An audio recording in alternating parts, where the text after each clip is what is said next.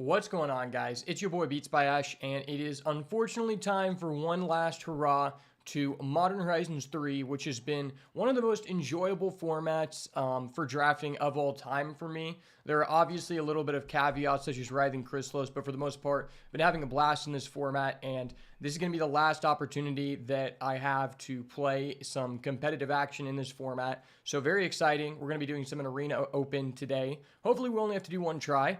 But if not, I'm prepared to do multiple as I have a little bit of time today.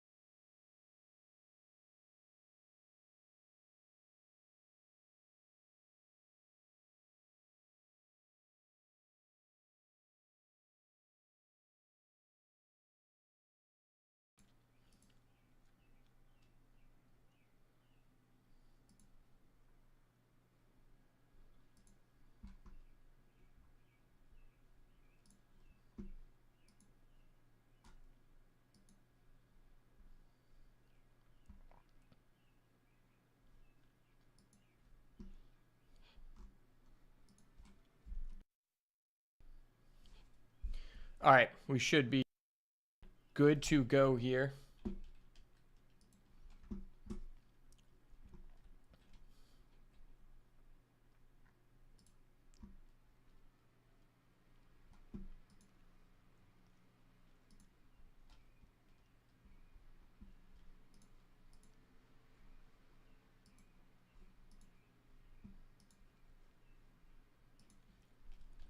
You good to go on Twitch? Are we good to go on YouTube?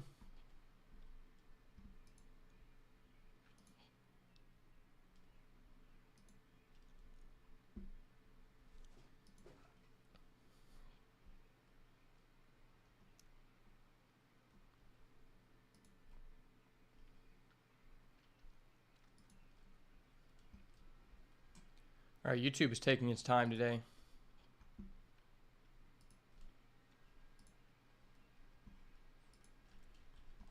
All right, there we go. We are set and ready to go.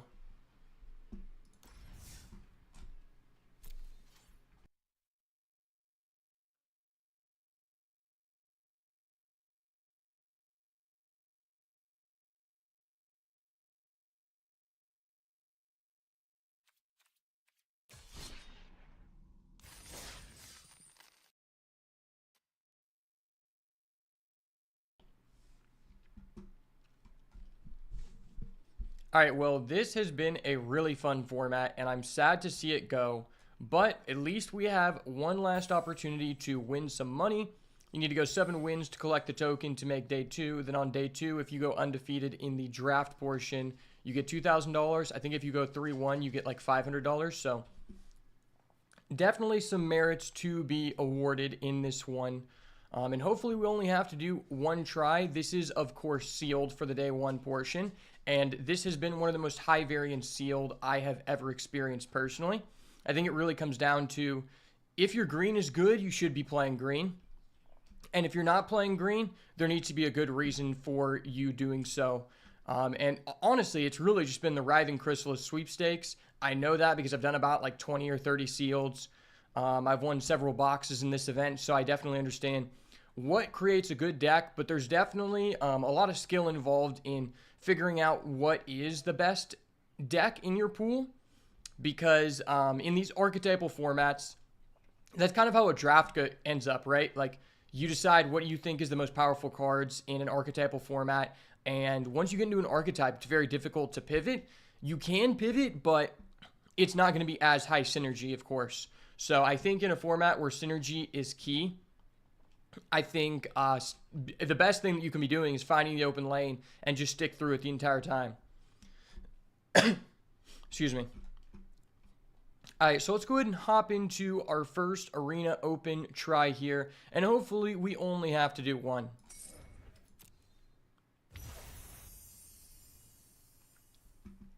Nice, cool little sleeves here. That card was from Phyrexia, if I remember right. New Phyrexia. It was the Golem Slicer or whatever. Kind of cool. Hopefully we can get a Guide of Souls, an Ocelot Pride, and 2 Writhing Chrysalis. Let's see it, baby. All right, well, there's a Guide of Souls. Guide of Souls is the most bomby card in the format. That is a good sign. We do have a Wrath of Skies too, which, like, kind of goes against what you're doing with the Guide of Souls because you're trying to build a big board early. And if you're removing your board, it's not the best. We do have a Springheart Nantuko, which was also a very impressive card in this format. And if we want to do both those things, Windswept Heath can be valuable too. Obtruse Appropriation was a card that I felt like was good, but you didn't often get into a lane where you could be utilizing this. This was more of a splash card. You're either splashing white or you're splashing black. Because if you are base white-black, you're probably not doing the best thing unless you're in a really weird seat. Let's go ahead and hop into our pool here. All right, hopefully our white is gas. Guide of Souls. Actually, I don't want that. That card's garbage. Unicorn's okay. Thraben Charm's okay. Winged's okay. That guy's surprisingly decent and sealed. Got an MDFC and Witch Enchanter, Undo Knot Master, and an Obtruse Appropriation. What a joke. With a Conduit Goblin. Oh, and a Razorgrass Ambush. So our white is fairly decent. If our red is strong, we could be doing that thing just because Guide of Souls is absurd. Take a look at our blue here. Our blue has Utter Insignificance, which is actually played a lot better than originally expected. Harvester, Quaddle, Deep Analysis, Meddler, Double Unfathomable Troops. Electros is not one I want to play. Our lands look pretty good. Battle Mage is good. If we have Chrysalis, we probably have a pretty good reason to go Eldrazi here. Let's take a look at the black. Ooh, 2 Accursed Marauder. You love to see that. 2 Wither and Bloom. Oh my gosh, they're forcing me to go to artifacts. Why? Why? I have such good rares. I don't want to do this. But the fact that we have 2 Arcbound Condor, 3 Familiar, like, this is probably one of the most synergistic black pools I've seen in some time. Of course, no Cranial Ram, but wow. Black, the few black cards we have just all work really well together, so hopefully red's cracked. 1 Discharge, Fanged Flames, Charge Bug, Glimpse the Impossible. Oh, and we have 2 Writhing Chrysalis. Okay. Well, that's very good. Hopefully our green is stacked. 1 Basking Brood Scale, 1 Malevolent Rumble, 1 Springheart Nantuko, 1 Repurposer. Green is shallow, but the green cards we have are very good. Take a look at our colorless cards here. One thing I found out about this format is a lot of people think it's just like try to play green, and that is fair. But at the same time, it really depends on what colors you want to mash based on your lands. Okay, so we have no good colorless cards. That's okay. Take a look at our lands real quick here. 2 Bountiful Landscape, Sheltering Landscape, Jeskai, Sultai. Okay, our lands are pretty good. This looks like a pretty comparable pool. I definitely think it's possible to win with this. But it's nothing insane. So I'm going to go ahead and import this to Seal Deck Tech.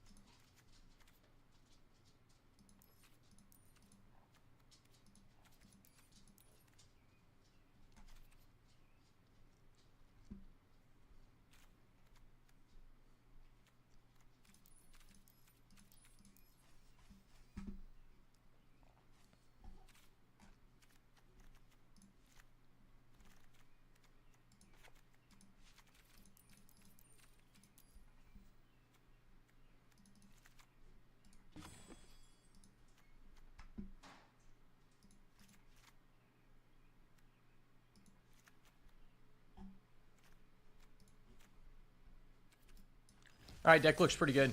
Let's go ahead and look at it in Sealed Deck Tech. Make sure we're not overlooking anything.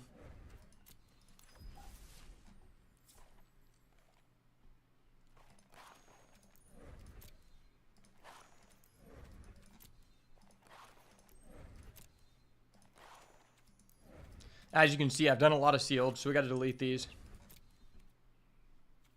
Remove my paper trail there, you know, so people can't find out all of the terrible decks I've been making.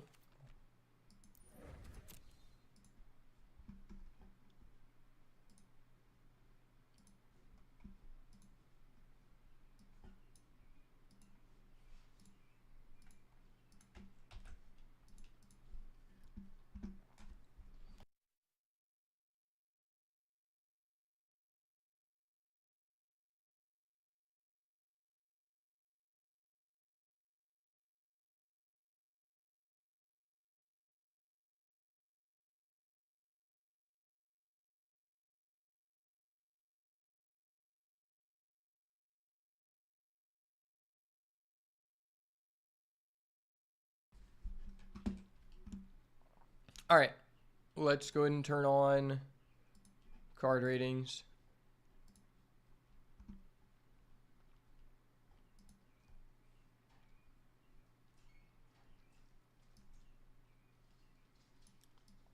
I almost wonder if black-red artifacts is actually better just solely based on the synergy.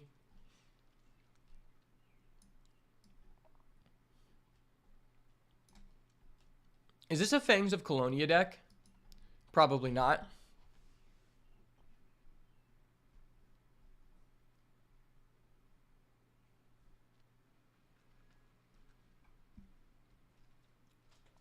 I mean, just 2 Chrysalis is a big reason to be doing what we're doing.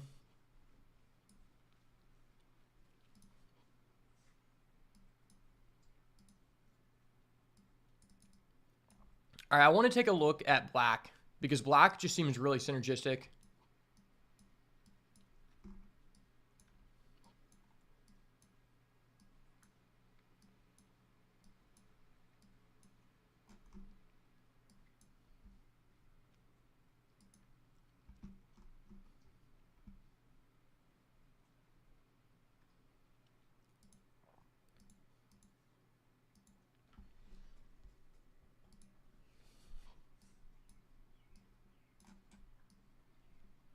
This is the first time I've actually think we're in a decent position to play this Furnace Hellkite. For the most part, I think this card's just terrible.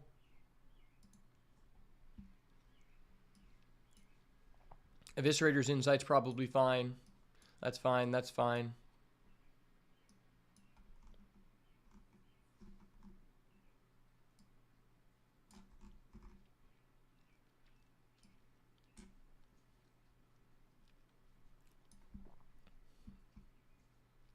How many artifacts do we have?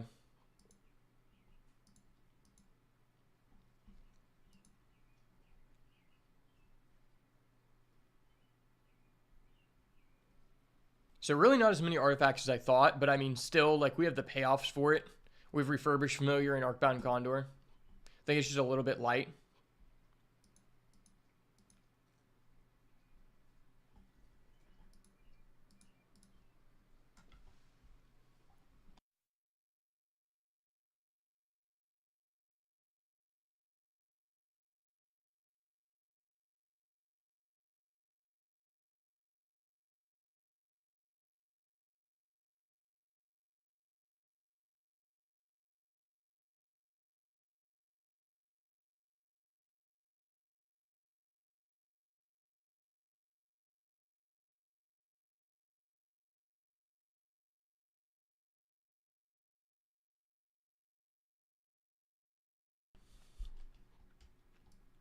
All right, so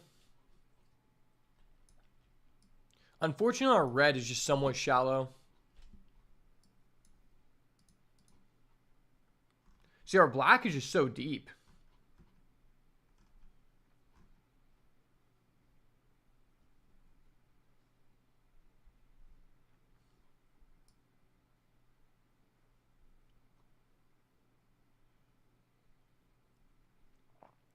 Yeah, our red is just so fucking shallow. That's actually so sad.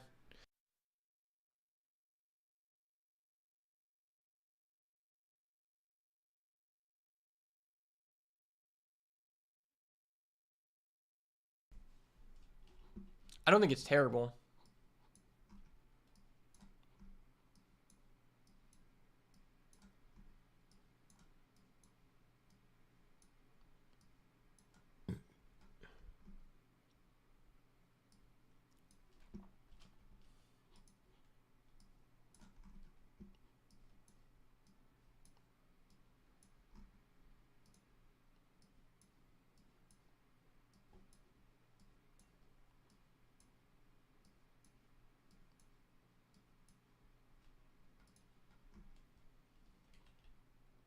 Man, if we had a cranial ram, I would be so convinced that this is what we should be doing.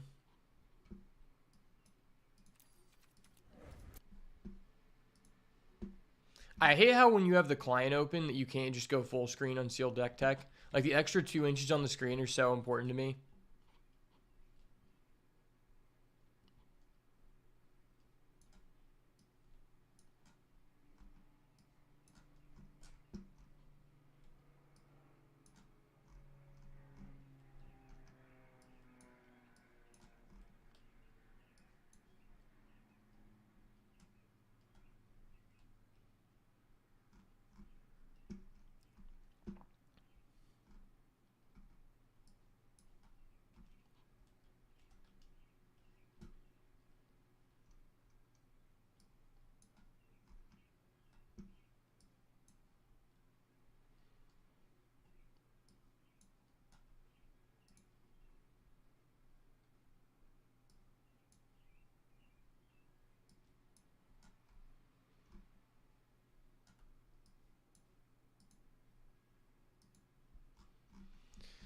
Okay, so white-black seems very reasonable.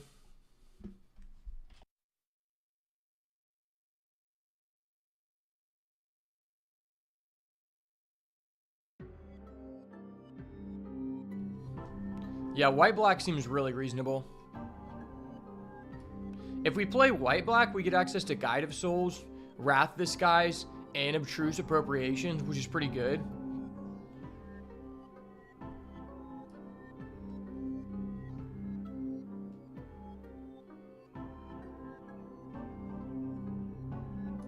Let me take a picture of this. I'm going to compare it to our other deck.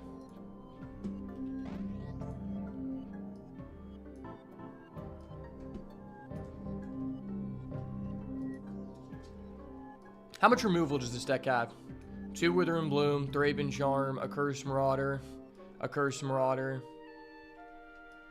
this. I guess Witch Enchanter in that.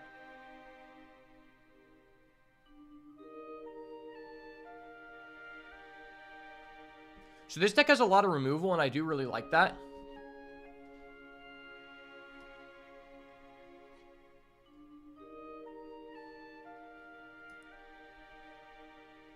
And the card quality overall is just very high, in my opinion.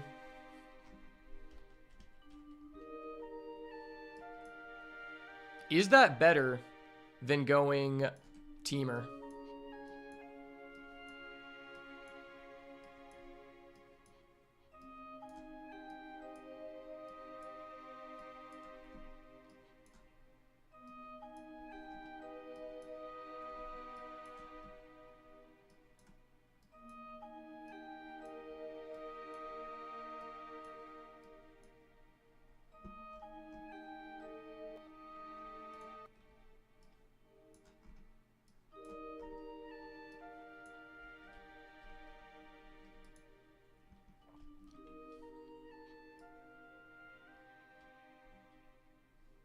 If we're doing this, we only get 12 creatures. But we do have 2 Writhing Chrysalis. Ways to end the game for sure.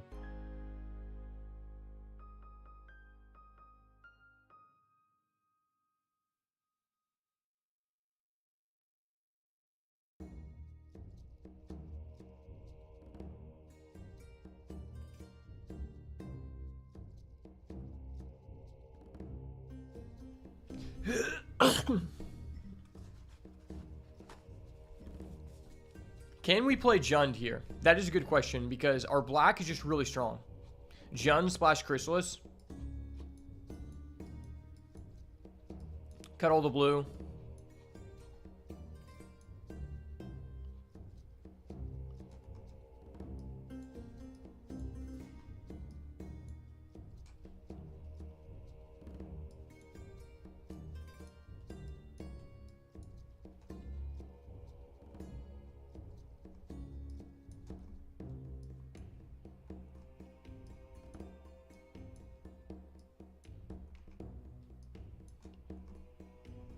This makes our deck really high costed though. I mean, I guess I can look at Refurbished Familiar as being not high costed.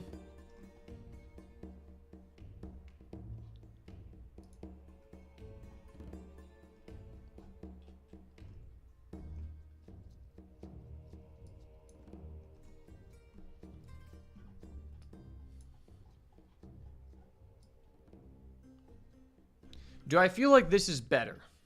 Probably not. There's probably just way too many 4-drops.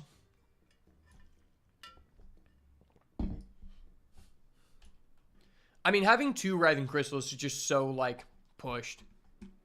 But our black pool is insane.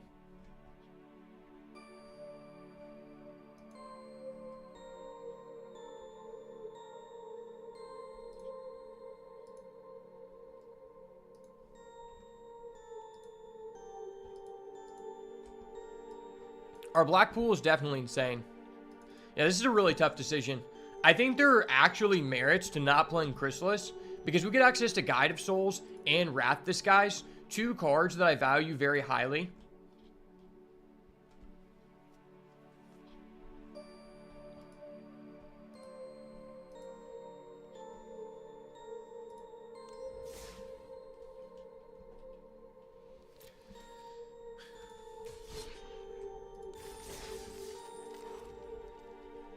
It's just this deck, I'm essentially playing a couple bad cards in order to facilitate my Chrysalis.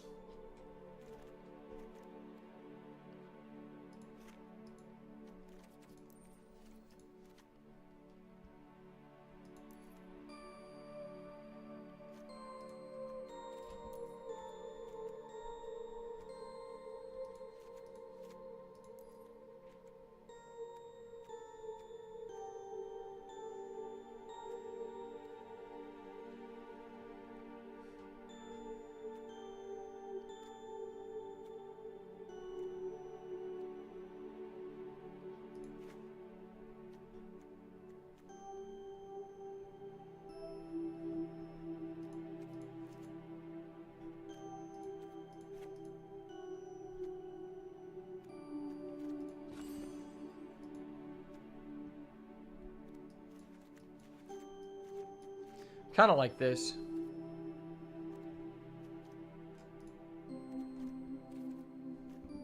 The black-white deck seems very respectable too. And it's crazy I'm saying that. It's just because Guide of Souls is such a bomb. Where does Wrath Disguise rate? And also, where does Obtruse Appropriation?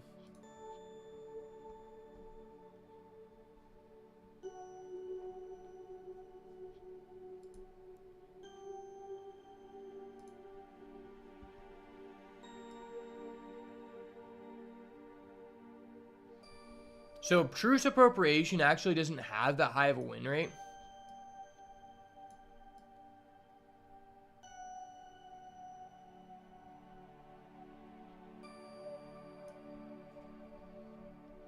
Do I have the ability to facilitate a white-green-red deck?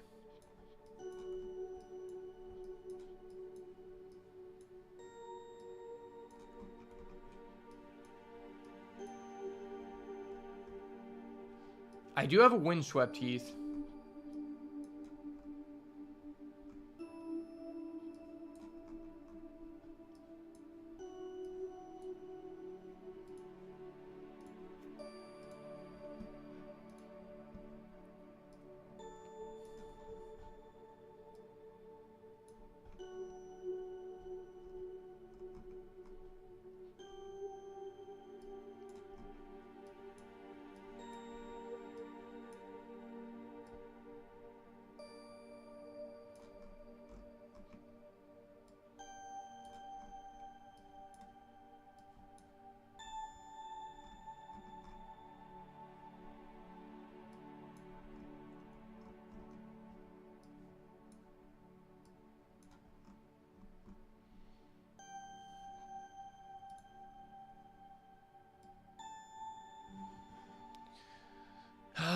It's just kind of shallow.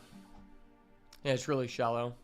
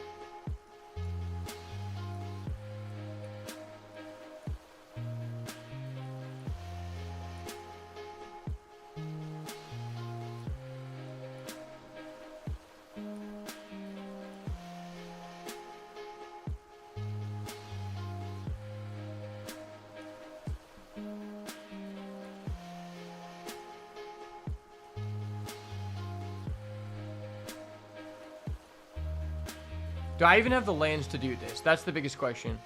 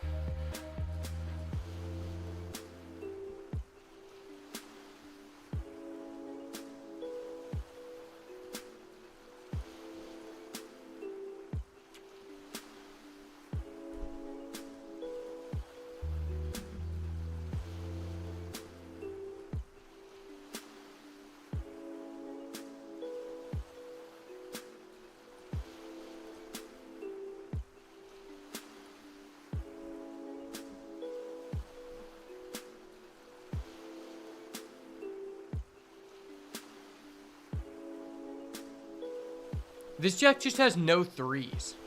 I mean, I guess I can count Familiar as a 3, but the likelihood of us putting an artifact on the field by that time is very low.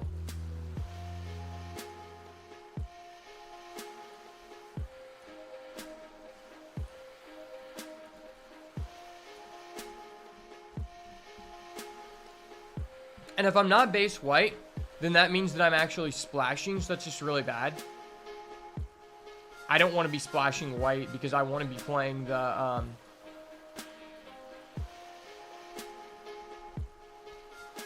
I want to be playing that, Wrath of the Skies.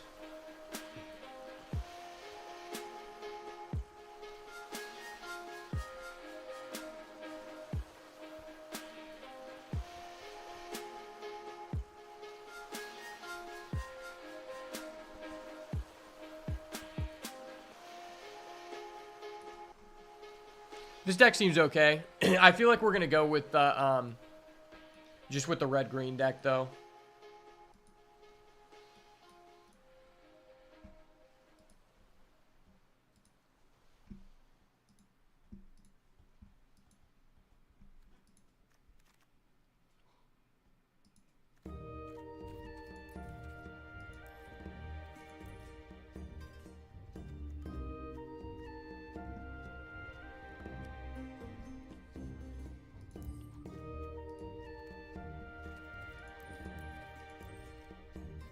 All right, well, the deck seems pretty good.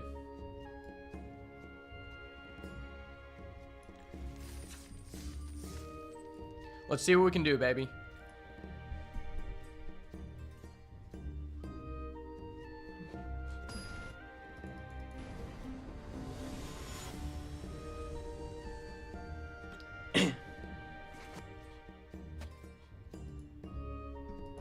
Hopping into match number 1 here with our teamer Eldrazi Shell. I mean, we have 2 Writhing Chrysalis. That's probably decent enough. This hand is kind of slow. I have a Wastegate Battle Mage, but you don't really want to be doing that on 2. I am on the draw, though, with all 3 sources, which is probably pretty irrelevant.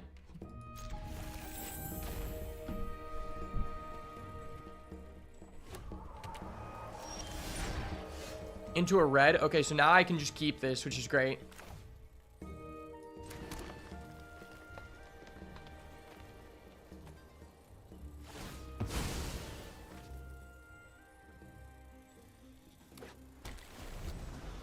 Opponent goes against a blue. He's saucing on us. He has better lands than us.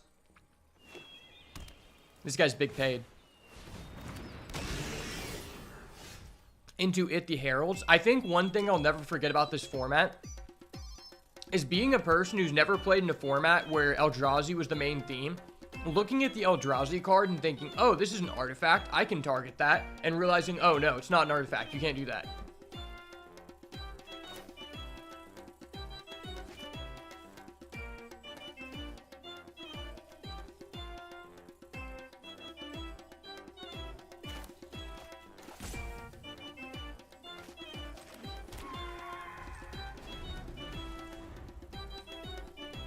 I'm not just going to play this as a guy.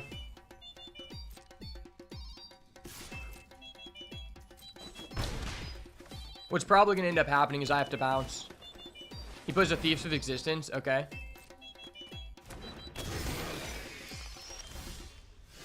Wow, this is not great. This is not great at all. I don't want to pass, but presenting my 2/2 on the field does nothing.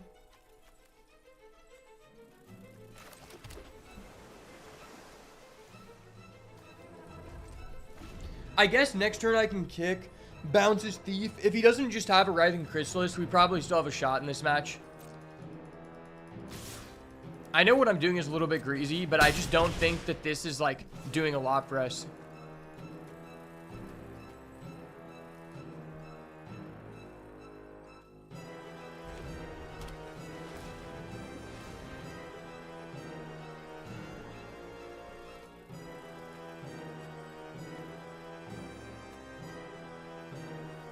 If he goes 2-drop, 3-drop, 4-drop, we might just be cooked.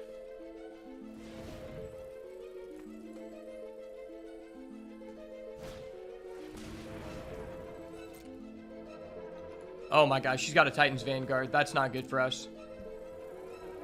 I mean, you just take that here every time. That's just so absurd here.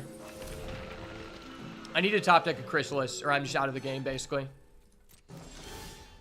Annoyed Outstar, that's not going to do it. Not going to do it, unfortunately.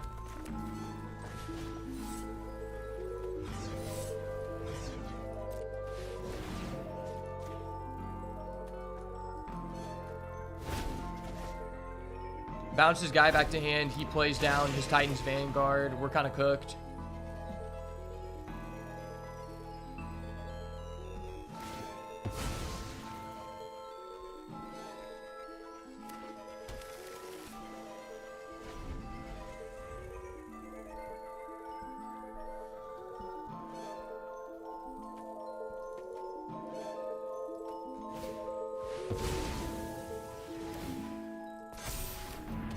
That's really bad.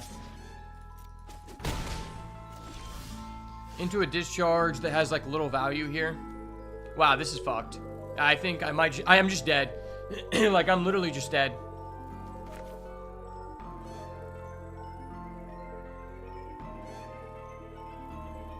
If I had another red source, I could cycle.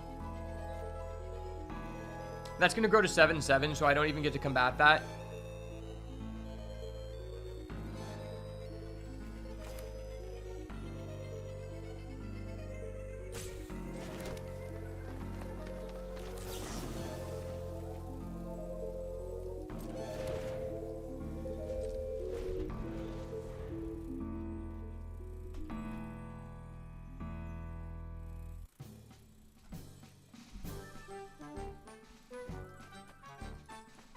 I probably just have to discharge this.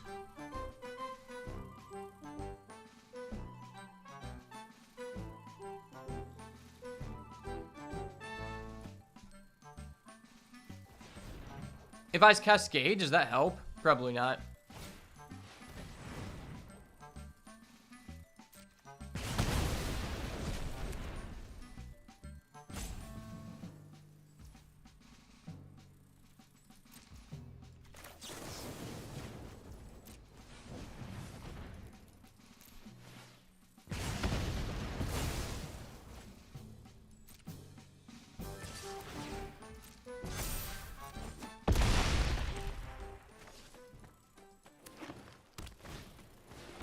Into a Dryad, that's not good for us. Into another land. Wow, we just bricked the fuck up, boys.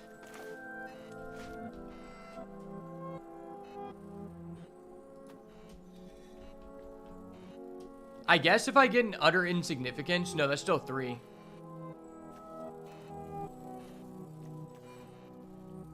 No, if I specifically get an utter insignificance... No, because I don't have 2 blue.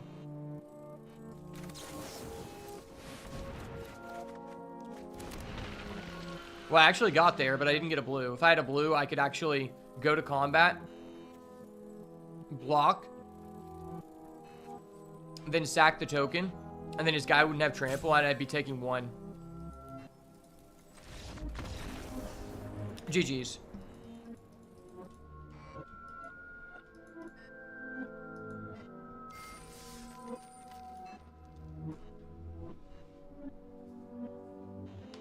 Alright, well, we get 2 losses. Maybe it's a blunder on me to not be playing Guide of Souls.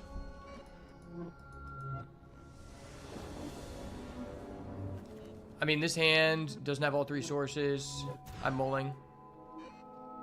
This hand has interaction, but no green.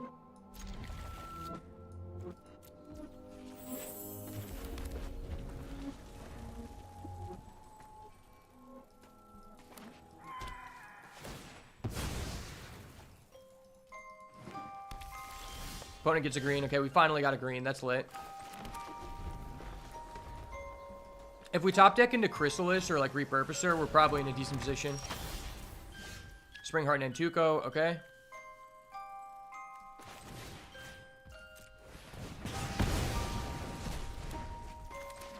Top deck Chrysalis here.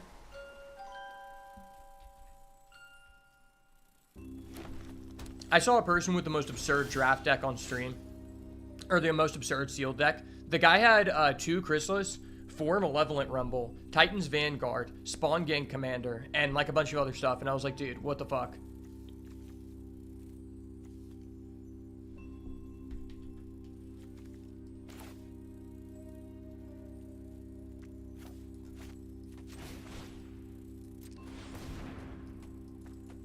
I probably just do this.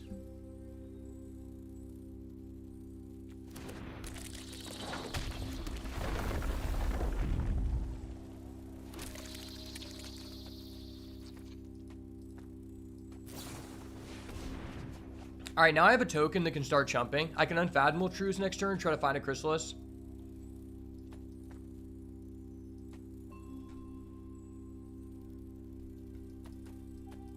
If he's doing that, it likely means he's not spending 4 mana.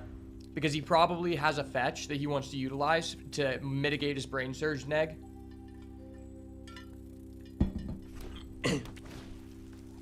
No, he just has a Writhing Chrysalis. That's fucked. I need a Writhing Chrysalis to stay in this game. I don't get a Writhing Chrysalis. Fuck me. I can start blocking his Writhing Chrysalis.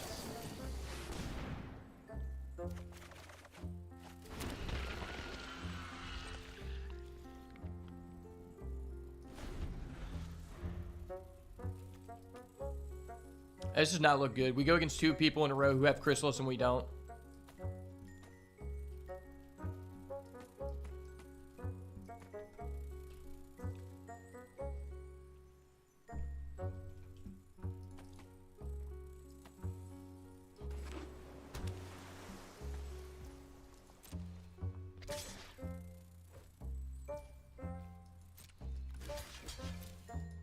Block.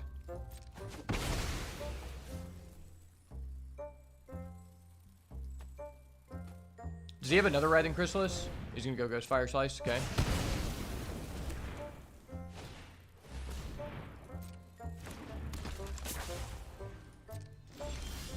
Don't draw a Chrysalis once again. That sucks. Hold that because we could actually cycle it. Sack this. Hope for the best.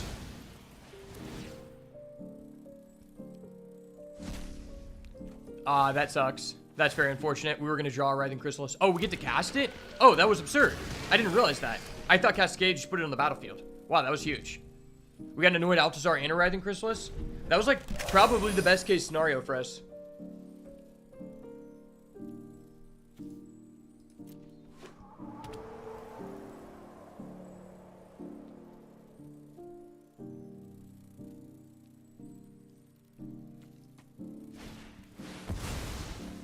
Breaker of Creation. Okay, that's really bad for us.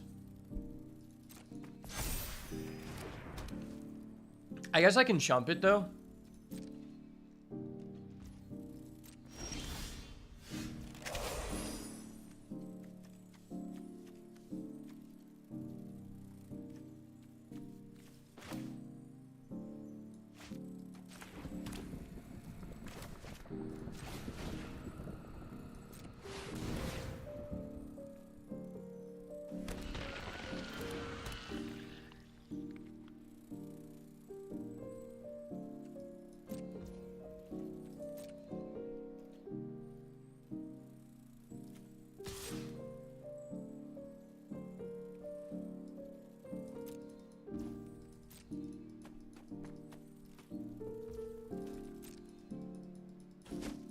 I have to start attacking here. I'm going to trade away one of my game pieces.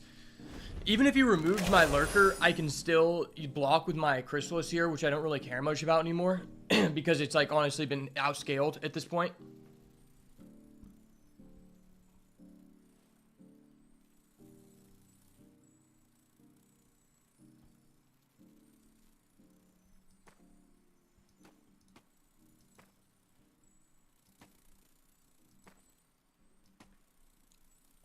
If he attacks with Breaker, I probably sack 2 tokens, block with the Lurker.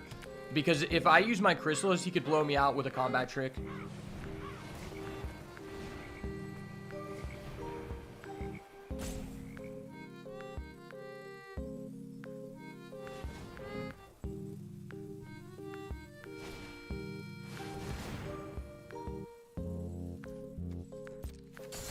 Okay.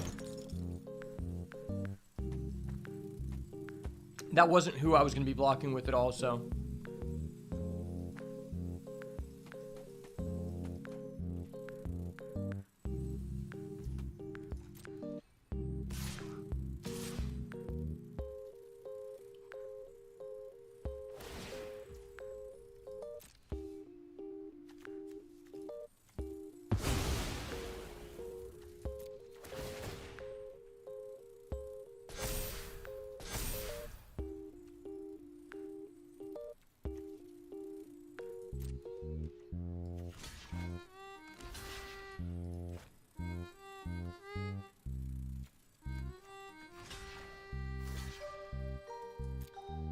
I'm probably down to start sacking lands. That sucks. That's so fucked. That was the one thing that he could have done to blow us out there, and he actually had it.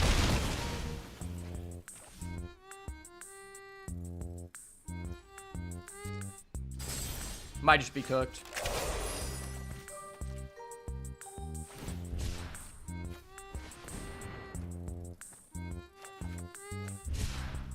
That is good. That's very good.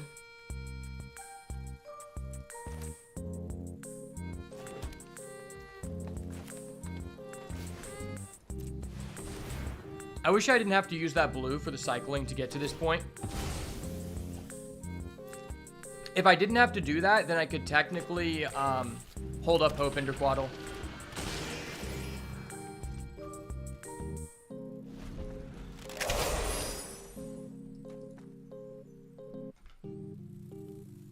So now I have more fodder for his Annihilator. Probably trade my Althazar for his Breaker.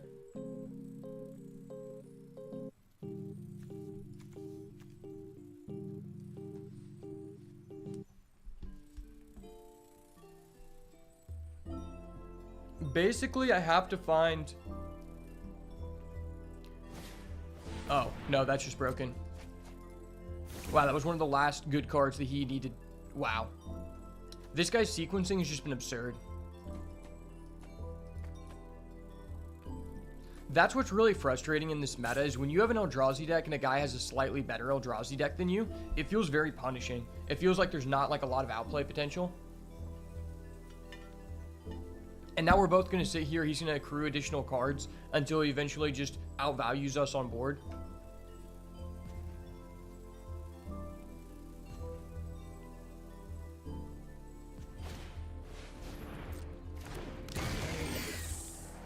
Okay.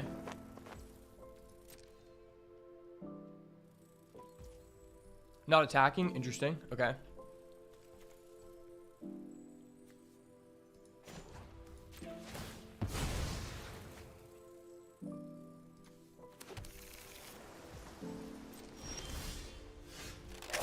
That's not great.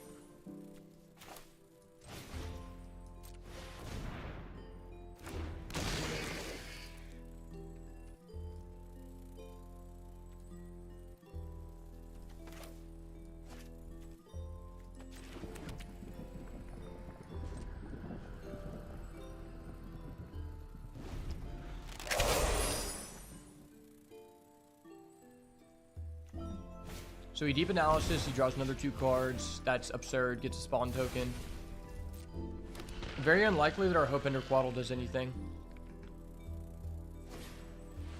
And he has a Guide of Souls, he's just throwing that in there? What the fuck? This guy's playing a 4-color deck. Wow. That does not seem worth it.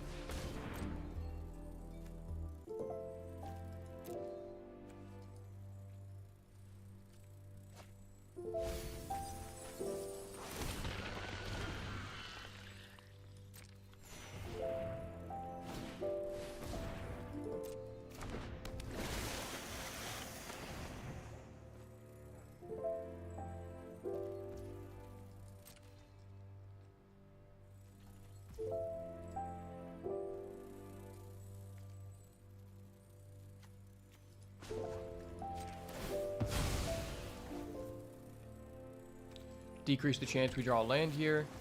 I don't really know what's going to get us out of this. That's not going to get us out of this.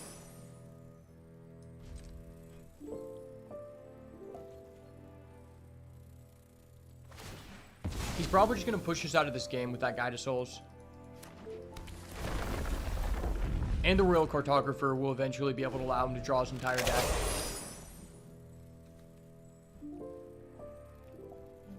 There's a slight chance that he's incompetent and maybe throws, but I highly doubt it.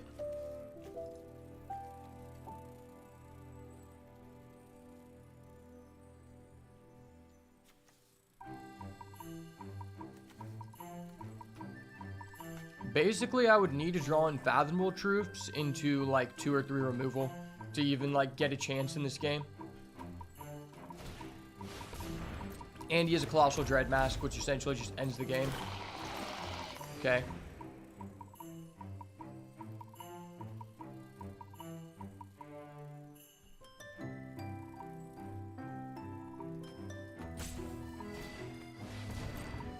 Okay.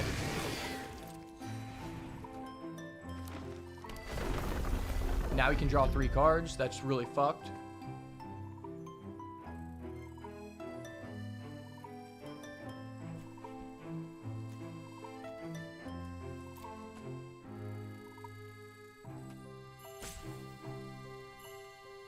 If we lose this game, I'm going to switch to the white-black deck.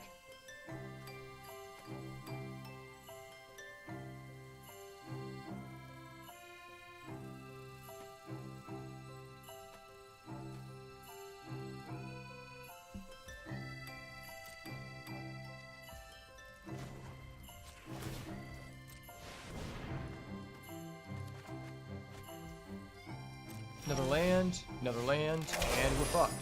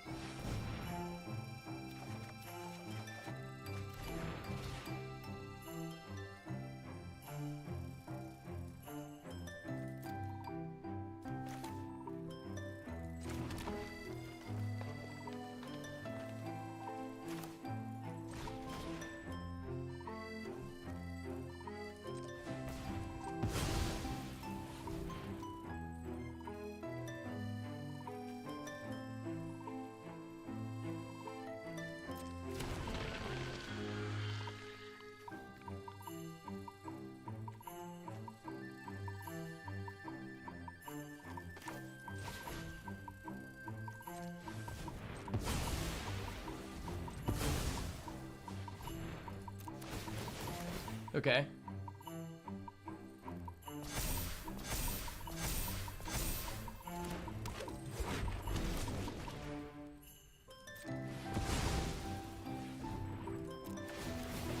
I guess there's a slight chance I could win via Fangs of Colonia.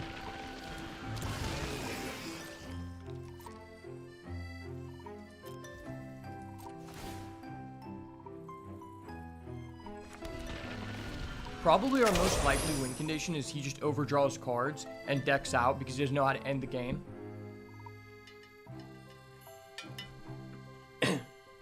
He is down to 9 cards in deck and we're at 13. And if he goes Royal Cartographer, that'll speed it up by 3 turns. And we are at 20 life, so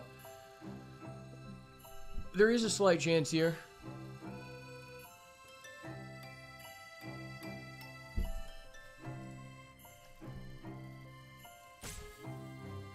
Wastegate Battle Mage answers his Dread Mask. Galvanic Discharge answers his Guide of Souls. Okay.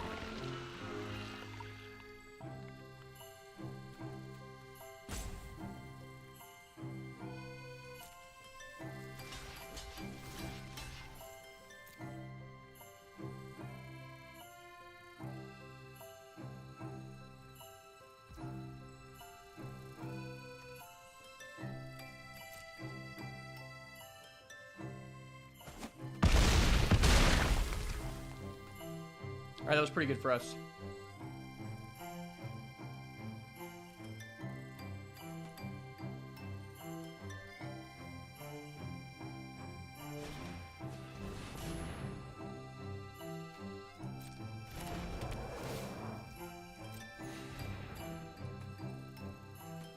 So on our turn, I'm going Evolution Witness, grab back the Chrysalis. We have an Utter Insignificance, which is huge. That's actually such a huge top deck here.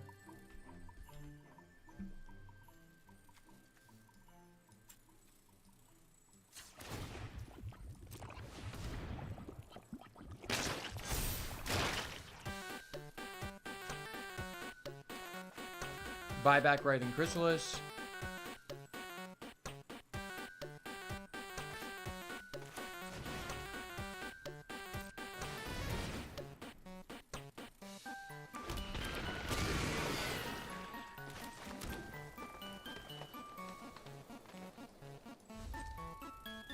Just pass here.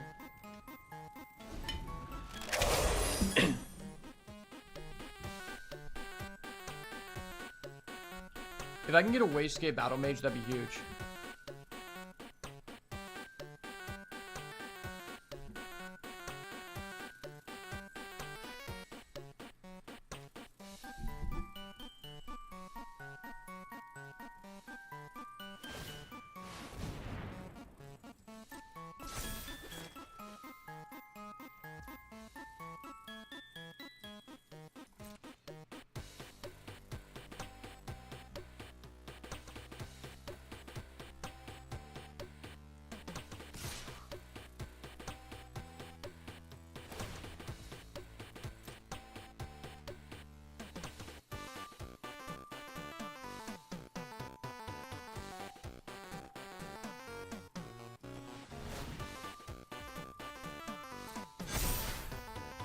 $14-14.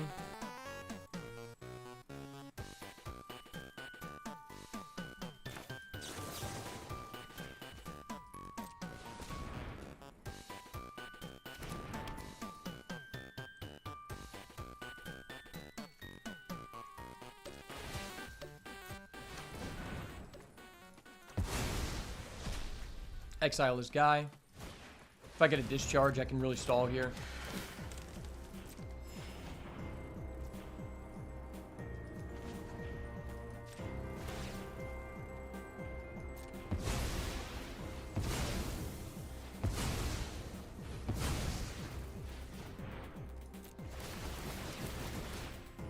Writhing Crystal's control.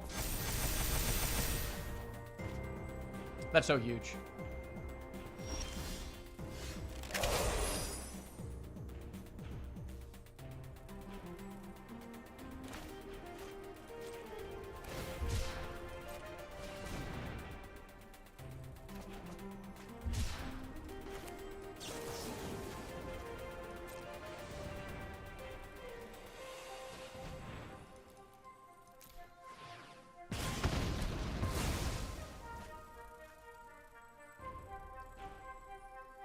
I don't really want to draw another card here because I think the way we win is by deck out.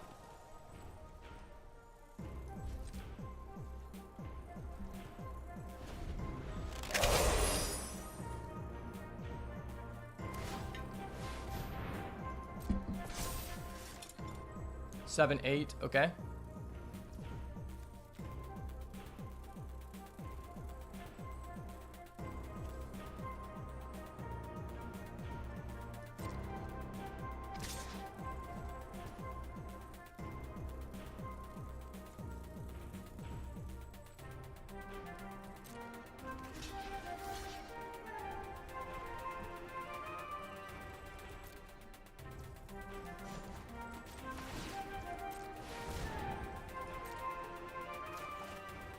Okay, we escape Battle Mage. That's great.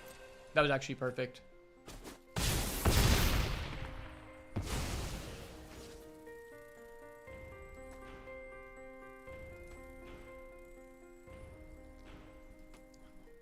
If he draws another card here, I can afford to draw a card, which is huge.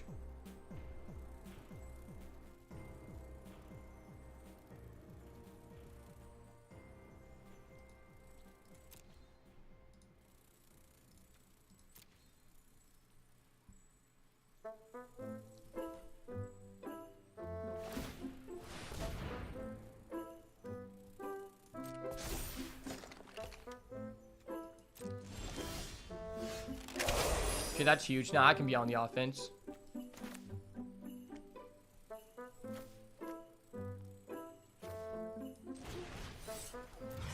Five, 6, 7, 8, 19, 11, 12.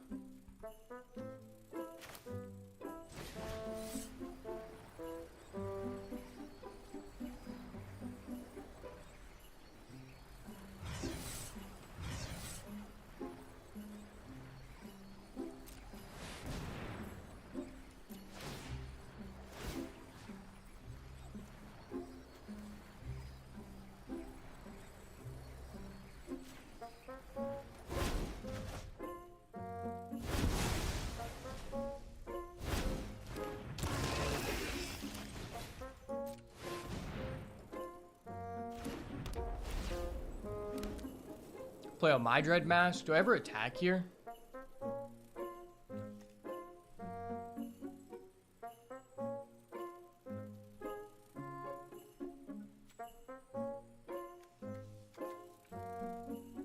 I don't think there are a lot of incentives to attacking.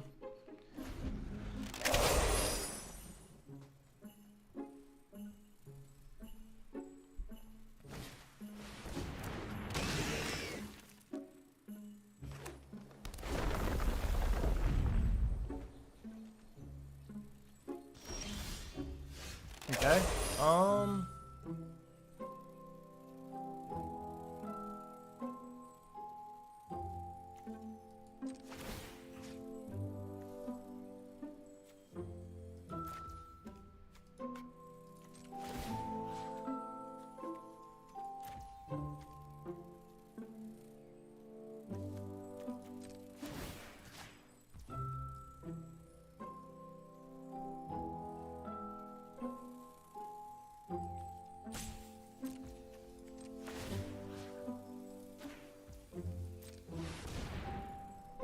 This is probably slightly better.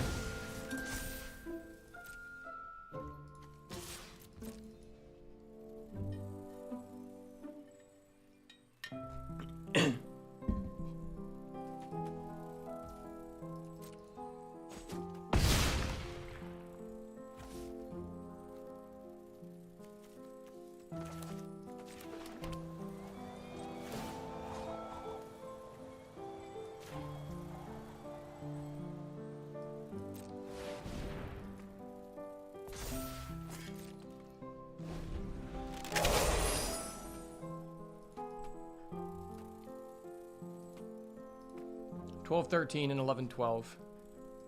If he starts drawing cards, I can start drawing cards, which is nice.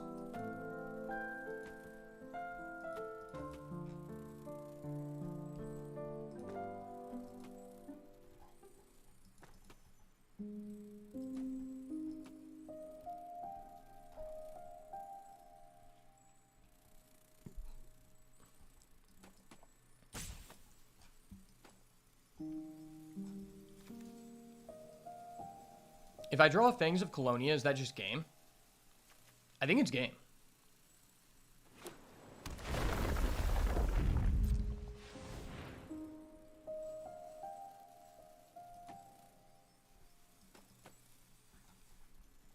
A Fangs of Colonia would give me a lot of trample damage. I'm just going to throw this down because it's another creature for Fangs of Colonia. Hopefully it's not the last card in our deck. It might legitimately just be the last card in our deck. 5, 6, 7, 8, 9, 10, 11, 12, 13, 14. Okay, so I can double equip here.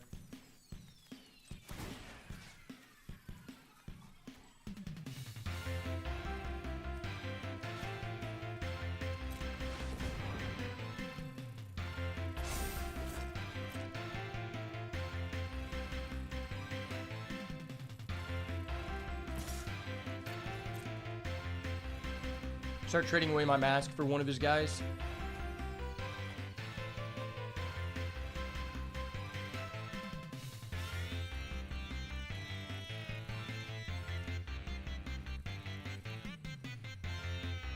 Petrifying Meddler isn't a terrible draw either.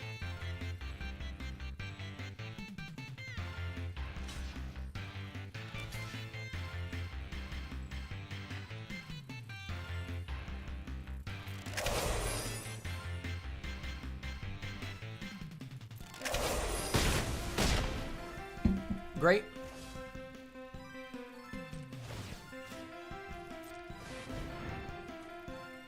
One issue is now out of the way.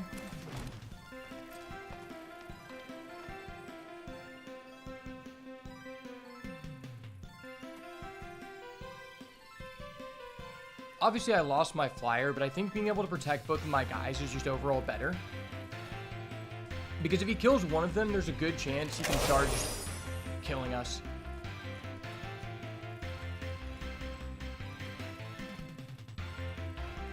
Hopefully he doesn't have a Nyxborn Hydra. That'd be so bad.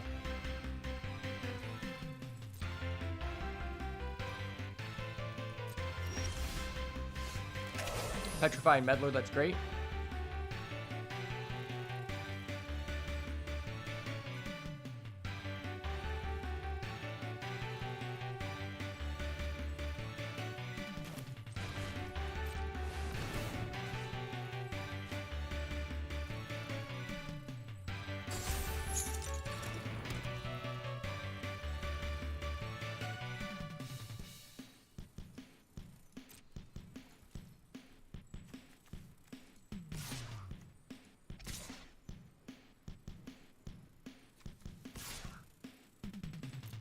I think trading away game pieces is just more advantageous for us than it is for him.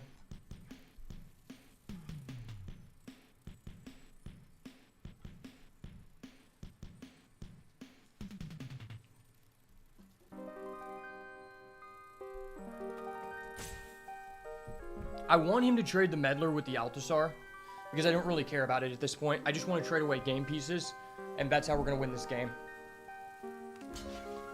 Sweet.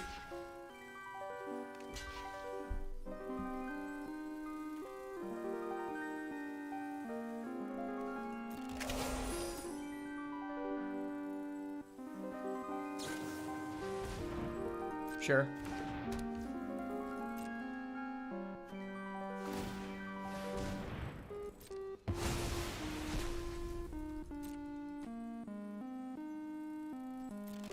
That's cool, bro. I have one of those too.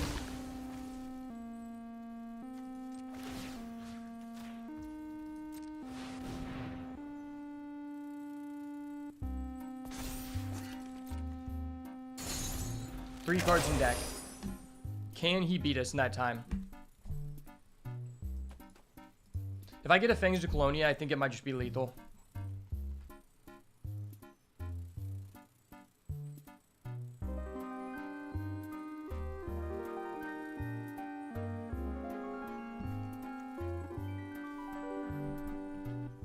Five, 9, 10, 11, 12, 13, 14, 15. He likely has 2 lanes left.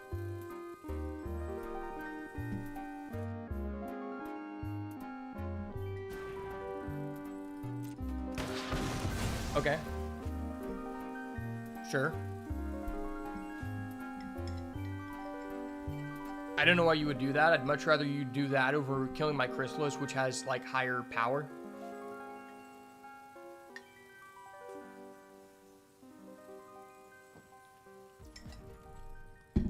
If he has a Nyx-born Hydra, this is really bad for us. Yep. My turn. Unfathomable Troops. Literally can't play that card.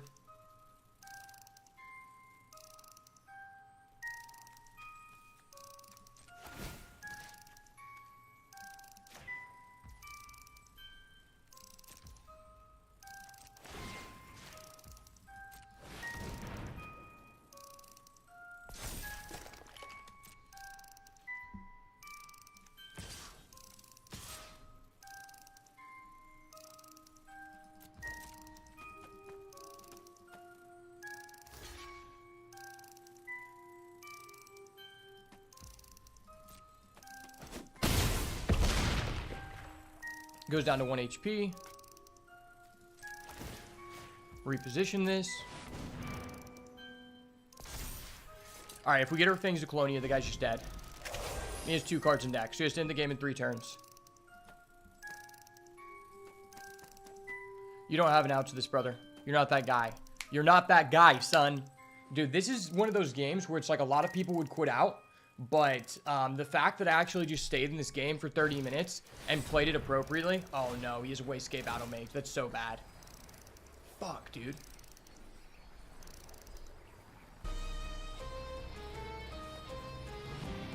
I'm going to have to win this game by stalling. Wow, that was arguably the best thing he could have had. He just 2 for 1 us, and now he's going to get in for a lot of damage. This is 2, 3, 4, 5. Now I'm on a 3-turn clock. But he has 3 turns left specifically. He's only attacking with that. Okay, great. I would have attacked with everyone. I think that was a huge blunder on your miss part. Thanks to Colonia's here. Never fear, brother. Let's work, baby. Okay, we're nice right now. I fucking knew it. Does he actually have a counter? That'd be crazy. Do I have a creature in deck? I don't have a creature in deck, so I think I just do this.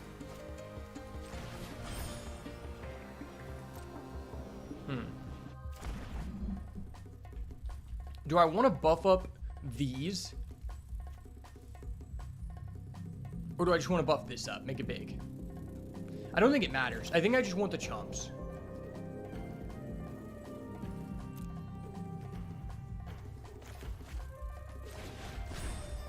Three, 4.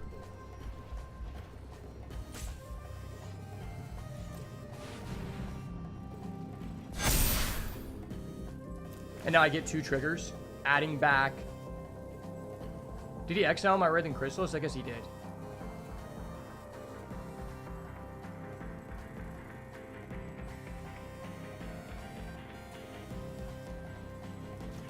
This guy for sure. And then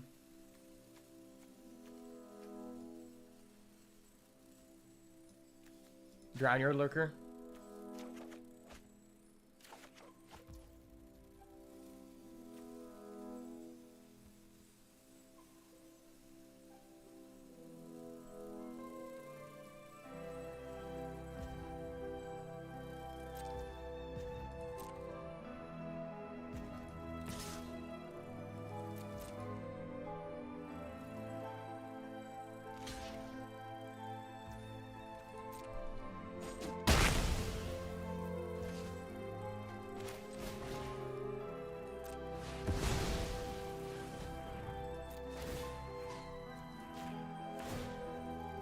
I probably should have done that first. I think we've got it. He has to kill us in 2 turns now. He'll have this turn and the next turn.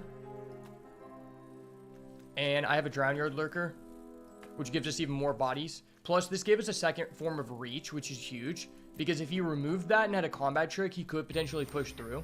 Okay, so he still doesn't have enough. Is he actually going to use the ability to draw? No, he's not. He's just passing? Okay, that's game.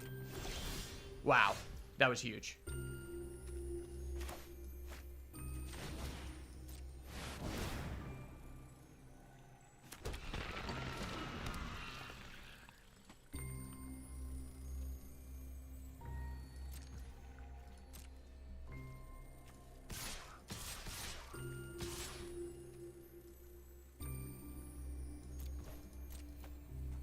We have to block all of these. Maybe I should attack with that.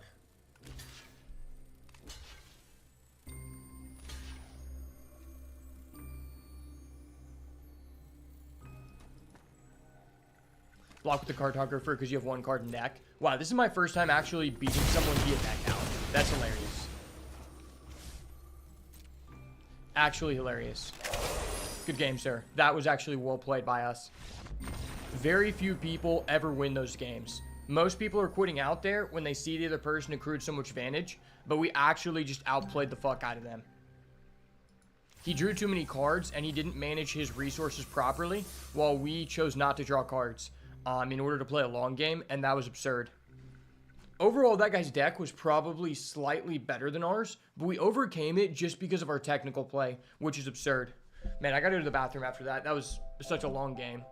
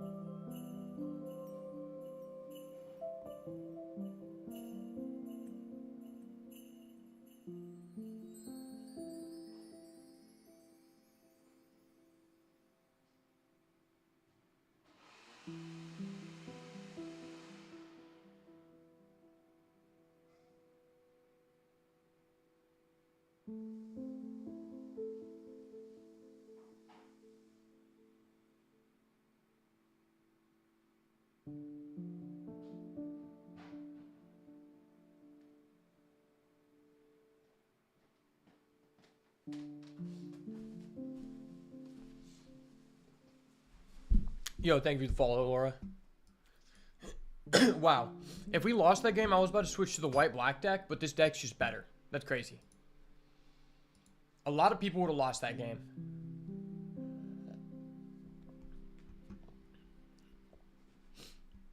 All right, this hand has every source and a Malevolent Rumble. It's an easy keep.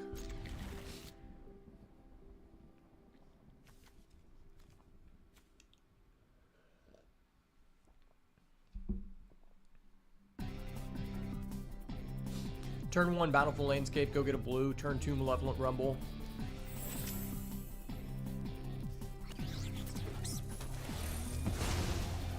I'm so glad people are finally starting to just crack their lands turn 1 and not on your instep. People have just realized like that doesn't create any outplay potential and it just slows up time. Like we have a blue, so we don't even need to crack that really.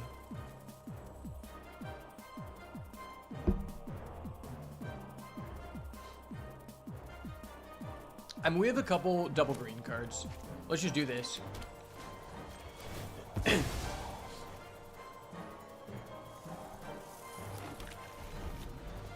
I'm feeling pretty good about this.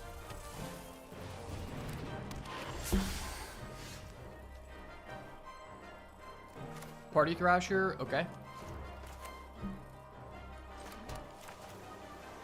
Let's find a Writhing Chrysalis here. No Writhing Chrysalis, it's very sad. I guess we just get Snapping Voidcraw. And we got rid of 3 cards we don't really need, so.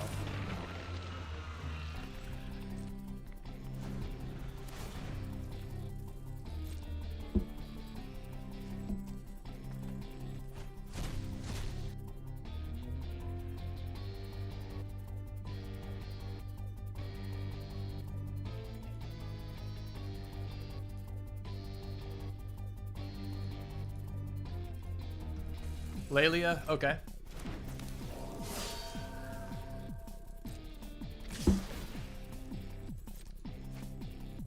That's pretty scary. Turn 2 rare into turn 3 rare.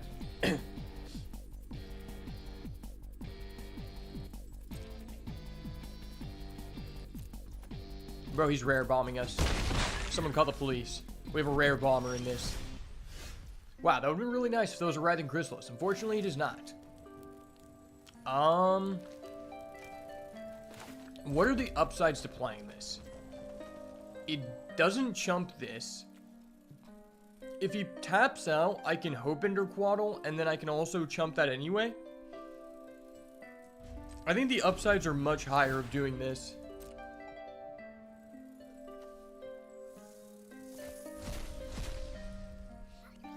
Nyxborn Hydra Fang Flames, okay. Well, that was bonkers.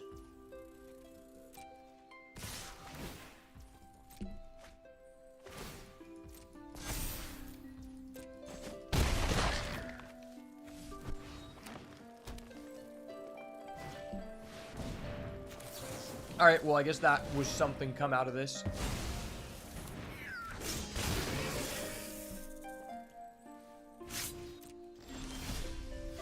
Let's go.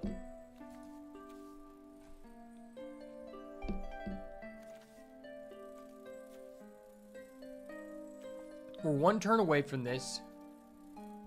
Oh, wait, I can actually just bounce his Laelia, which is huge here.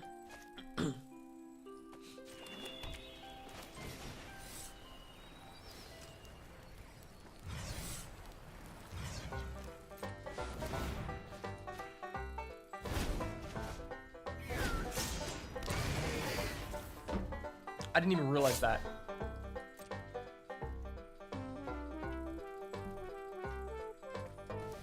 Am I attacking? Probably not. Because then I can double block with both on his Laelia when he replays it.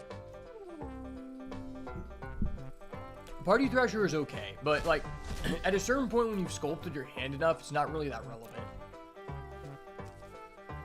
He's gonna take the land, okay. Interesting. Red-green, but like... Oh, no, he has a Writhing Chrysalis. I was like, this guy doesn't have that many Eldrazi cards. No, he's just a Writhing Chrysalis. Fuck me.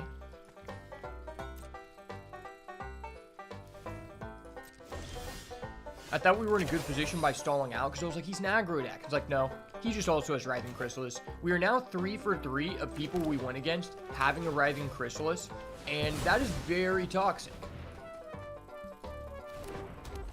Well, that's why they call this the Writhing Chrysalis Sweepstakes. Imagine we win by deck out a second time. How funny would that be? It's honestly not funny at all. It's not enjoyable. Oh, he has a second Writhing Chrysalis. That's dope. We are now 3 for 3. People who have 2 Writhing Chrysalis. This is goated. I love this format, man. There's so many fun and cool things you can do. Like play against a person who has Writhing Chrysalis. Or play against a person who has 2 rares into a Writhing Chrysalis. But there's so many combos, man. Such a synergy-based format. Because everything works with anything, right? Like, I mean, Writhing Chrysalis gives you mana. You can use that to play other cards. That's a good synergy, right? And we're not going to draw a Writhing Chrysalis. That's okay. I'm fine. Don't worry. Everything's fine. I'm not tilted. I'm incredibly tilted. Nothing is fine. Oh, I feel like I have to just wall up here. This feels really bad, but I feel like I'm just forced to do this.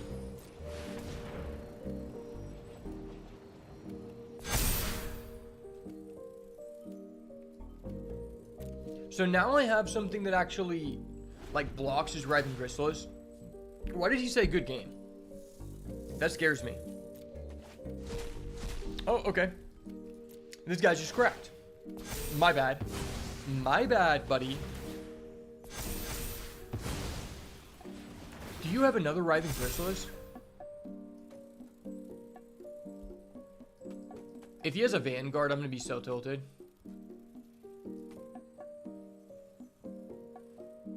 Bro, why are you looking at my fetch like that? Oh. Never mind. He just went Chrysalis into Chrysalis for game. Wow. That was really fun. Wow. That was a really fun and interactive match. My opponent just went rare, into Chrysalis, into blow up your land attack uncontested. That was cool. This is a fun format, guys. Do I switch over to the other deck just to play Guide of Souls? I'm kind of tired of just going against people who have Writhing Chrysalis and just have a better deck than us. Like, we have Writhing Chrysalis, but I don't think our deck is that good other than that. Whereas I feel like the white-black deck is just a good deck.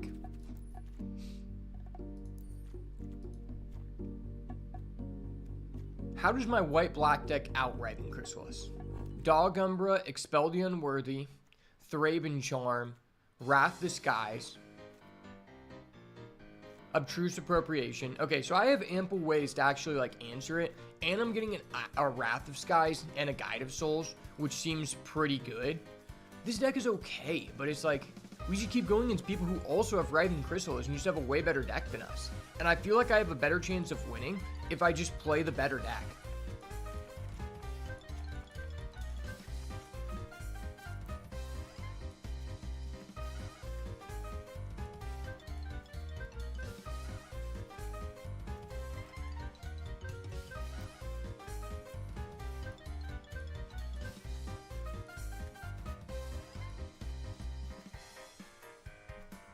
This is 25 cards. 14 creatures.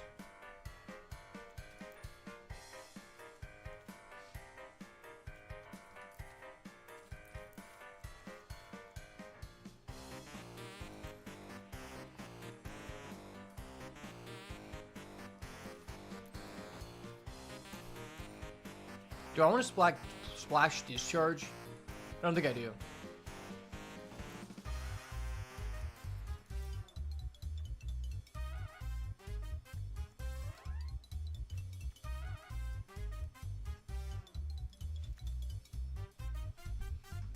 Maybe I do. Gives us 3 sources. We do have energy synergies in this deck.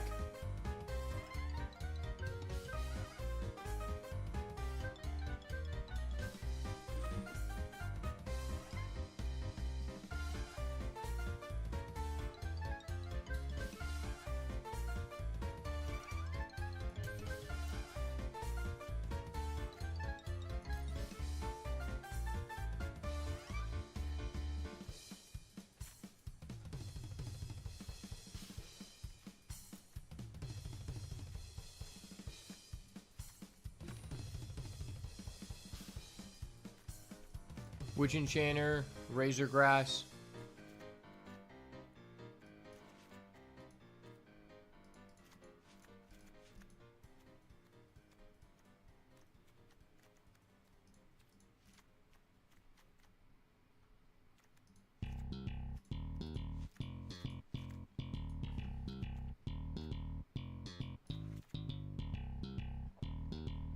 This gives us 8 black sources.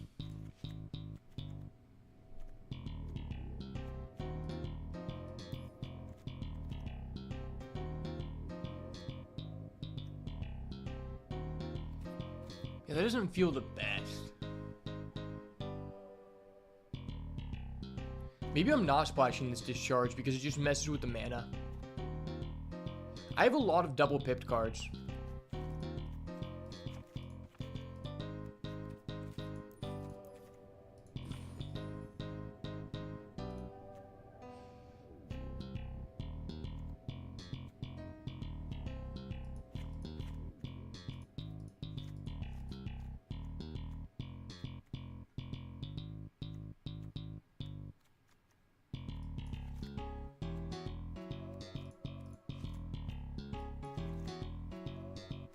That gives us 9 and 9. And then I can play...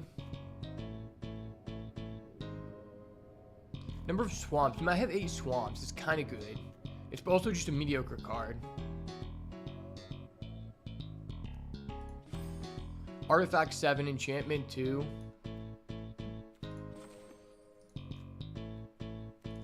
That's probably okay.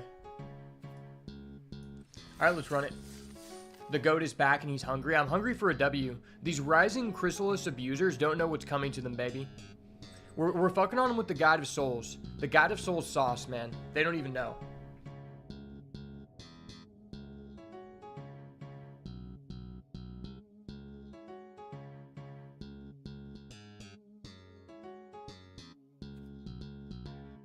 Okay, hold up. I gotta add a counter.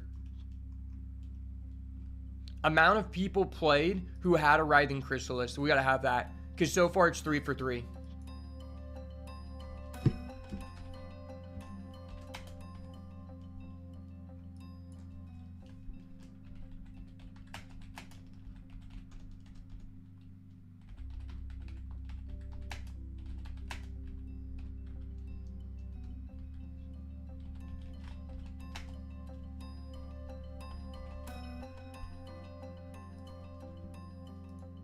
All right, sweet.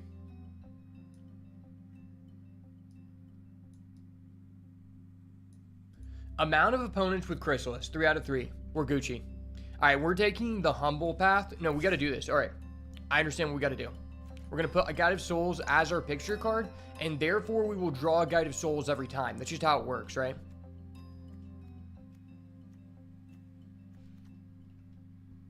There's almost a merit to play Victimize.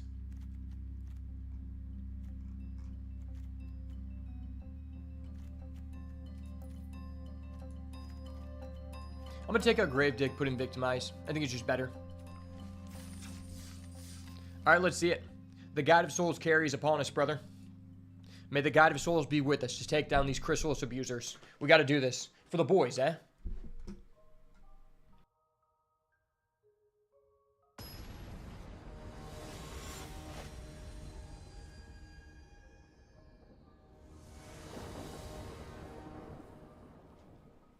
Yo, we just met the follower goal. Let's go. And we opened Guide of Souls.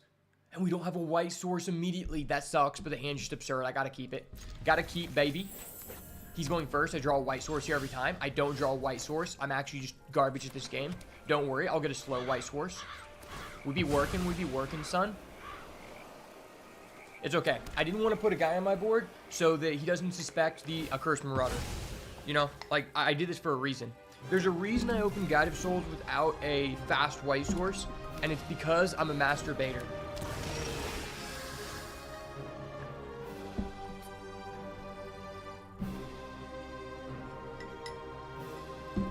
Okay, well, unfortunately, if I use this Accursed Marauder, I won't have it for his Chrysalis, but the reality is if I wait, I won't be able to remove that in time for that interaction anyway. So we're going to go play the Accursed Marauder here. And then we're going to make him sack. Sweet. Wait till we have another 2-drop for the Guide of Souls. Maybe try to bait it out, because if that card lives, we win. And we don't have an immediate path to that. That really sucks. I'll play the Guide of Souls. Don't kill it. Don't kill it. You never kill it here, brother. You never kill it here. You don't have a galvanic discharge. You're not that guy. You're not Himothy. He's that guy. He's the motherfucking guy. No, no, don't do me like this, son. Don't do me like this. I am not gay. I have relationships with women and sex with men. And I got news for you. That means you're gay. Okay. He's not that guy. He likes discarding cards. You don't got a blue, my guy. You're not him.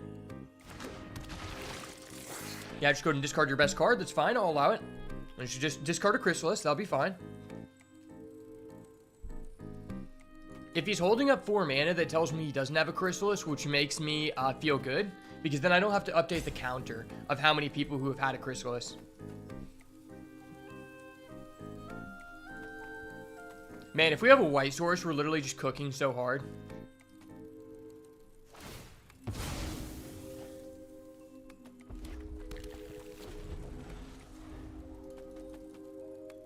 White source, play Crystal, so I'll exile it. It's okay. Paying the Juan. Oh, Pinnacle Monk. What the fuck? Okay. You think I care about that, son? That's nothing to me. He's gonna discharge. I'm gonna Dog Umber in response, and then I'm gonna Wither and Bloom.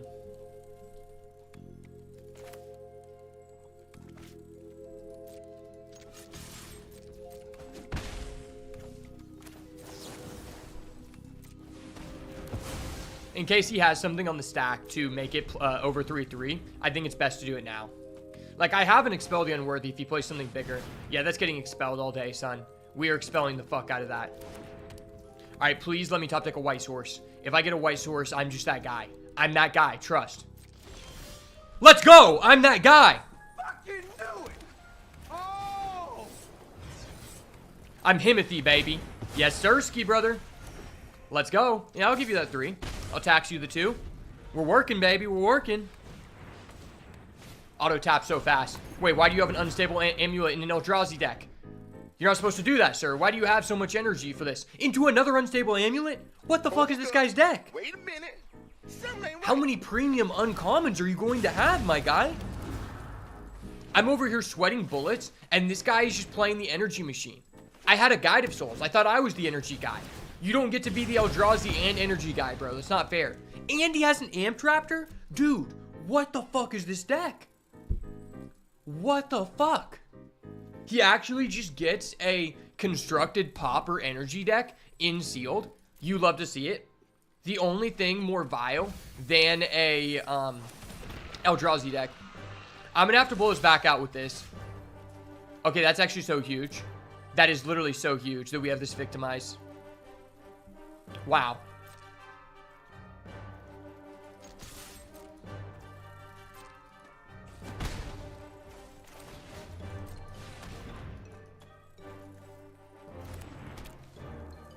Yes, sir, ski brother. We're working.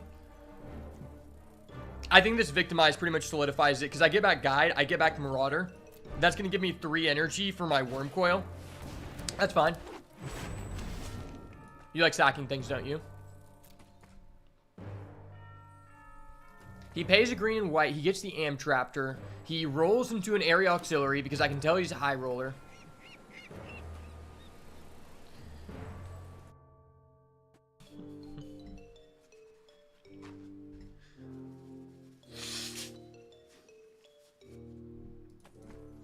When I look at this guy, all I sense is a person that is not enjoyable to play against.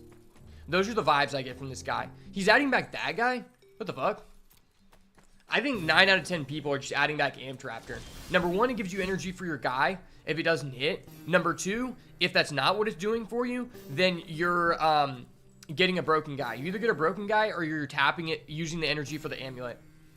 Okay.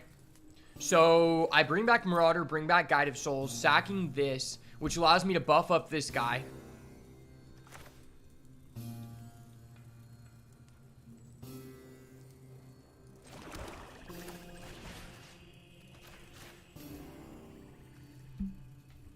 Let me reorder the stack here, please.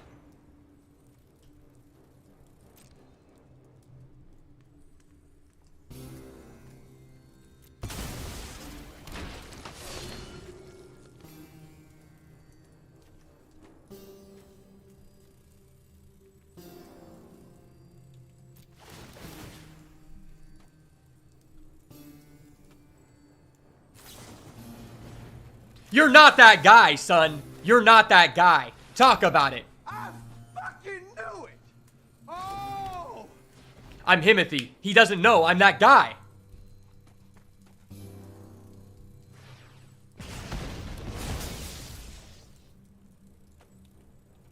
Don't worry about it, buddy. God of Souls 1, God of Souls 2. Me love a God of Souls. How about you?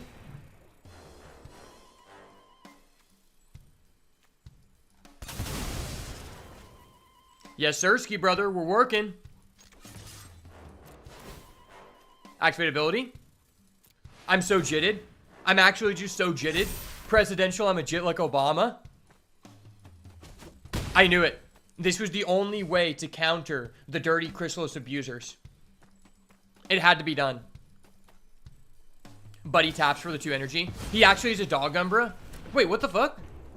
Why did he not do that and mitigate the damage? That literally made no sense. What?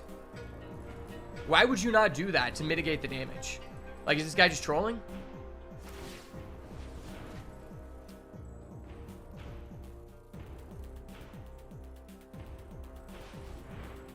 Buddy is trolling. I repeat, Buddy is indeed trolling. Okay. Okay, you also have a Guide of Souls and a Springheart Nantuko? What the fuck? How do we just keep going into people? No matter what deck I'm playing. They're playing the exact same deck as me, except higher card quality times 10. Like, that's actually so frustrating. Literally, when we were playing the Eldrazi deck, we just kept going into people who drew their Chrysalises and got more Chrysalis than us. And the last person had a Guide of Souls and 2 Chrysalis. And now we're going into a person who has Guide of Souls and more than likely Chrysalis. Like, what?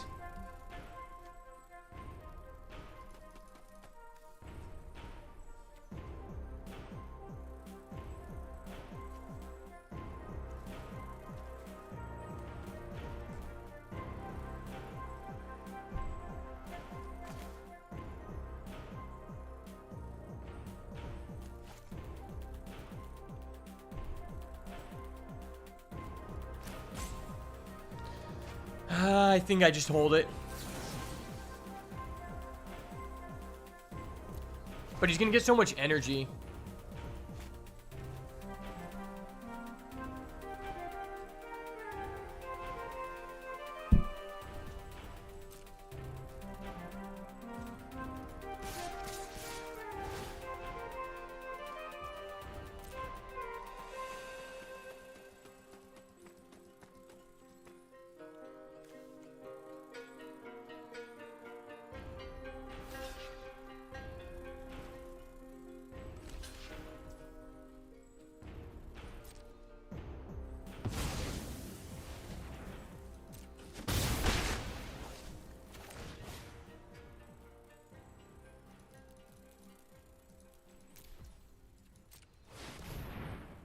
Yes, yes. Get fucked, kid. Wait, he's not responding with his amulet? Are you, like, on the spectrum?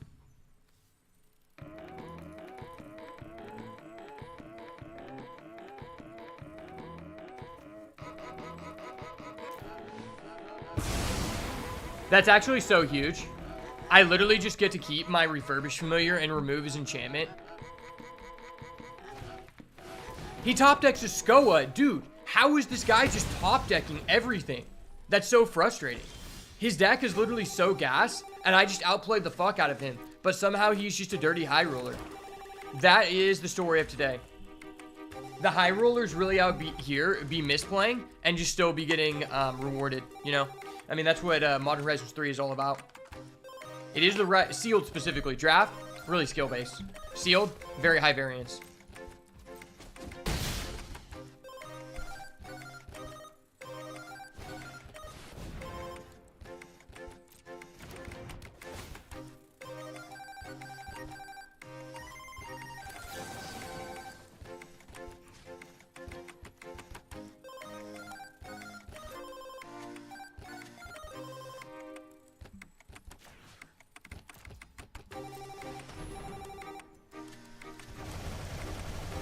Yeah, get that shit out of here, bro.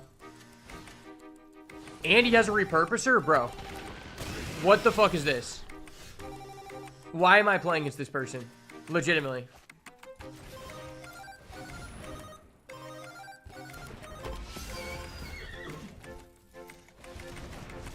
This person took the best things about our deck and just threw it at our face.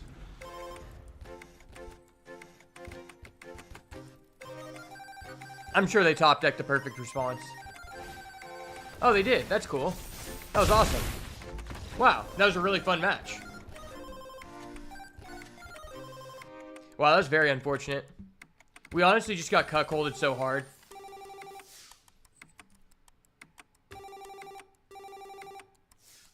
Alright. Attempt number 2 in the Modern Horizons 3 Arena Open day number 1. Let's hope this is our last attempt. Alright, I want 2 Writhing Chrysalis and a Fury. Show it to me, baby. Alright, we have Psychic Frog, Double Detectives Phoenix, Philia is really strong, Wrath the Skies is strong, Null Drifter is okay. Okay, the rares are decent. Depending on what our pool is, it could be very good, it could be not be very good. The thing about this set is because it's so high synergy, the rares value, even the good ones, are very dependent on what your pool is. Like, if our blue-black is crazy, Psychic Frog's insane. If our red-white's crazy, our Detective's Phoenix is crazy, right? So, I mean, but the rares themselves just say that red-white is the best thing to be doing. Let's hope that that is true. Check out our white here. We've got no Conduit Goblin, 2 Hexgold Slith, Philia. White is very light, but is very strong. Blue has Null Drifter, Tempest Harvester, Serum Visionary, Depth Defiler, 3 Unfathomable Truths for no reason. Only 1 Sneaky Snacker, which is really bad, and then Psychic Frog. So, I don't know. Unless our black is just crazy, I think blue-black's off the table. 1 Marauder, 1 Apprentice, that's good.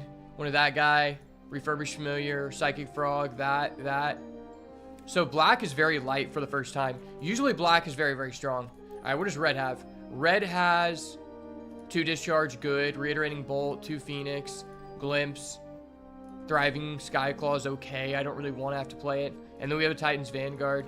So no Chrysalis. We do get a Titan's Vanguard, which is decent. How's our green looking? Our green has Gift of the Viper, which I actually really like. 2 Malevolent Rumble, 2 Propagator Drone, 1 Repurposer. Trickster Zelk I will play if I have to. That guy's okay. So green is decent. Is our colorless good? Please tell me we have some good colorless cards. We have Breaker Creation. That's decent. Okay. Well, this pool looks really mid. It looks very, very mid.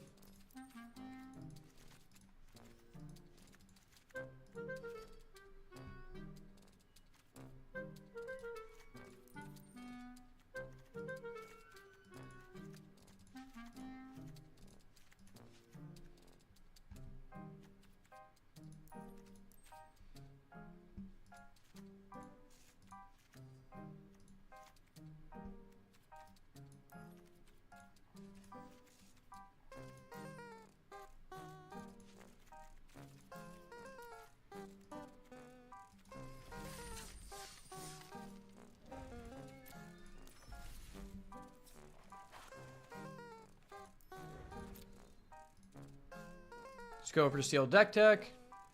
Our last pool was so much better, but we just got literally cock-blocked by people who just had a replica of the same deck as us, but just slightly better card quality, which is very frustrating because it felt like outside of that one person blundering in the game state where we went into a deck out, I felt like I had no agency the entire time.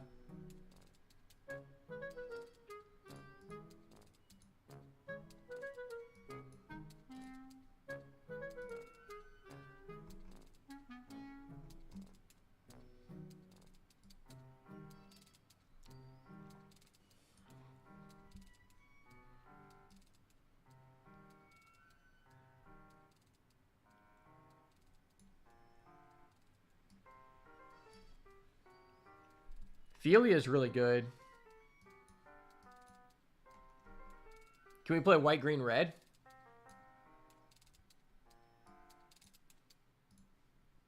What do our lands say? Depending on what our lands are, like if we have Naya lands, this deck's going to be okay.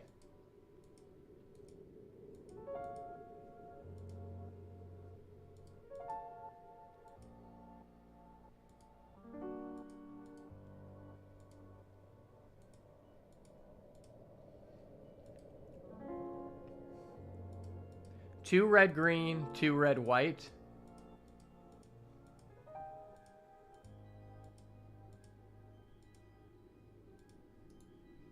That's not terrible.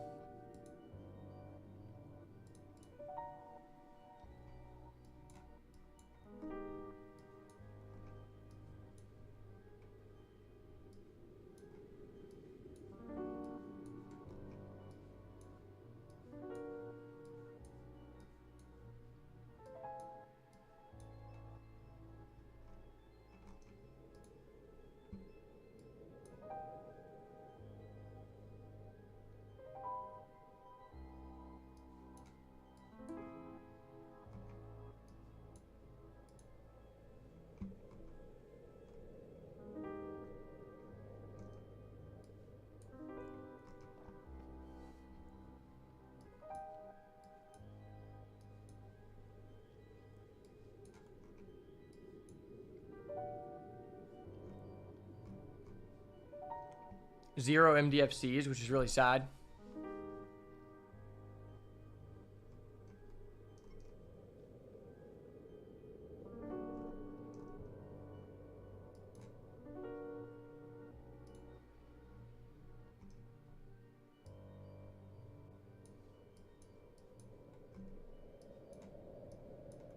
I feel like I can't play Philia or Wrath Disguise, which sucks.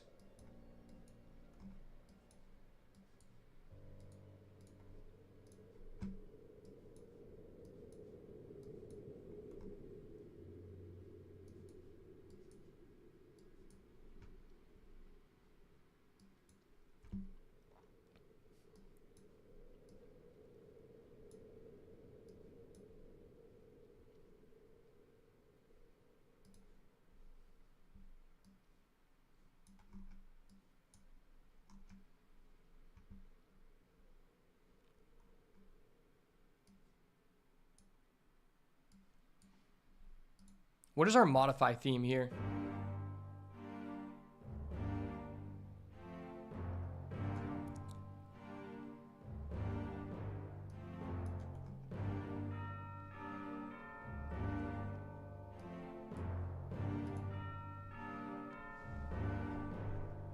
$11 creatures is pretty bad.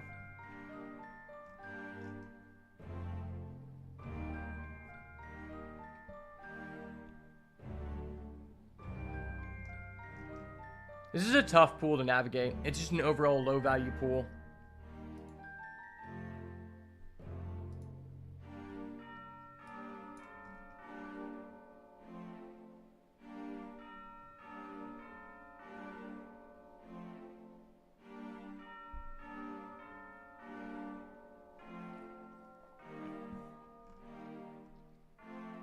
Green is deep, but also just kind of trash.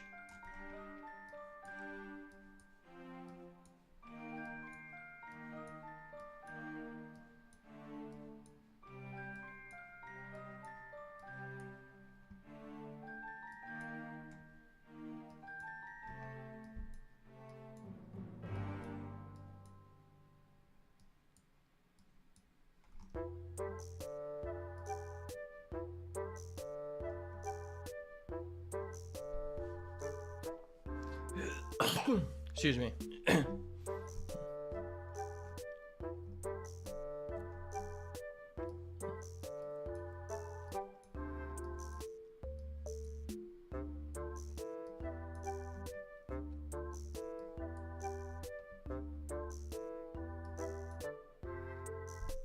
This deck is also just low creatures. 0 MDFCs. That's really low roll.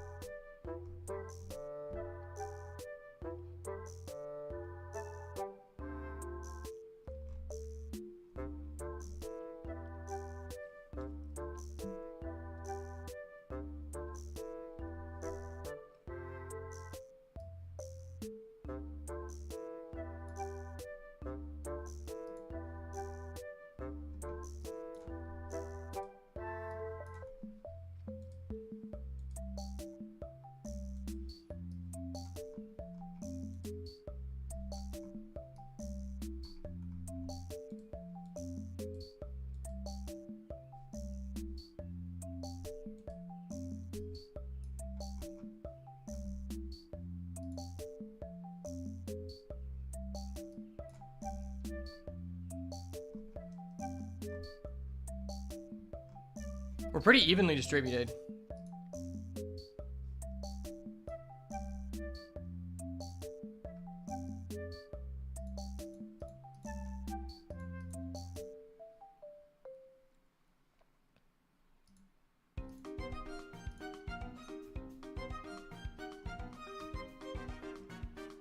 Is this an 888 deck?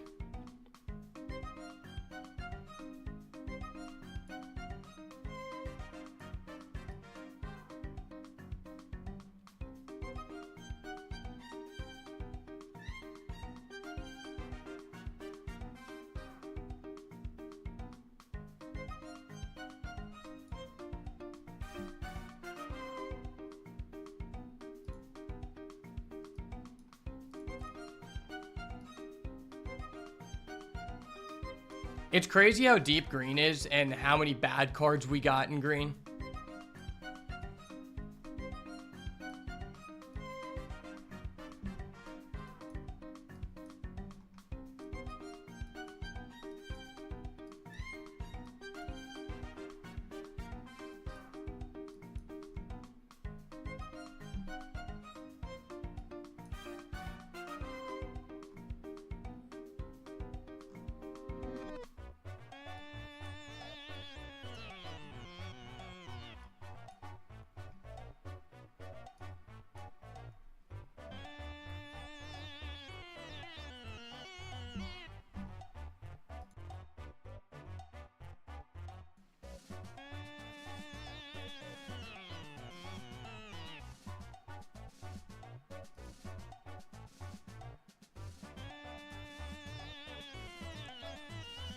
Yeah, this feels really bad.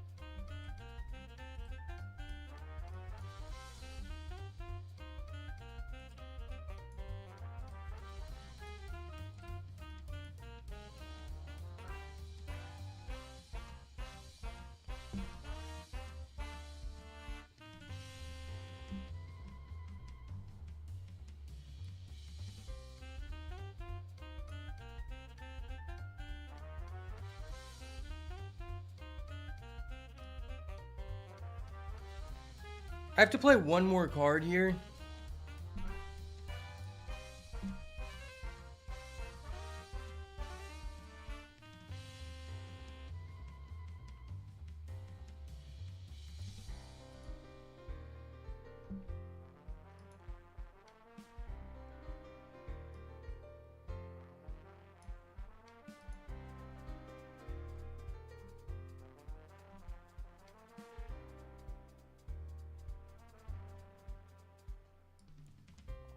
I legitimately just have no 4-drops. That's so bad.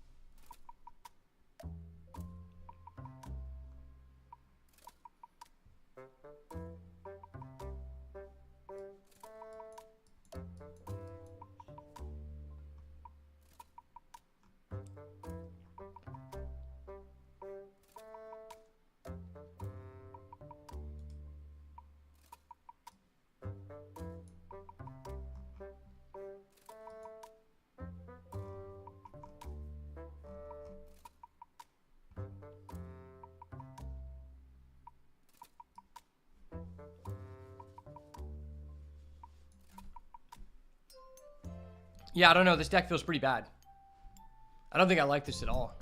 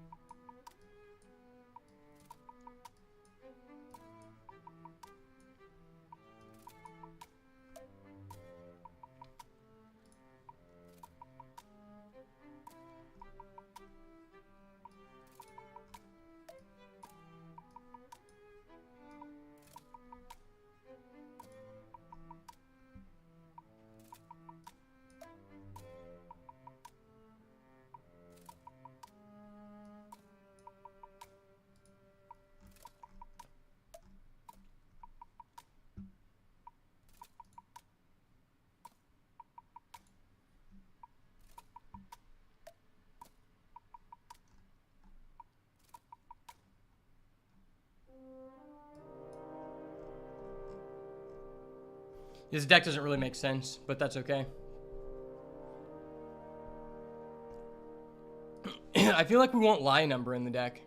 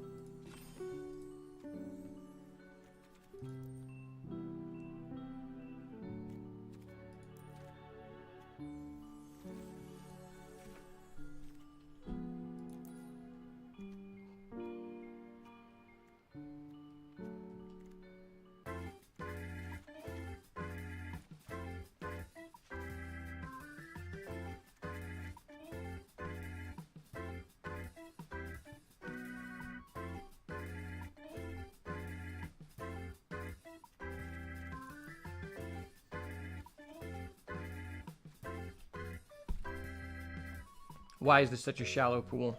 Why?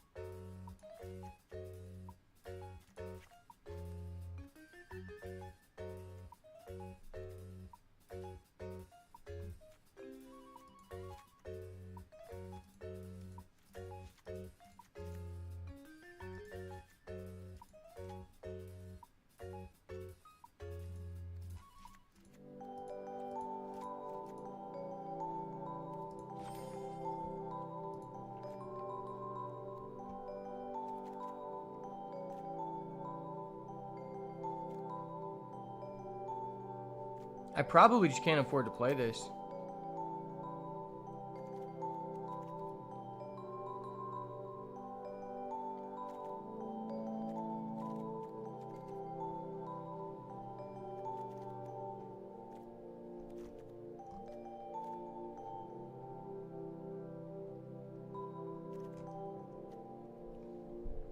Feely is really good, so is Glyph Elemental.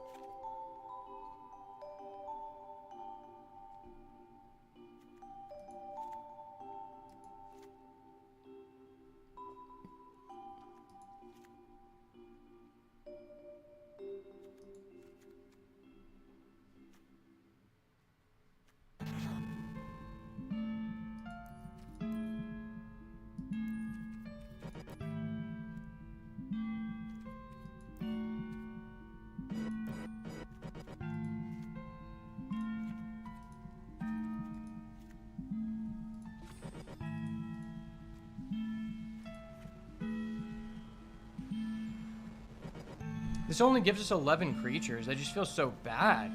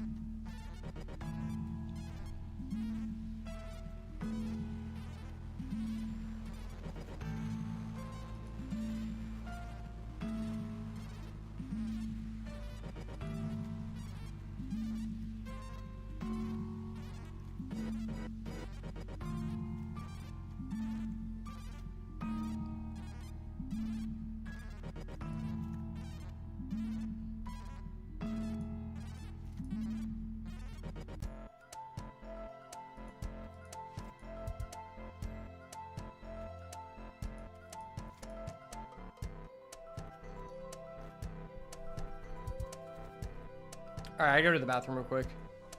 This is not good.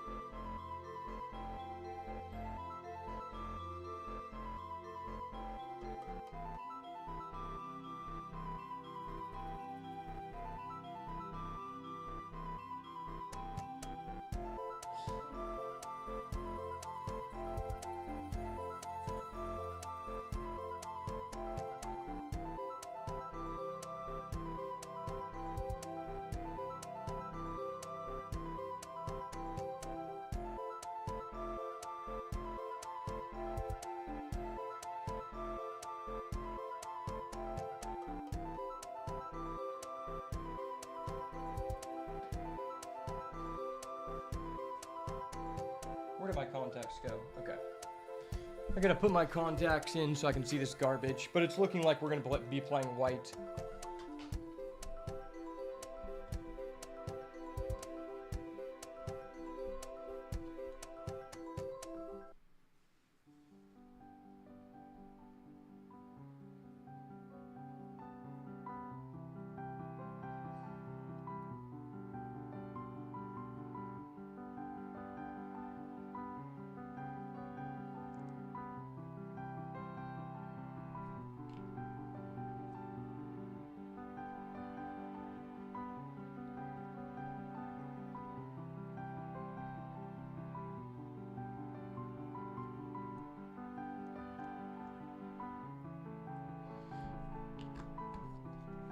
Yeah, our lands are just so much better for us to play whites, and it just gives us better creatures. I'm not looking to play a deck with 11 creatures in this format. That does not seem very good.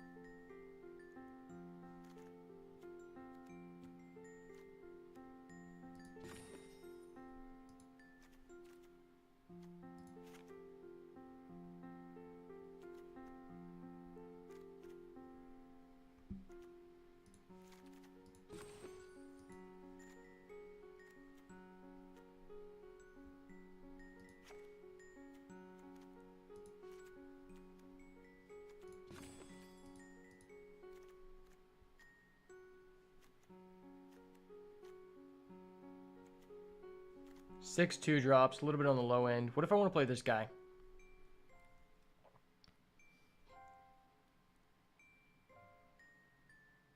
It's not a terrible card.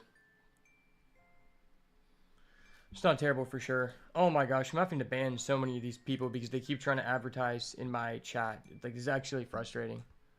I can't ban these people fast enough. These bots just keep spawning in. Literal NPC ass motherfuckers.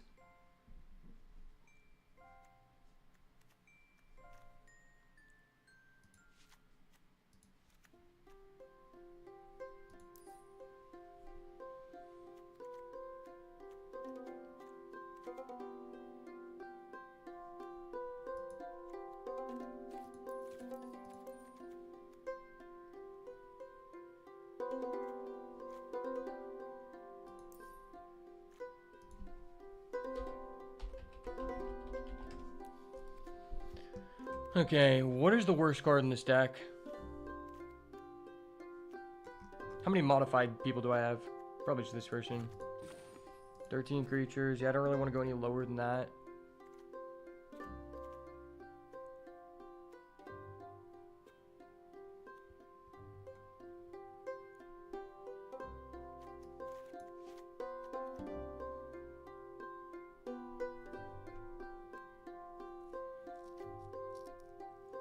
This card's good.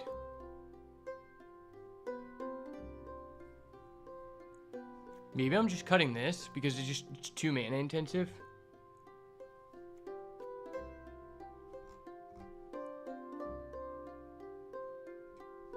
It does kind of go against what we're trying to do.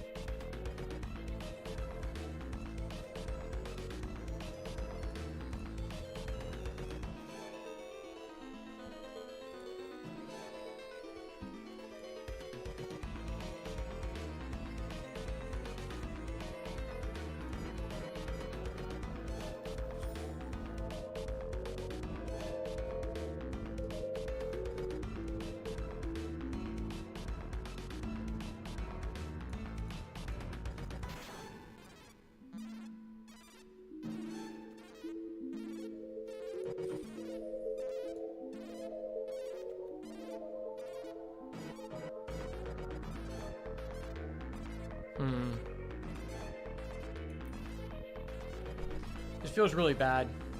977. That just seems like such a huge stretch. But at least I've eliminated the possibility of playing this card because it's just not feasible in our deck.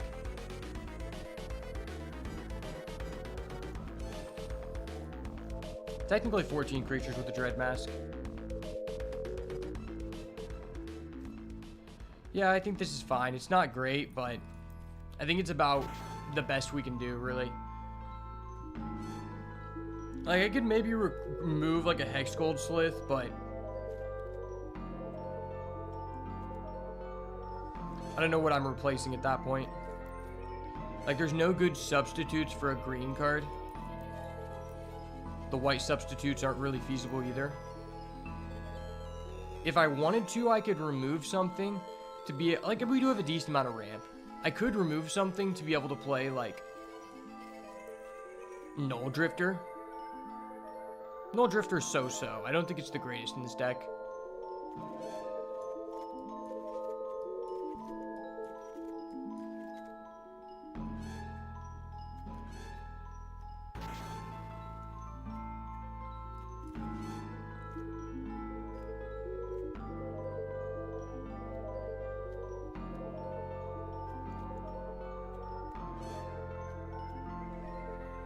I could remove a Hex Gold Slith and then put in, like, Null Drifter.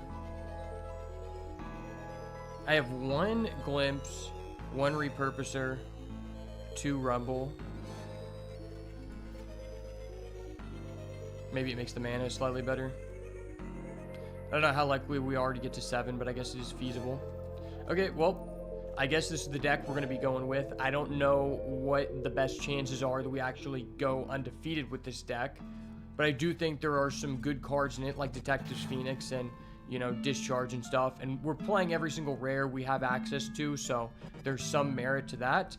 But I guess let's go ahead and hop into these games and see what we can do.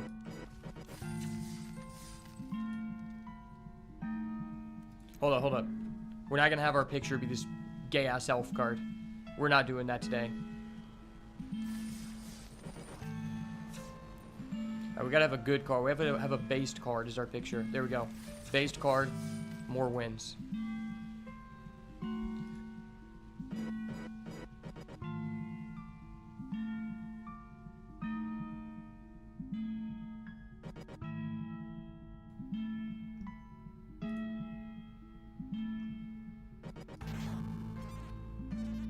Holy crap. I mean, I'm almost about to just, like, no longer stream on Twitch because of the sheer amount of people I'm having to ban per hour who keep trying to, like, sell me something. Like, it actually just floods up the chat so much. I honestly don't know how these people do it.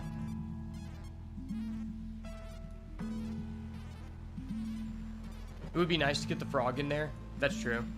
I just don't think the frog is feasible because our blue is just so garbage. I think the frog is great, but the issue is that our black is very garbage and our blue is just mediocre. So this hand has access to a white or a green, but not both. But it does have a red. I have a Malevolent Rumble to fix the mana, so I guess I go get a green here.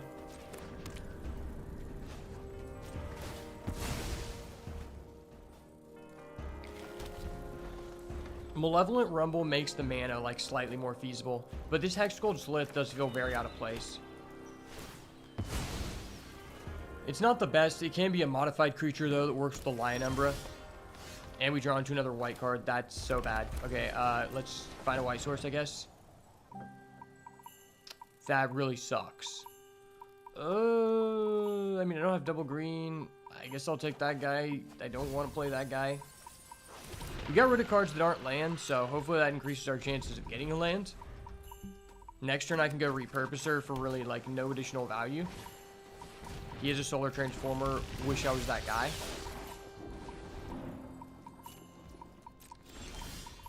Into a non-land. That's very bad. Very, very bad.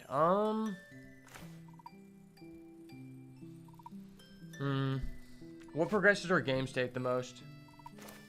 Maybe just do this.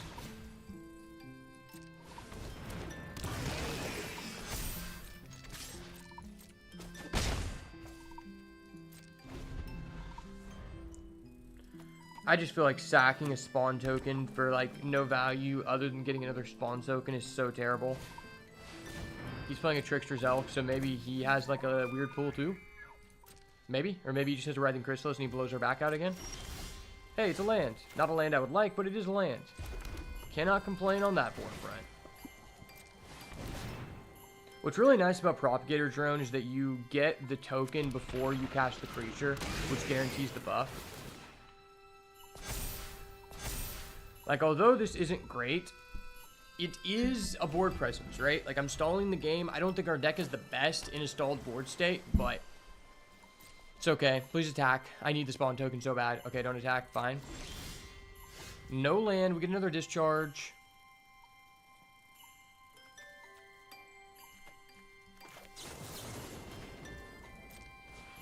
Guess I'm just killing that.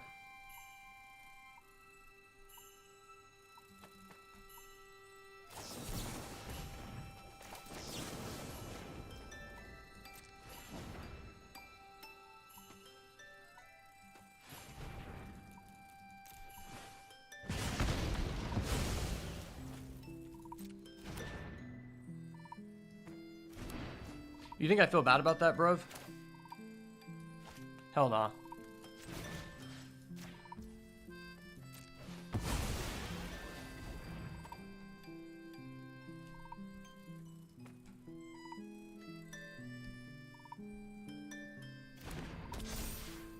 Okay.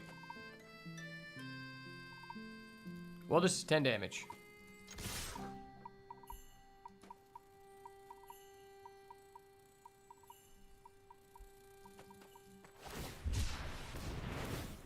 Now it's 5 damage. Okay.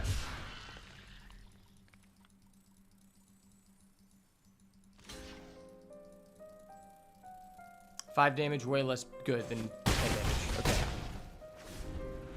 Yeah, this is really bad. That's so bad.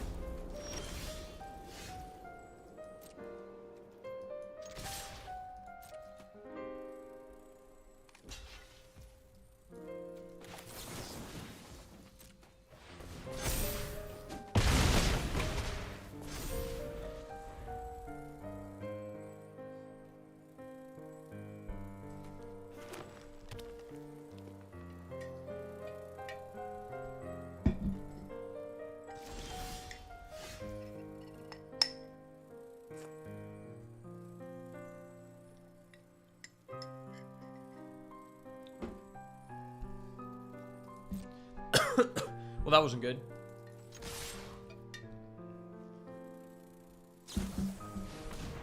Okay, well, I'm glad I didn't play into that.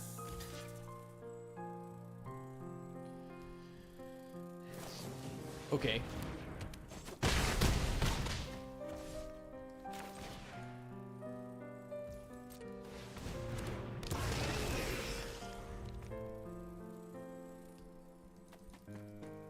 There's no way we win this. Wow. What? How did I win? This deck is so garbage. I don't know how I beat that guy.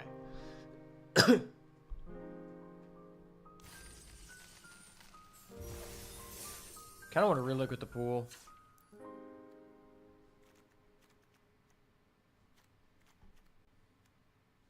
Gosh, it's so bad.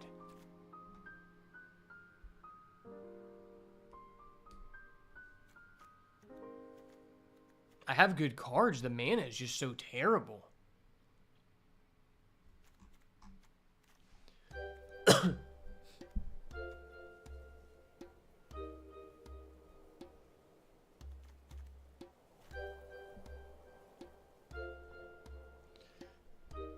If I'm taking out these white cards, I'm losing 4 creatures, and I'm getting back 1 real creature that can attack. That's so bad.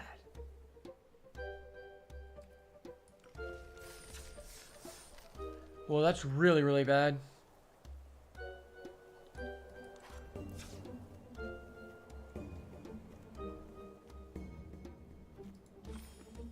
It's like I have 4 white cards, but I need to see them early. This is such a clusterfuck.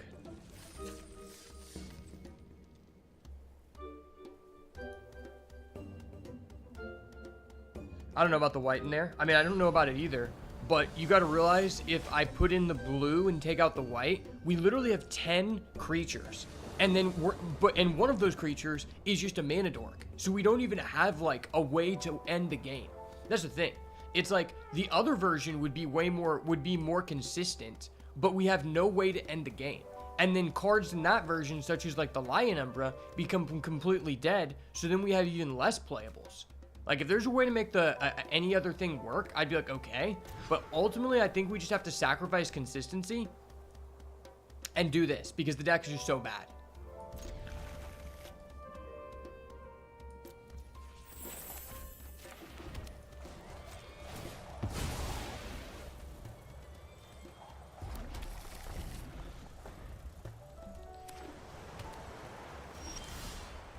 Okay, I sack for a red and then I draw this card. I'm fucked. That's pretty bad.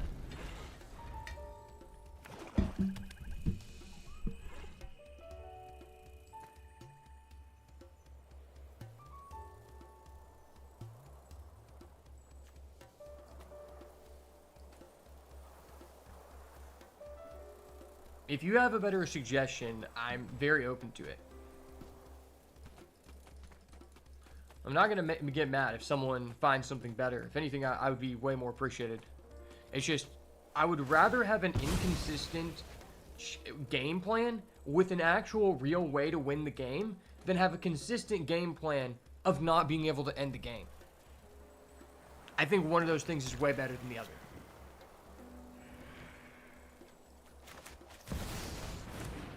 Okay. That's not really a good card, but sure.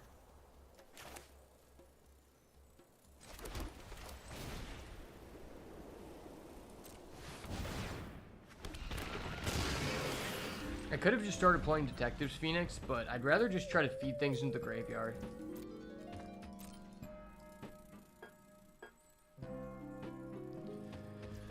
Not attacking? Why would you not get your lifelink damage in there? That just seems good.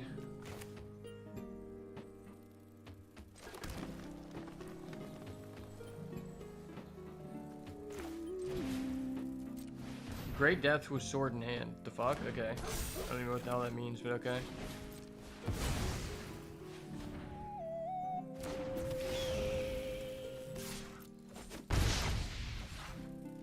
Oh, he's stuck on lands? Okay.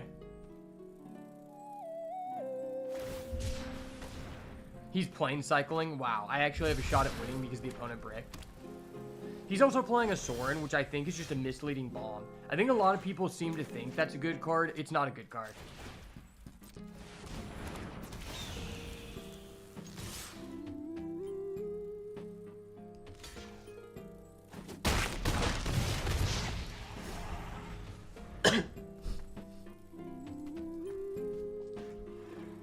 If we actually win with this deck, I would be so surprised.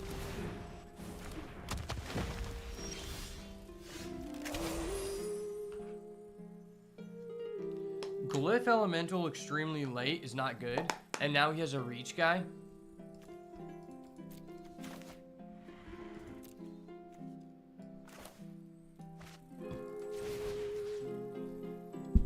Who am I putting this on? That's a question.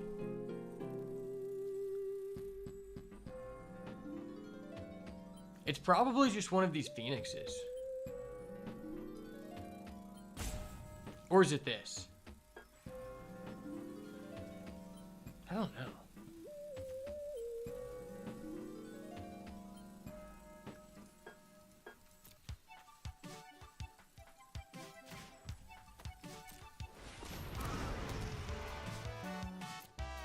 I kind of want this guy to die.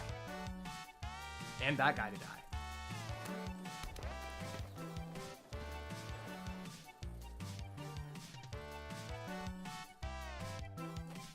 This is a suspect draft for sure. Suspect sealed.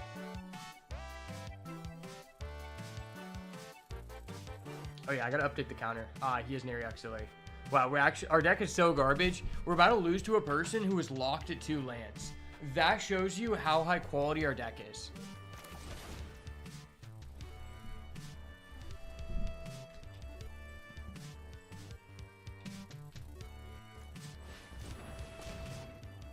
Oh, I tap my white, and I get the only card I revealed is a white card. That's cool. Fuck yeah, man. I love that, man. No lands revealed. I wasn't going to hit a land in the top 4. That's so sad. After going into person who was locked on 2 lands for 4 turns. Wow. We're literally getting reverse flooded.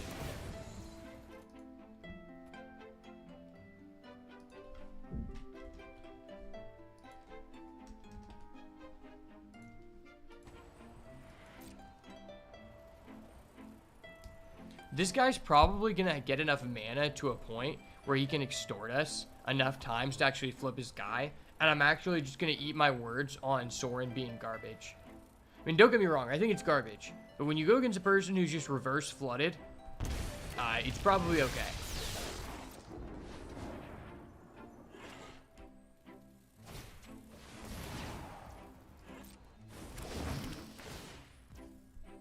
I feel like our opponent had a similar power level pool because theirs looks pretty bad too. I just think their rares are better than ours. I think 6 is such a premium card. Again with this fucking nonsense, man. I guess I have 2 discharge in the grave.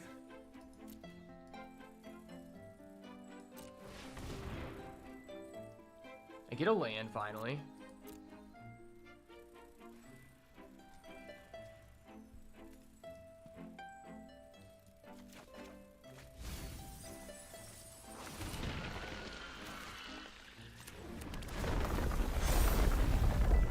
Beef up my guy.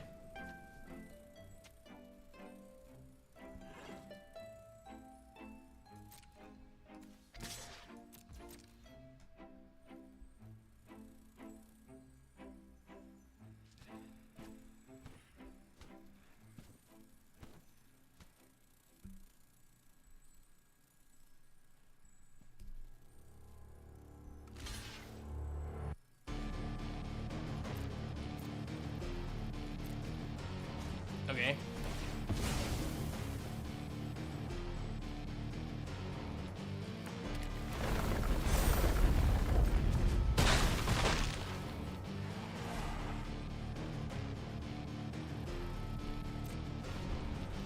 I don't know if I agree with that being a good play.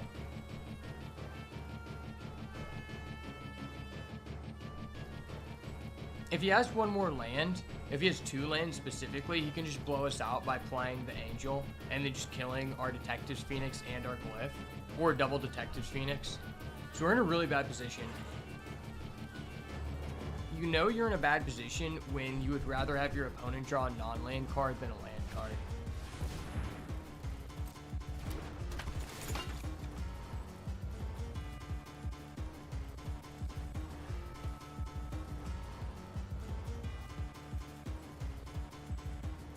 Bro, I have 10 cards in the graveyard, and I have just enough to be able to collect evidence 6.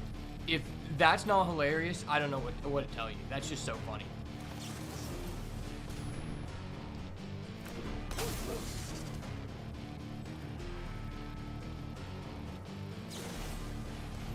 Okay.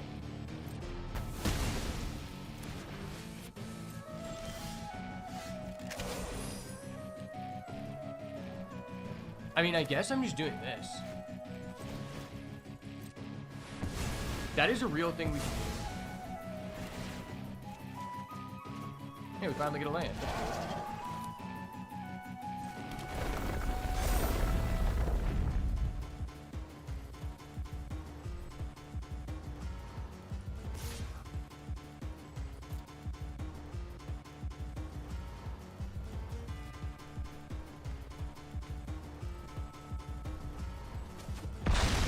Not blocking? Okay. I was about to say, I was like, there's a lot of good blocks there for me, but taking the damage is probably the best thing that could have happened.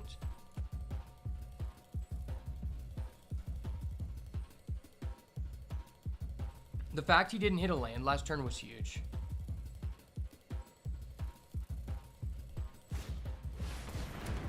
Oh, that's not cool.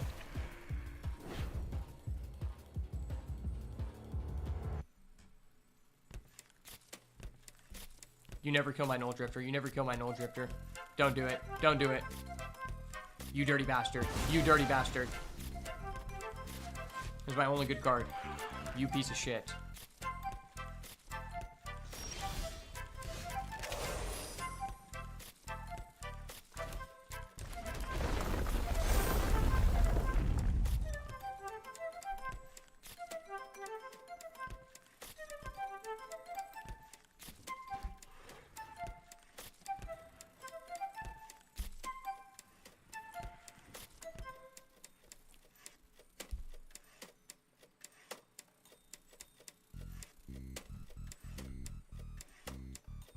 If I attack with everyone, I can feed my Phoenixes into the graveyard. I'll lose some guys, but I'll be able to play Reiterating Bolt and Dread Mask in the same turn, which hopefully he will block with his 6. If he blocks with his 6, that would be goated.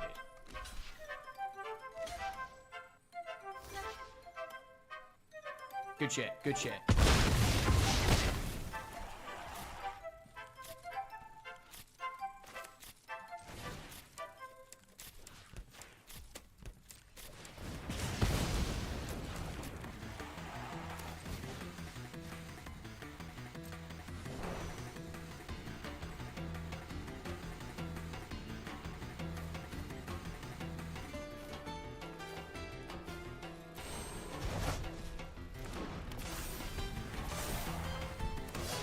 Alright, next turn I can Detective Phoenix again.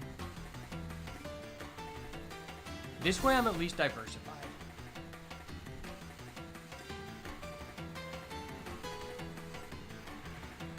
Man, if this guy didn't stumble, we'd be so cooked.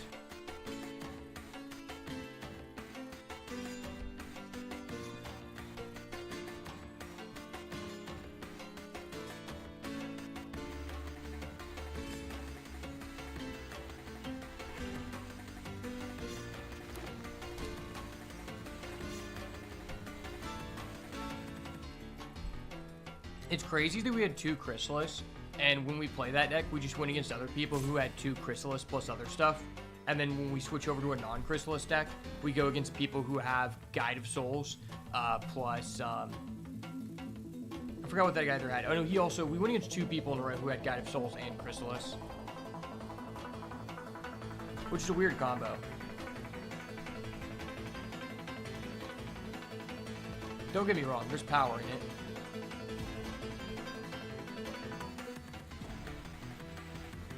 If I can recoup any amount of money from this run, I'll be happy, to be honest. Because I think this is just such a low power level draft. Not low power level, low like consistency level. And in best of 1, I feel like that's relatively important. Okay.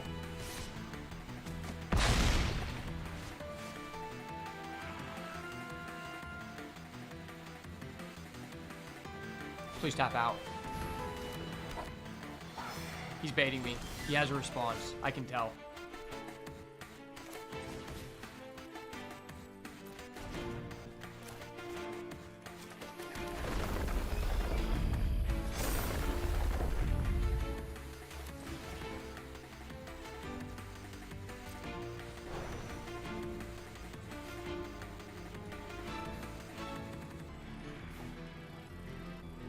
I literally have just enough to be able to collect evidence. That's fucking hilarious.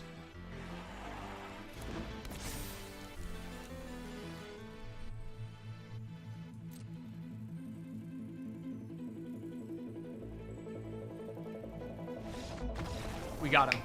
I don't know how we got him, but we got him. The Phoenix rises again, baby.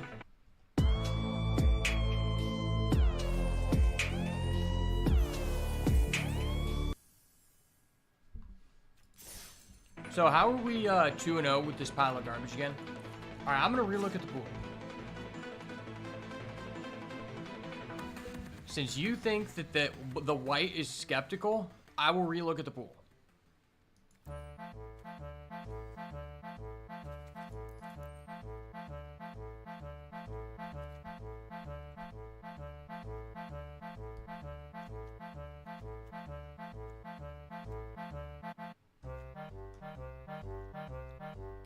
I have 1 Jund land, which is like respectable.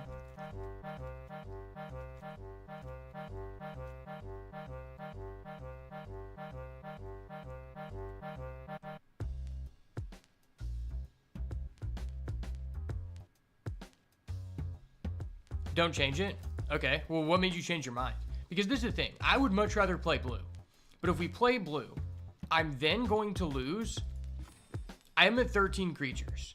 If I remove all 4 white cards, we then go down to 9 white cards. And then we're going to go down to 9 creatures. That's 10, that's 11. Like, none of these other creatures, they're creatures, but they can't attack. You know, like and also the other part of reason why this deck works and why I want to do it is because we have if we don't do this, we can't run enough green cards to make our deck primarily green. Because Trickster's Elk and Lion Umbra are inherently like C- level cards. Or arguably D cards. Arguably this is a D and this is a C-. But because of the way we have situated like with our modification creatures, they're actually like probably like C+. This might be a B in the correct situation. So if I switch to any other color pair, then I'm not only losing 4 white cards and 4 creatures, I'm losing 5 creatures and 2 other cards that are like probably the next best cards for us to choose from. Now there is the merit to play this Foul Strike maybe. I don't really want to cut a creature. It's an okay card though. It fits with our modification theme. But I think I'm okay with that. Glyph Elemental and Philia are good enough to where if we draw them at any point in the game, I'm relatively happy, to be honest. Obviously, they're way better drawing in the opening hand than they are later in the game. But they're good enough to where if you draw them later in the game, it's fine.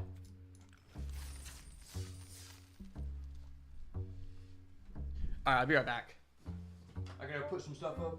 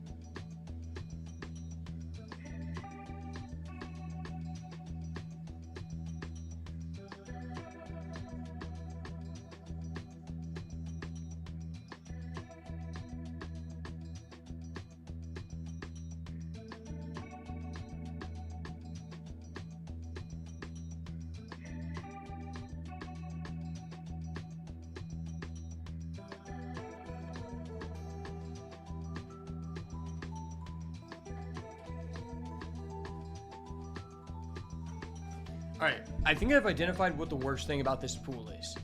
And it's not even that we're like shallow in every way. It's that our deck is good at setting us up with like a strong early game. And then we just have no 4-drops in any single color. Like, these are our total amount of 4-drops in all colors.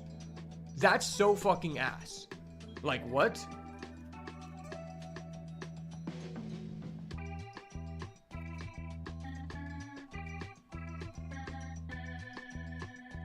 Yeah, that's pretty bad.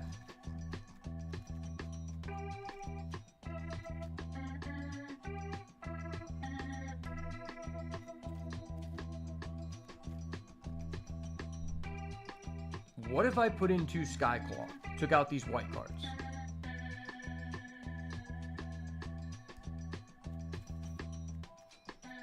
Then I lose 1 creature. Got on 12 creatures, pretty bad still.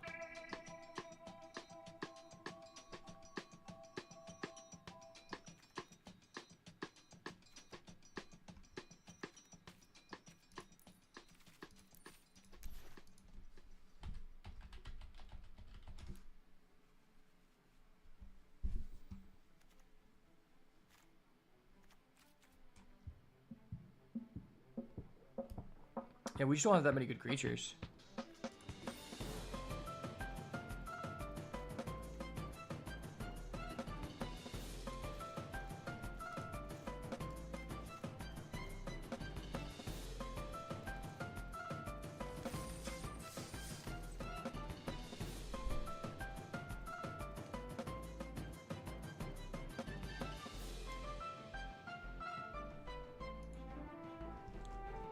maybe this Sky Claw is actually worth. We're about to see. I mean, it's another flyer that pushes through damage. It also has the potential to modify, and we have 2 Galvanic Discharge to actually generate energy. So potentially it could be better.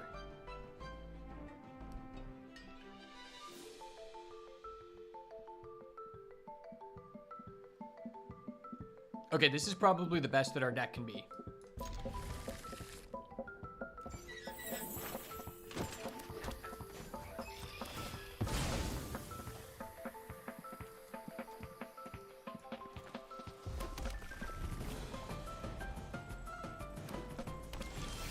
We go get a red source.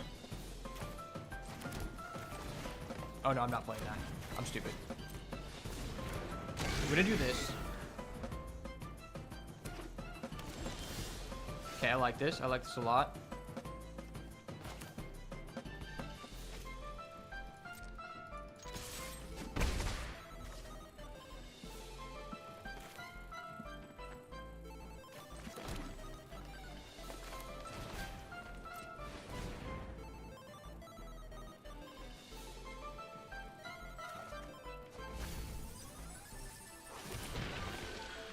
It's not necessarily good, but it's not bad. I'd rather hold the glimpse. I just don't feel like getting tokens is really that good.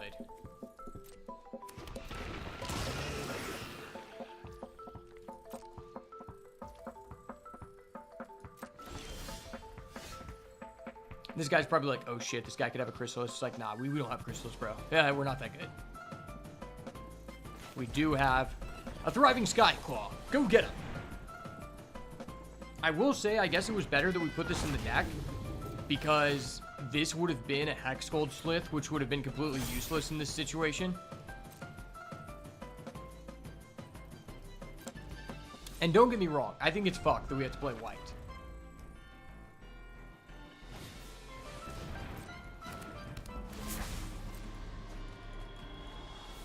Our opponents really just have to stumble for us to be able to play the game.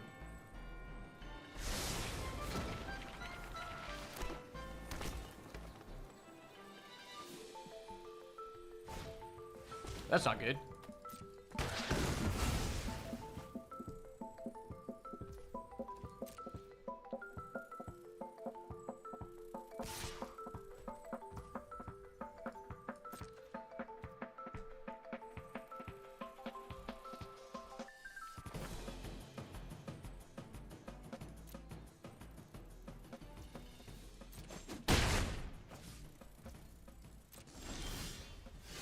The fact he was willing to attack there makes me think he had a token.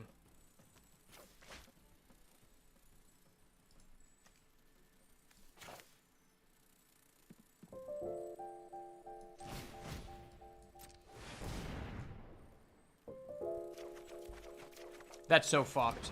That is so fucked. You have to be kidding me.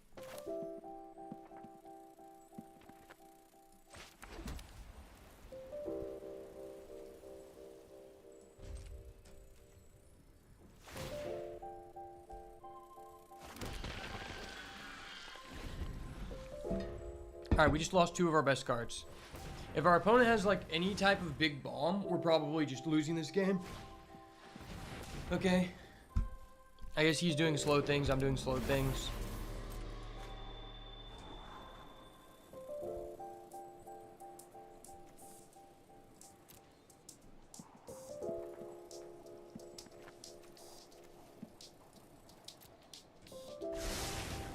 Wow. This Titan's Vanguard would be so huge in this situation. Titan's Vanguard might actually have won us a game if we didn't just get fucked.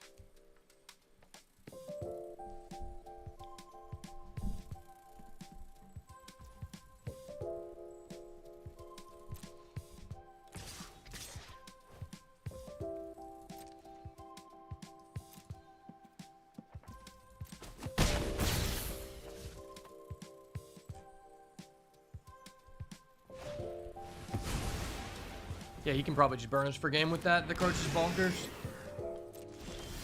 If you have enough Eldrazi cards, that card's just insane.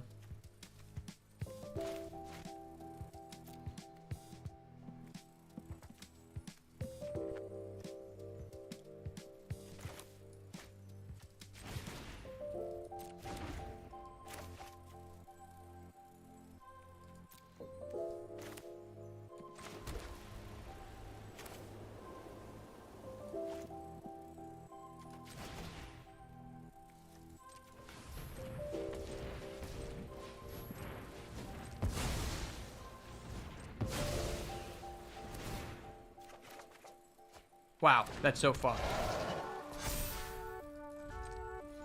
I was hoping we would draw a galvanic discharge, so I just didn't get completely behind on the board, but I guess I'm not allowed to do that.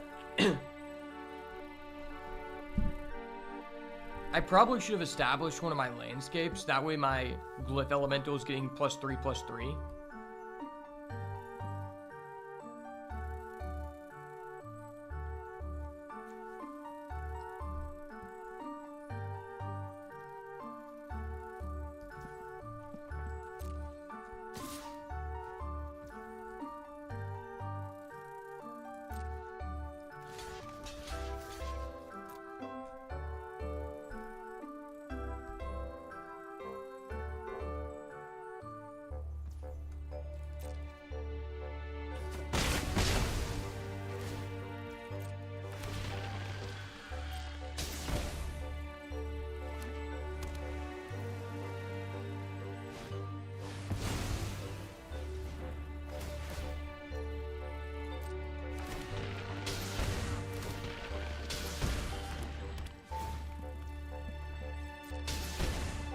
Yeah, we're probably just dead. Okay, this kills that.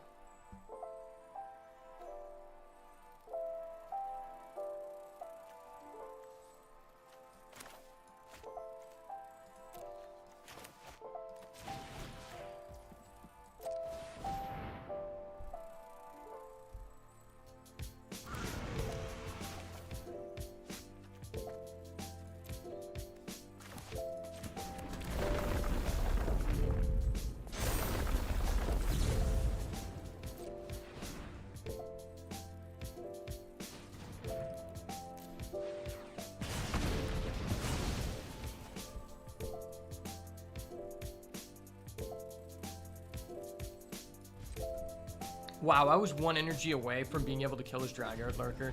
That's crazy.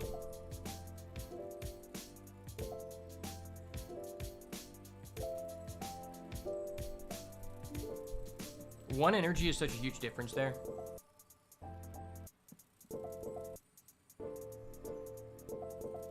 Probably a good chance that he just has a Wayscape Battle Mage and just blows us out.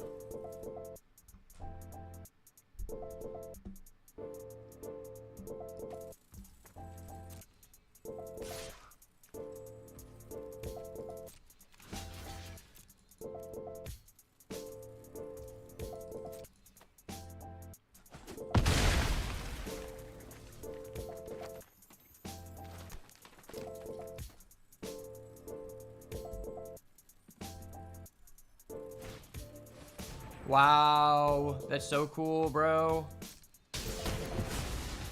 Double Horrific Assault. I wish I could be you, bro. It's like you got like a coherent deck. Wow, this guy got such a coherent deck. That's so scary.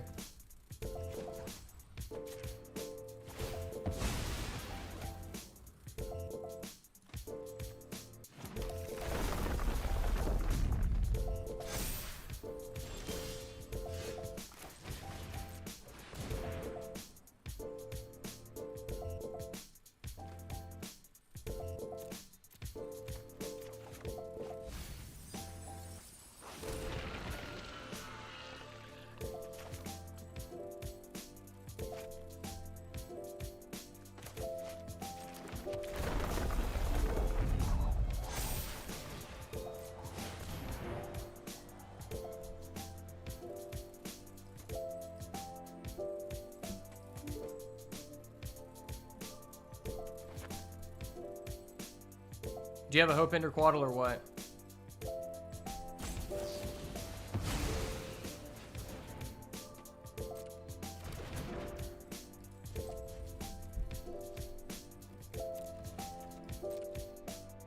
Alright, so next turn my guy grows to 7. I'm chumping.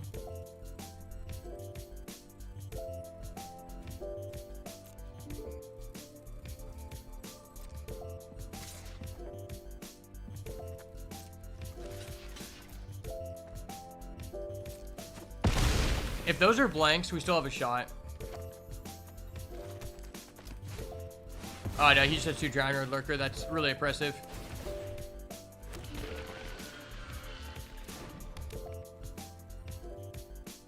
Wow, that was really impressive.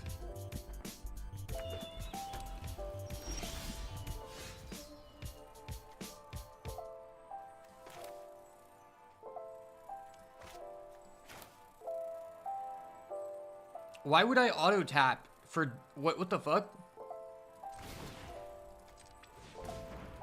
The auto tapper literally just tried to Skamaz me. Why would I ever double tap green when the only non-land card in my hand is green? That makes literally no sense.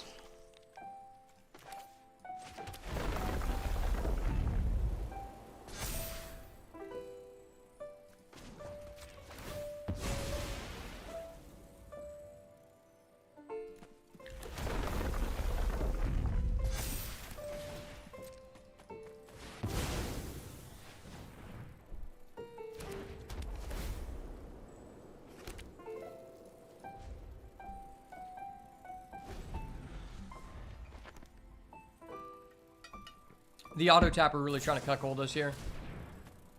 Planar Genesis, okay.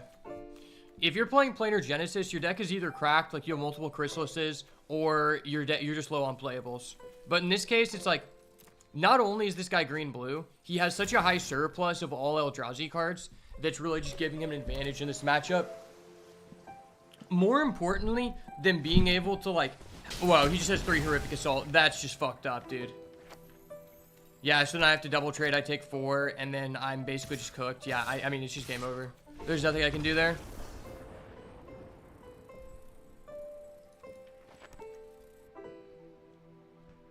That was so unfortunate.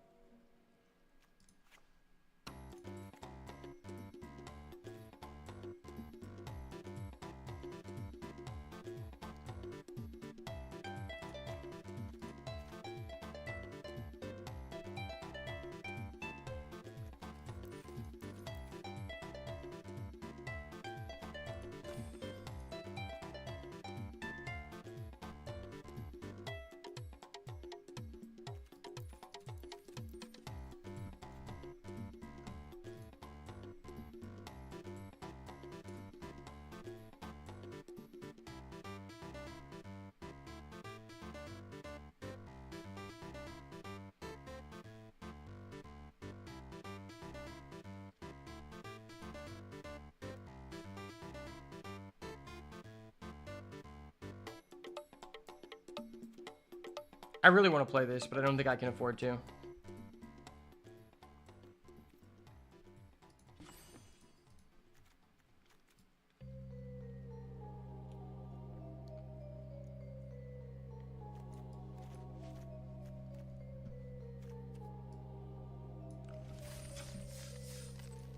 This makes our mana slightly better.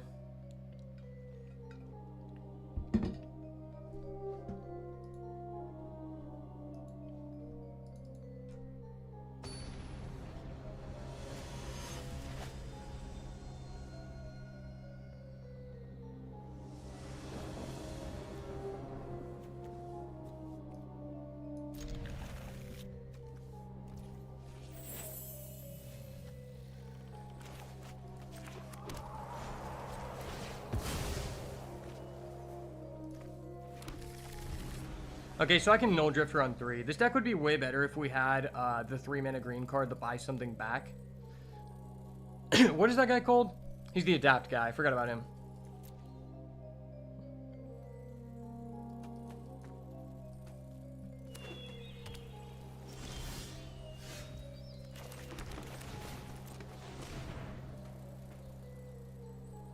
Well, this draw makes this so much better. I have a chance to just curve out this guy.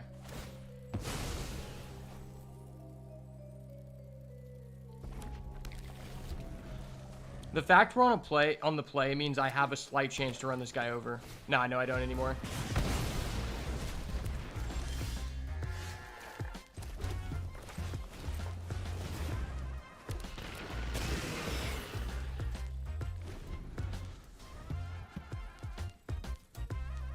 I guess he can't Chrysalis this turn.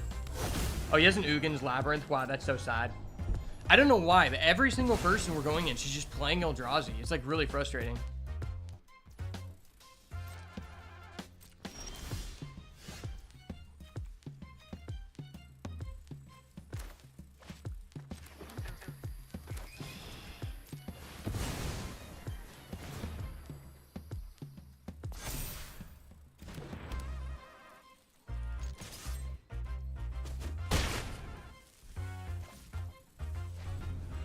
Alright, well, this is really scary.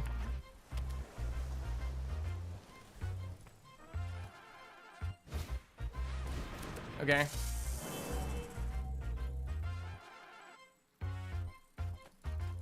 Please have no out to my Vanguard. No out to my Vanguard. That's so amazing. I love that, man. I love you for that, brother.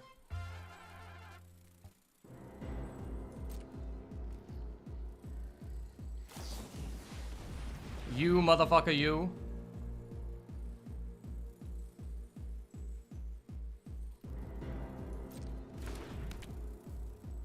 That's frustrating.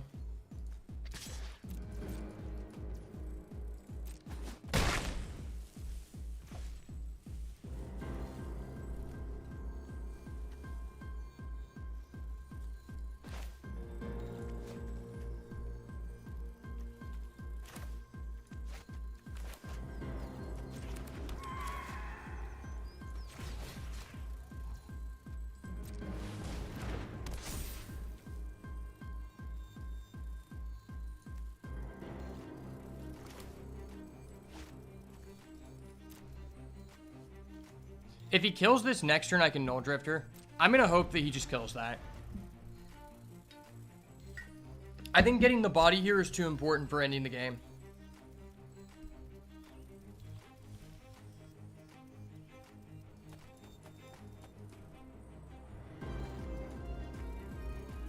If he wastes his removal on killing my Repurposer, I'm so happy. No, stop, stop, stop.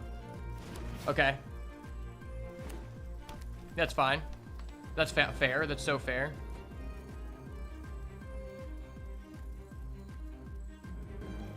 Yes, kill my Repurposer. That's a good play. I like that. Good shit. Good shit. Kill the Repurposer. You got this, bro. You got this, bro. You just kill the Repurposer here every time. No, stop. Kill the Repurposer. That's the best play here, sir. No, where's your horrific assault?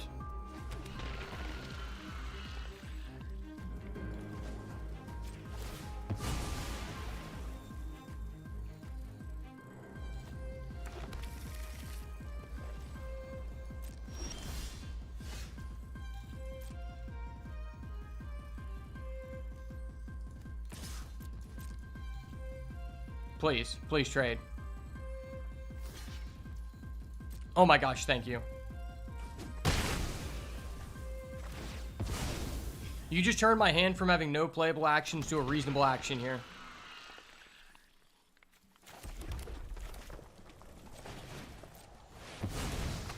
No land. No land. What the fuck? Hold up. Wait a minute. Something ain't right. Okay.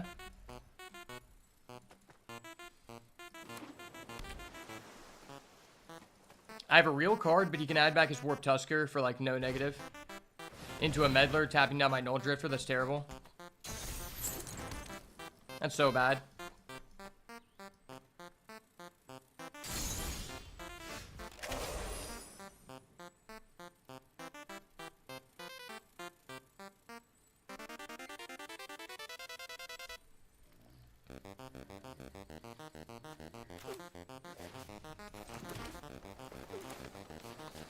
Oh my gosh, he can exile my guy, which doesn't benefit us.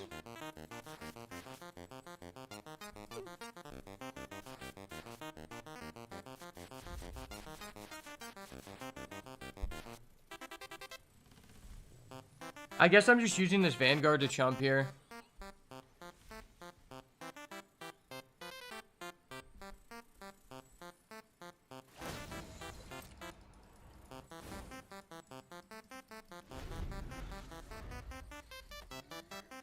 Yep.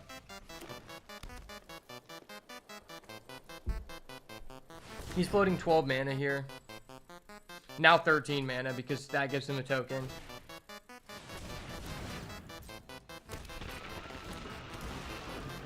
That's so fucked. And he has the mana still to exile this. So there's no advantages of me discharging.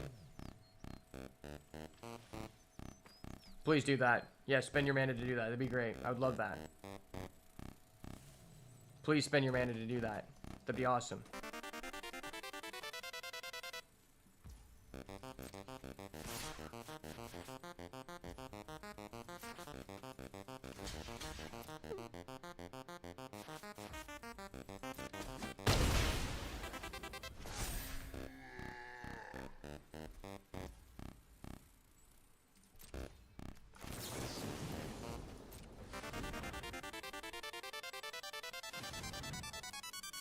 Kill that guy.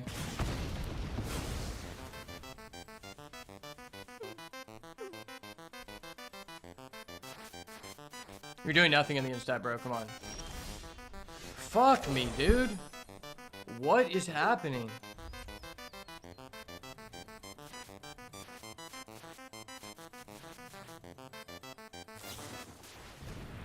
Wow. 2 utter insignificance. That's so garbage, dude. Why do these people just have a better version of the deck that I have? This sealed is so painful. Like, the gameplay is fine. The aspect of, like, the play boosters, like, I don't even think sealed in this format is that bad. I think that the play boosters just fuck over every sealed format. Because it just gives you such a high chance to either have an extremely shallow pool where you don't have enough playables to make a 2-color deck in any area, or you just get the nuts and all of your cards are in 2 colors and it's just absurd and it's like better than a draft deck. Like that, the difference between those is just so high. And then also the fact that someone can get 11 rares and another person can get 6 rares. I think you can get up to 13 rares, maybe 14, I'm not sure. Yeah, because there's a chance of up to 4 rares being in a pack.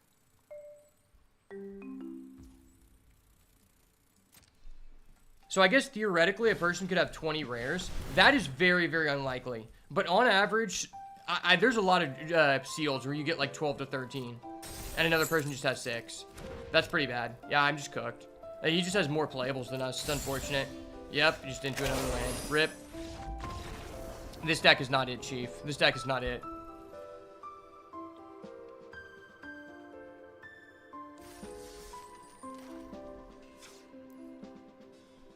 I don't think I like the blue in this deck.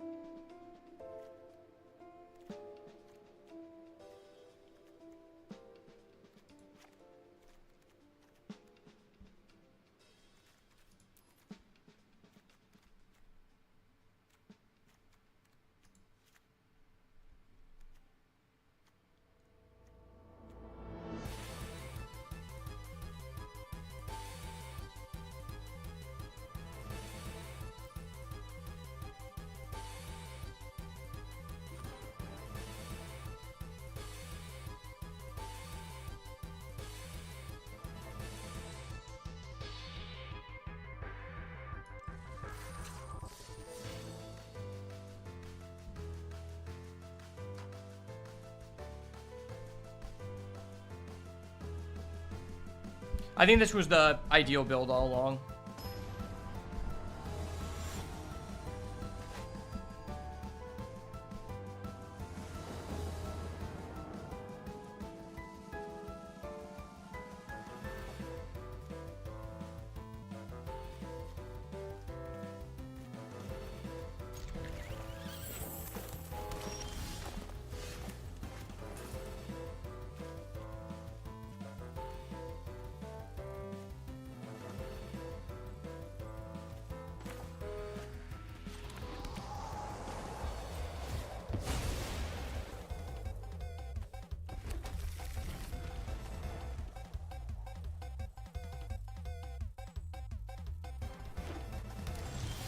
Okay, I'm just flooding. Flooding like a motherfucking G.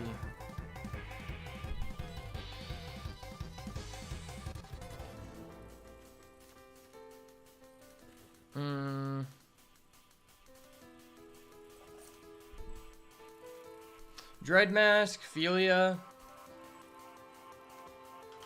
I feel like I need the Dread Mask here.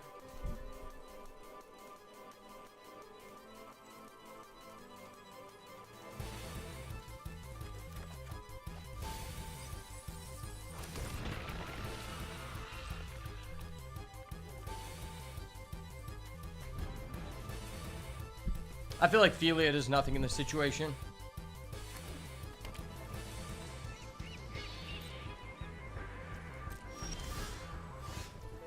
That's a card.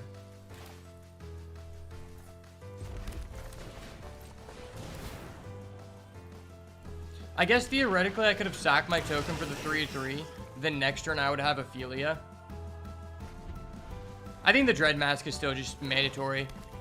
Like, we just need threats. I use a Path. That's so fucked. Man, I haven't had a sealed with Path in like 13 sealed, which is crazy. Into another land. We're breaking so hard, Mirror. Oh my gosh, we're breaking. I don't think I'm ever using that. Real card, real card, real card.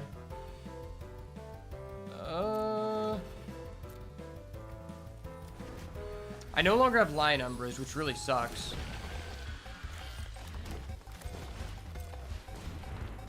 This is okay.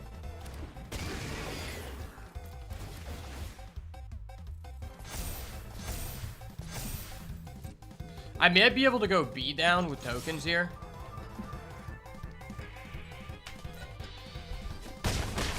Token beatdown. Propagator Drone's such a good card. Although this is an Eldrazi card, I think this card overlaps into so many synergies. Like, if you have a Wormcoil Larva, it counts with those tokens. If you have,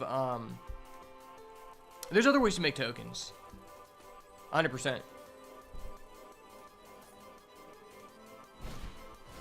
Kami of the Jealous Thirst, interesting, okay. Into Expanding Ooze, gotcha.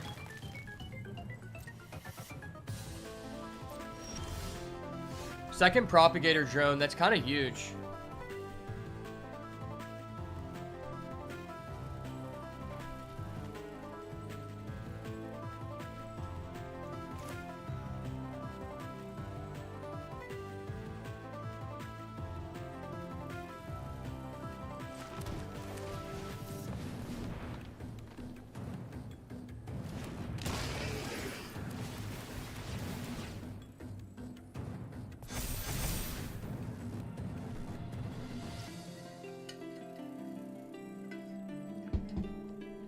Am I ever just doing this for the tokens? It's a lot of tokens.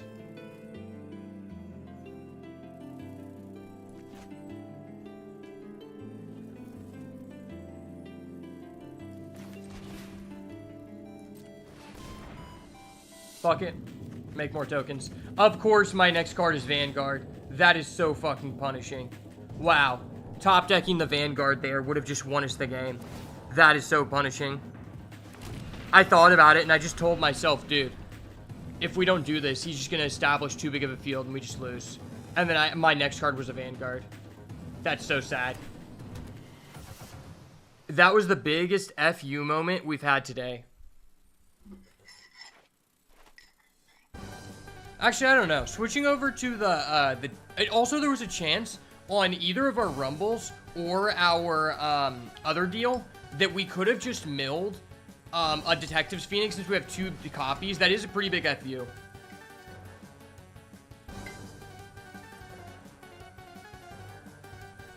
All right.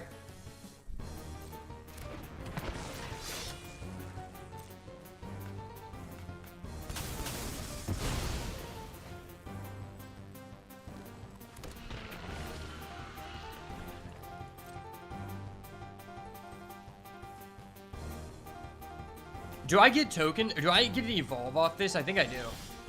Oh, that's huge.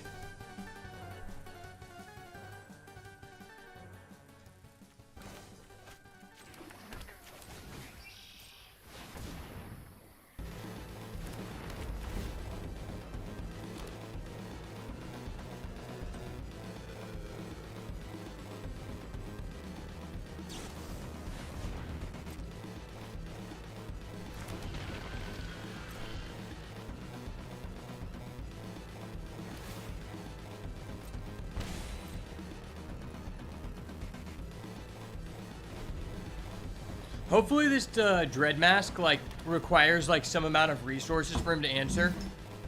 Oh, he has a Crabomination. That's so fucked. Bro, what are these decks that we're going against? This is ridiculous. Don't steal my Trickster. What did you steal? That was probably the best case scenario for us, and that's not even that good for us. Regardless, that's just so much stats for him. Wow, and think about it, if we didn't mill that Vanguard, we probably just win the game. That's probably just GG if we don't mill the Vanguard there.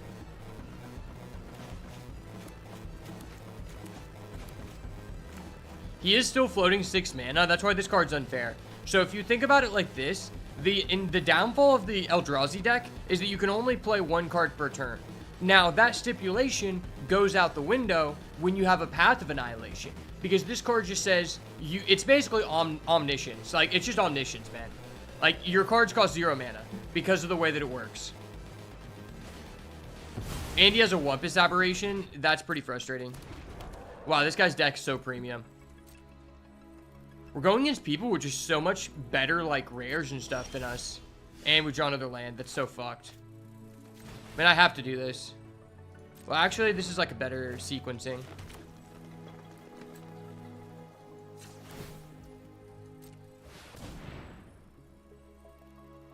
I'll make a spawn token. I'll play this for 3.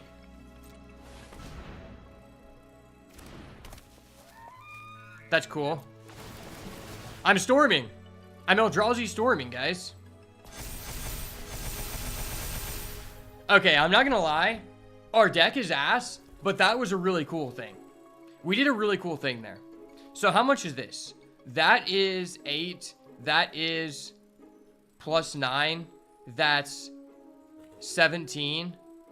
18, 19. 20, 21. 27.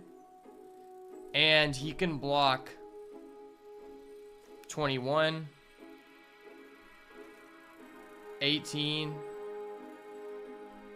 Yeah, if he full blocks, it's not lethal.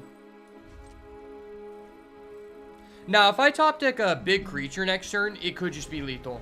So if we get, like, Null Drifter would be the best possible scenario because we exactly have 7 mana. And we would double proc most of our guys. Nyxborn Hydra would actually be the best, then Null Drifter. So if we were able to get either one of those, then it would be lethal. Ah, that's so scary. That's so fucked. That is really fucked, man.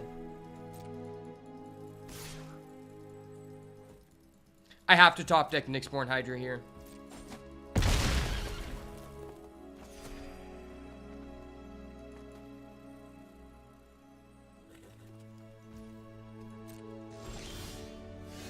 Detective's Phoenix, okay. How does that help us?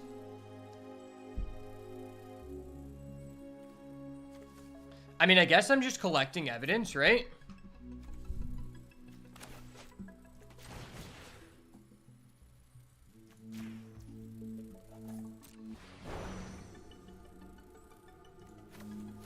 I'm going to remove the 2 highest value cards from the graveyard to lower his potential of rolling us with a chromomination trigger.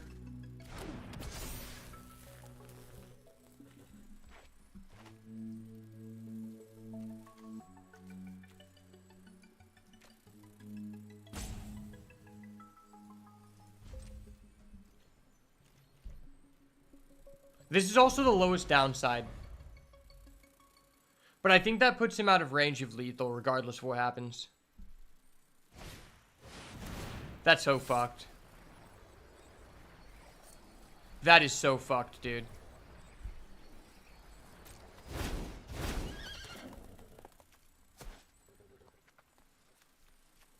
His guy is trample too, so I'm just cooked.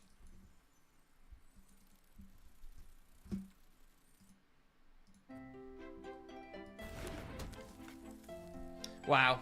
We actually had an out here, but this guy is just... He's a flaming Mo. Like, I've never been around so many Mo's in such a long time. Okay, so play to our outs here. Activate effect propagator's round. Using the ability. If I block here, that puts us at 4 health. Is the difference between 4 health a lot? I don't know. I think considering how much life he has, that's very low downside because I can still use my ability again. The fact we don't have a lion number anymore is really irritating.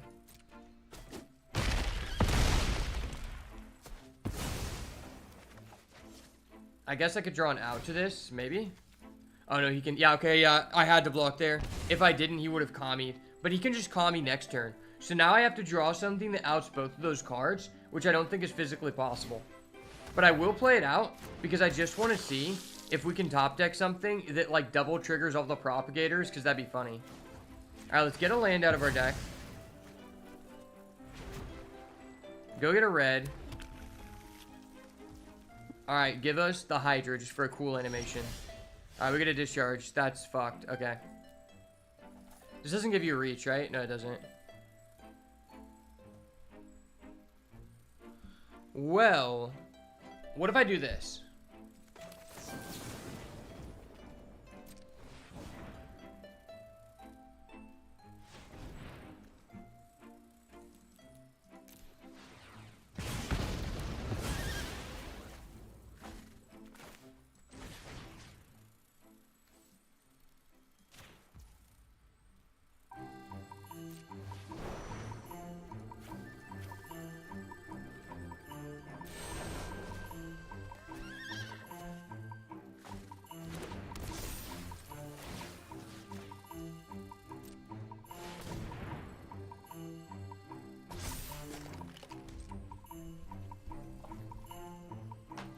I guess that stalls us one turn.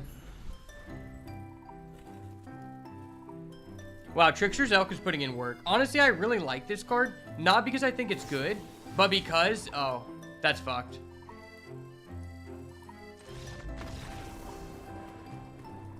Damn. We just keep going against people who have bombs. It's really frustrating. Another 2 wins run, bro. Fuck me. Alright, well there goes $50. I'm gonna go broke doing this, but it's okay because it's the only thing I have going on in my life. It's a sad life, but it's the life I live. Okay, attempt number 3. Let's try not to go 2 wins this time because that's way worse than just going 0-4 or 0-3. Alright, 3rd attempt. Please give us 2 Writhing Chrysalis and a good Eldrazi pool. I have been on such a bad streak here, please. Okay, our rares are... Playable rares here are Ophimancer, Microspawn's okay. Appropriation's okay. Null Drifter's okay. Chthonian Nightmare's good. Man, we are on a streak of just seeing this card and this card. Like, that's pretty crazy. We keep getting the same rares every time. 10 rares, and they're all pretty garbage. That's pretty sad. Let's check out our white here. What does our white have? Those guys. Oh, wow. We actually have 2 Conduit Goblin. We might actually be able to play red-white. I mean, that's 15 cards in white alone. I don't really want to be doing that if we have Writhing Chrysalis, but we'll see. See what our blue has here. Blue has a Riddle Keeper, which incentivizes me to play Eldrazi, alongside an Unsealing.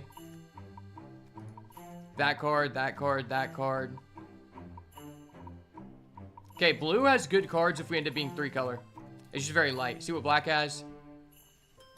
Black is very light, and it's sad because Chthonian Nightmare is absurd.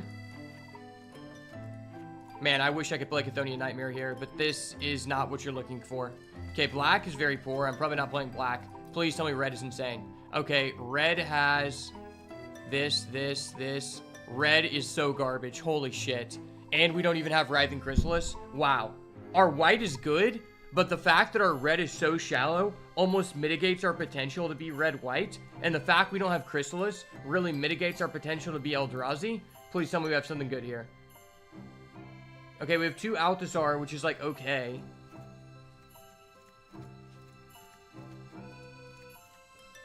Wow, this is another one of those evenly distributed pools. And we basically have no interaction in green. That's really fucked. Damn. A third just shit pool in a row. Our colorless just gives us Ravager. So we're probably just playing mediocre Eldrazi again, which really sucks. I think playing Eldrazi without Writhing Chrysalis is probably the most, like, demoralizing thing to be doing in this format.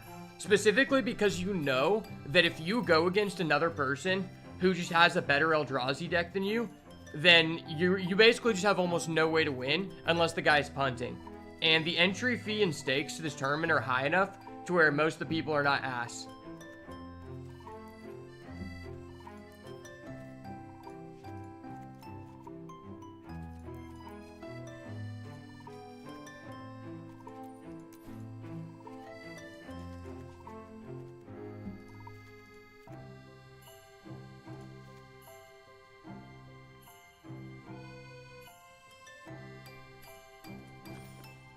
We don't even have any of the good gold cards this time. That's really sucky.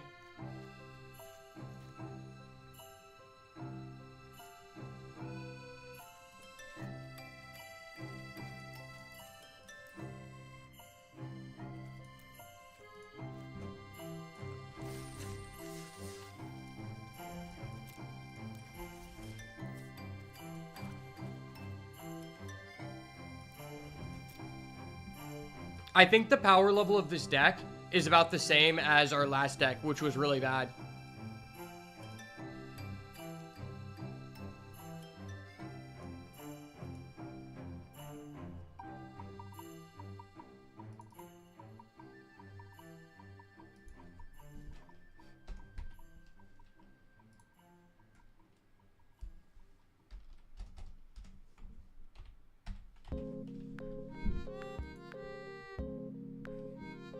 So we went 2-2 both times, which is really bad. Honestly, I think this pool is probably slightly worse than the last one, just because this pool is even more evenly distributed in our colors, which is really shitty.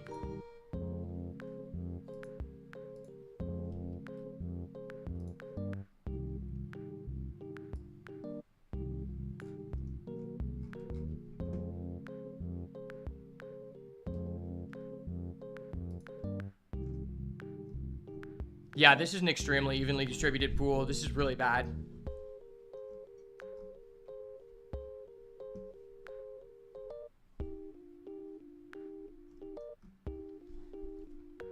And what are our lands?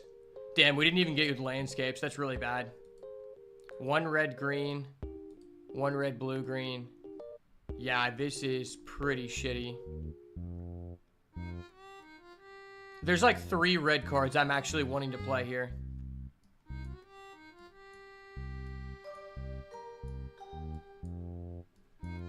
Our white is so deep, and it's so fucked that we didn't end up with like even 8 good red cards.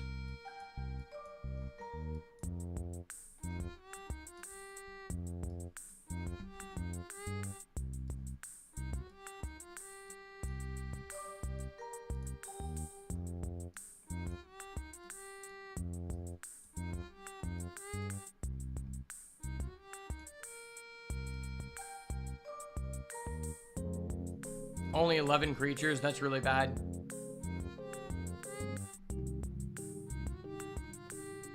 I don't think this is possible.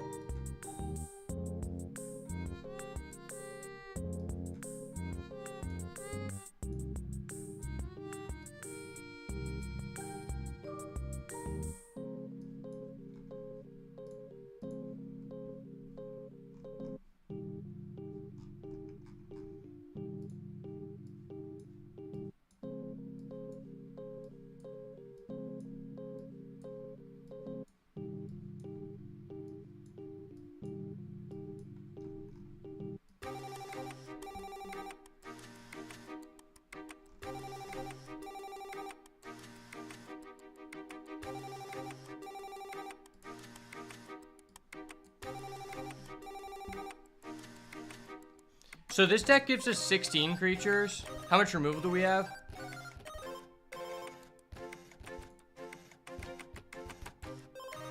Do we legitimately have one piece of removal? That's so fucked. It's crazy how deep our red is and how shit it is. Do we have the blue-white gold card? No, we don't. Ah, that sucks.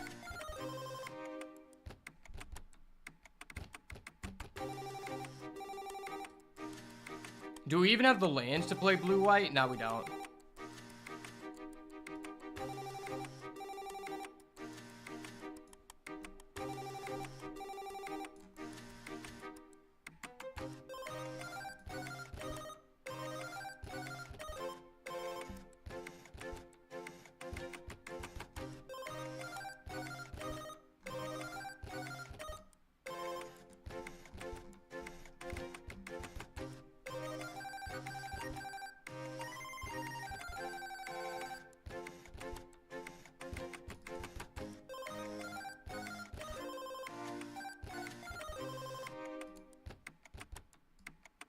Can we play black-white?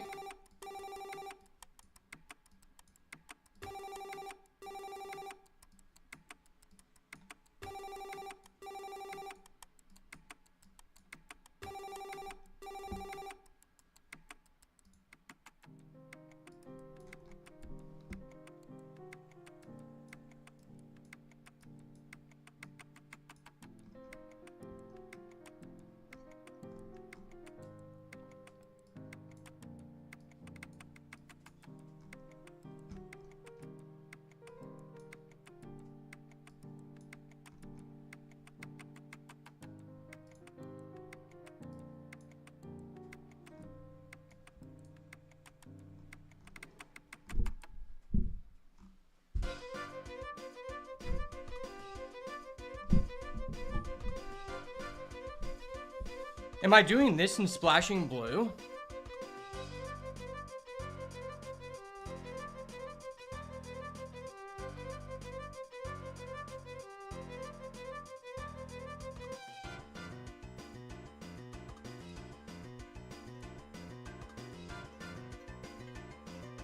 This doesn't seem bad.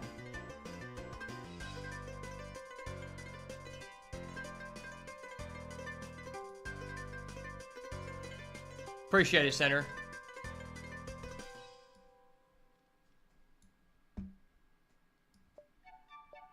Can I play green, blue, black?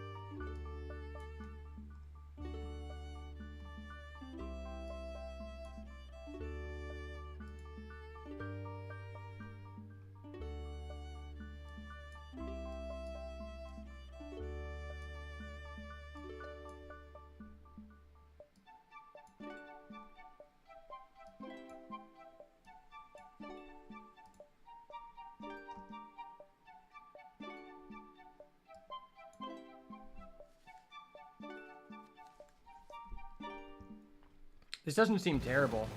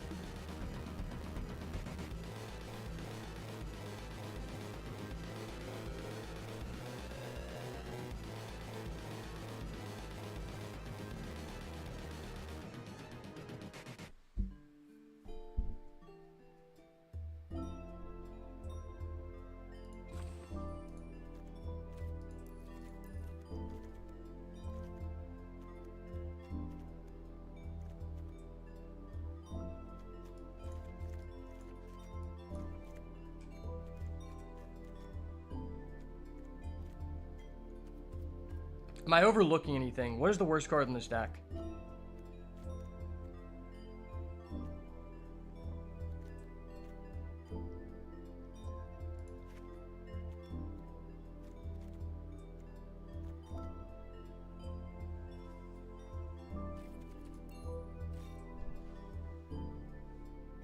How much interaction do we gain by going black? Honestly, what I'm worried about is just the low amount of interaction in this deck.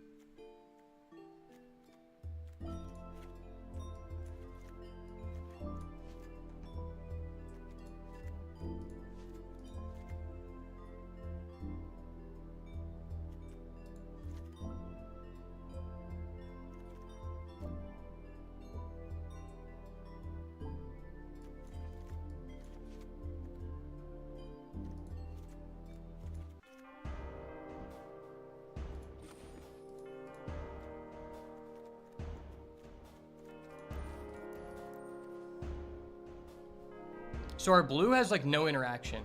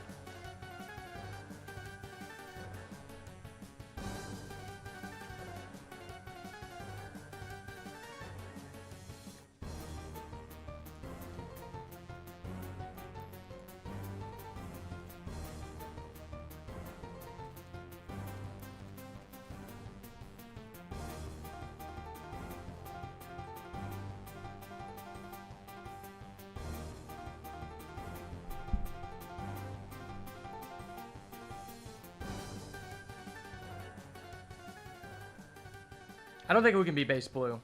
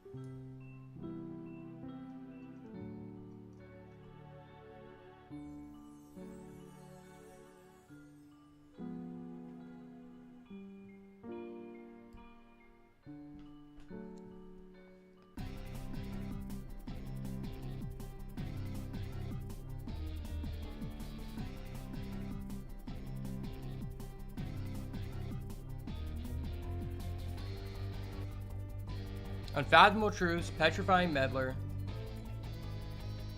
Kozilek's Unsealing, and Null Drifter. Those are our best blue cards.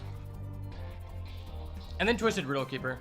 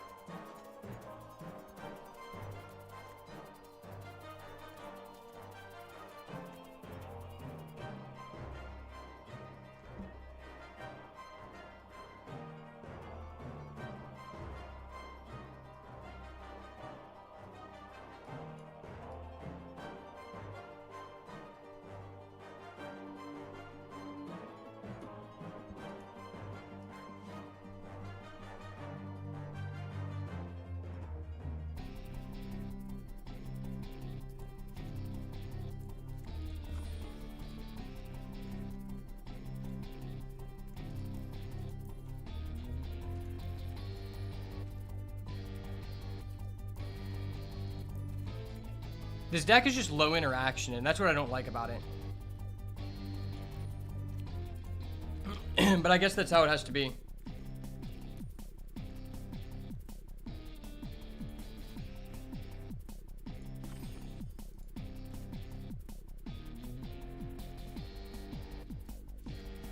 No green white land is just so rough.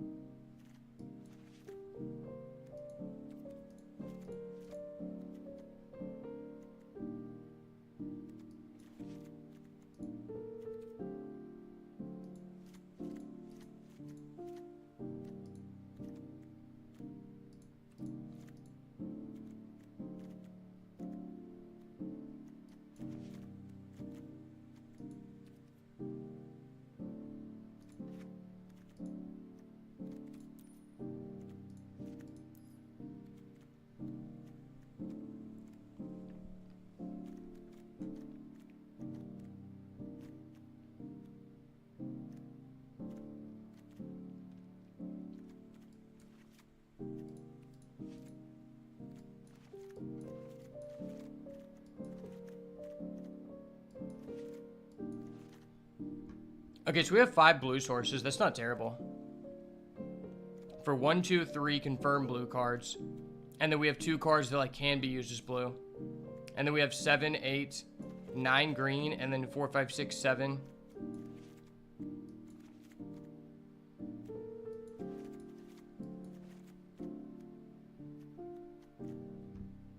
Nine white. That's not terrible. 9 white, 9 green, 5 blue. Okay. Deck looks okay. It's just extremely creature dense.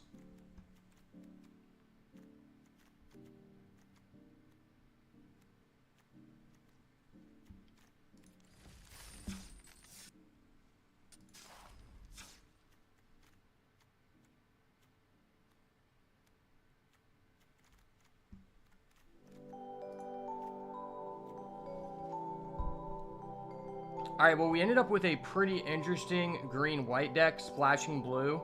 There are some good elements to this deck, but nothing that's too crazy. I mean, we have a Path of Annihilation. We also have a Sowing Microspawn to fix our mana. Twisted Riddle Keeper's good. Null Drifter's good. It's a little bit unfortunate because we really aren't able to utilize some of our best... It's a little bit unfortunate because we really aren't able to utilize some of our best rares. We have 1, 2, 3, 4 rares that touch black. I mean, this card's really good and that card's really good too.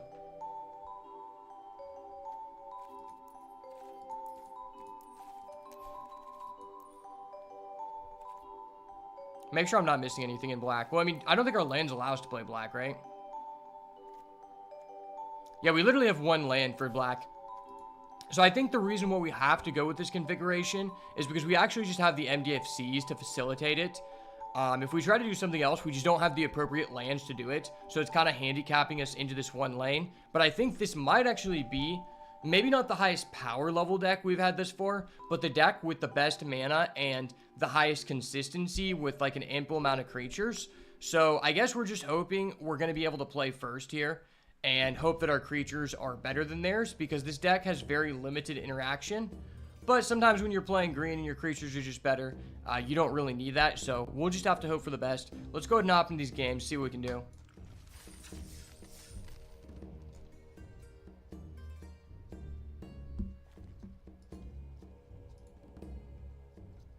Yo, thank you for the raid, bro. All right, let me change the picture of the deck to something saucy. Change it to path. If it's path, then we're going to draw path. That's how it works. All right. Let me go to the bathroom real quick and we'll run it.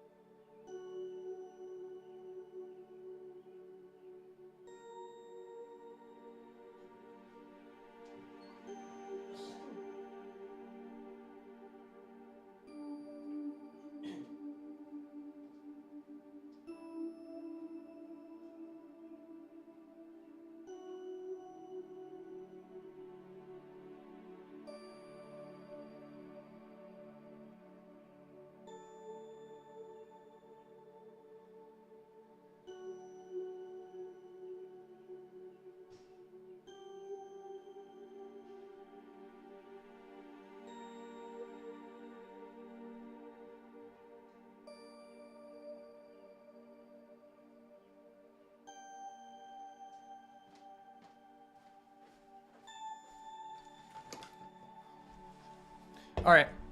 It's game over, boys. For anyone who's just stopped by, this is the deck we ended up with. It's a pretty jank deck, but I mean, we have a Path of Annihilation, which is kind of good. And then I guess we also have a Twisted Riddle Keeper and a Null Drifter. We have a good enough amount of MDFCs. We have 1, 2, 3 MDFCs, which is like, okay. So the mana comes together. It's just not the most highest power level deck, but we'll just have to see what happens here.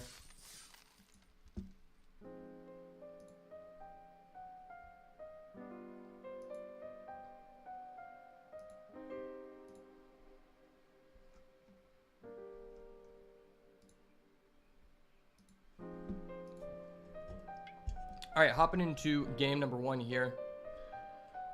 Well, we have the mana to facilitate it. We're on the play with the Glyph Elemental. That's probably okay.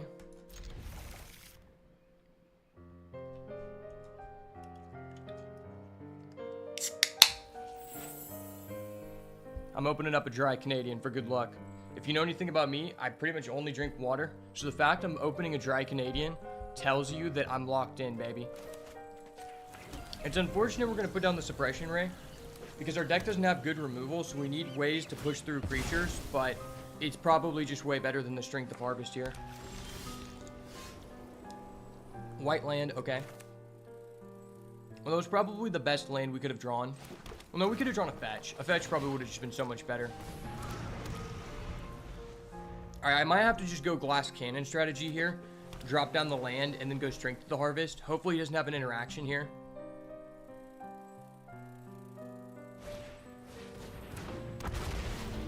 Wow, that was so fucked.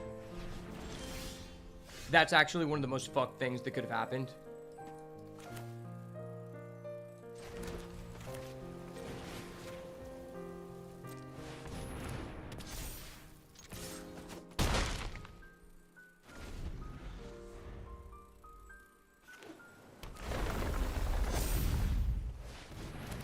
Okay. I have him on a 3-turn clock. I doubt that this will live.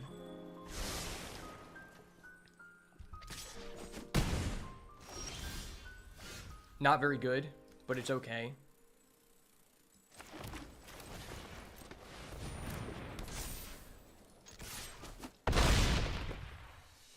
Alright, 2-turn clock. No response, sir. Please, do not remove this. This is my only thing I have going. You have so much going. You literally stole my best card. That's pretty fucked. Wow, there's a lot of ways I could go with this. Oh my gosh. Am I gonna gamble?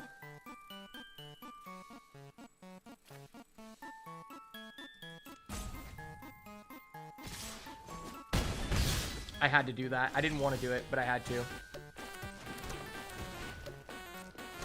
Well, I wouldn't have drawn a land, so I can't be too pissed.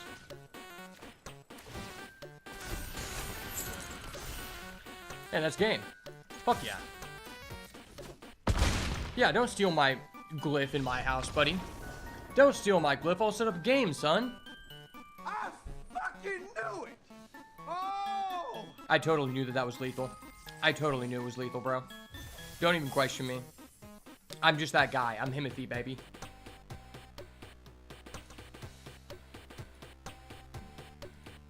Wow, that was so good for us. Why not black-white? Just getting here. Sorry, I don't know why, but like the messages on YouTube are just not setting up on my Streamlabs. The reason I want to go with this is because we don't have the lands to facilitate black. We literally have no lands. The only land we have for black is a red-black land. And that's just not feasible. Plus, our white is just our deepest color, so I feel like I'm forced to do it.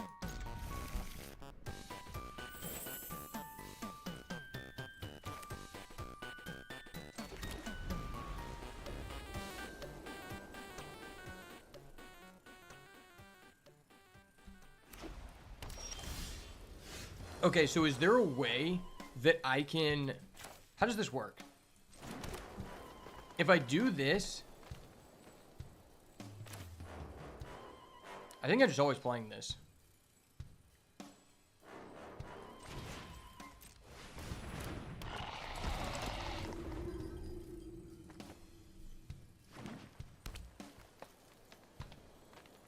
I think I'd just rather have this die.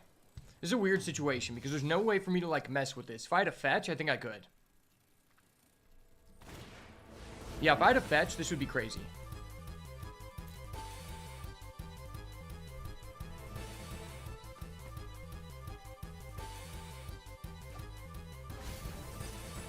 Solstice Zealot, okay.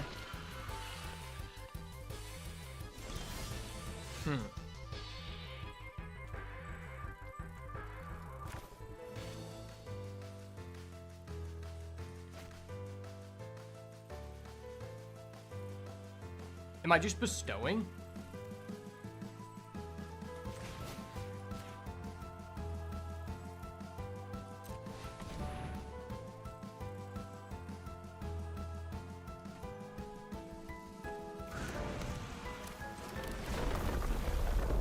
This is probably slightly more optimal.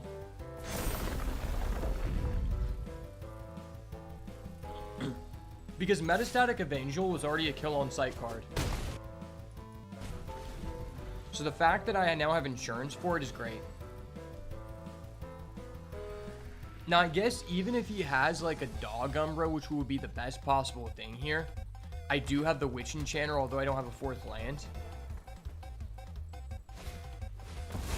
Now he has a path. I need a land here so bad. Please give me a land. Please give me a land. If I get a land, I might blow this guy out. Oh my gosh, it's the perfect land. It's the perfect land. Fucking knew it! Oh! So we're gonna proliferate. Activate this. He also has a path, which is so scary. Bro, you have 2 colorless. You can't respond. I'm gonna remove your path, sir. Don't worry. You just spent 4 mana to create 2 tokens. That's fine. Submit 1. I'm hitting you for 6. That's fine. I'm just that guy. I'm Himothy for a reason.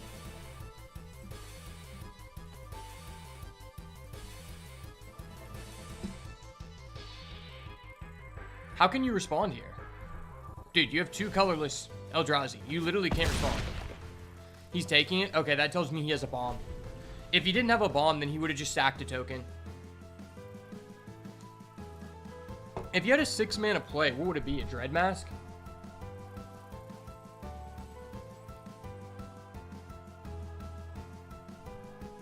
This is kind of a cool interaction because it makes it to where, regardless of whether I draw a land or a creature, I'm still increasing the counters on this. And if he has to take a turn off to answer my Eventual, that's really good. I guess the worst possible scenario would be that he has an enchantment removal.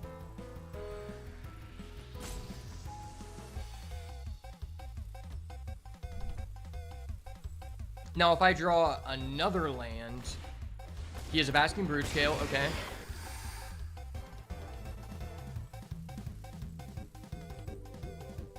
And then a Solstice Zealot.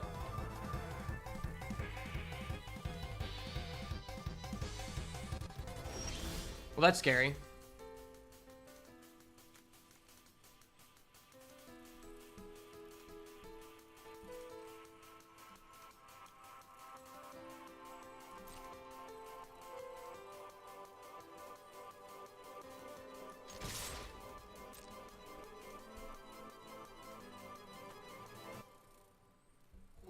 See what he does here.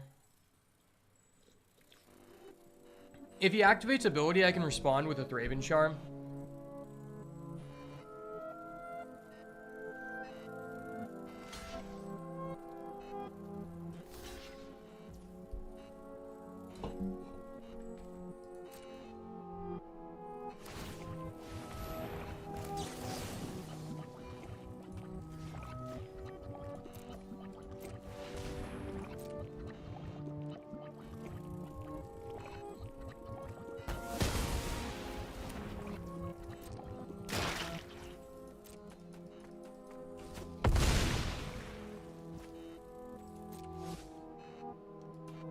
Okay, that was a weird situation, but I think it's fine.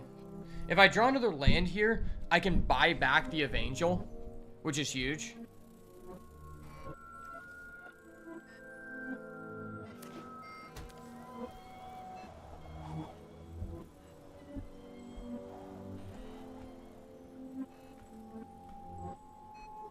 Yeah, this is a really good situation for us.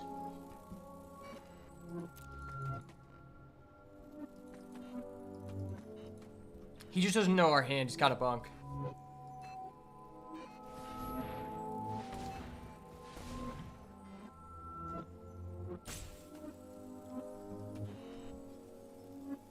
Area auxiliary would be such a blowout here. Okay.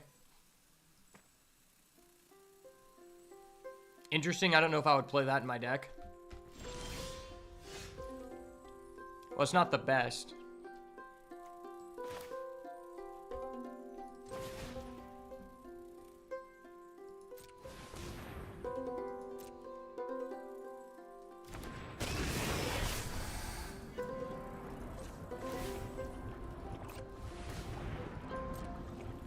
No response?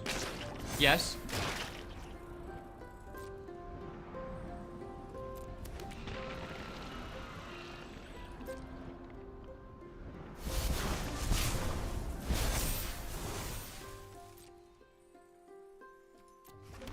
Wow, if that worked for tokens, this would be such a blowout.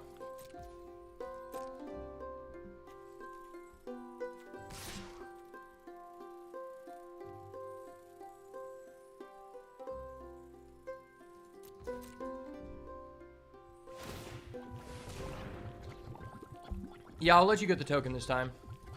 I could have attacked with my Witch Enchanter, which would neg him a token.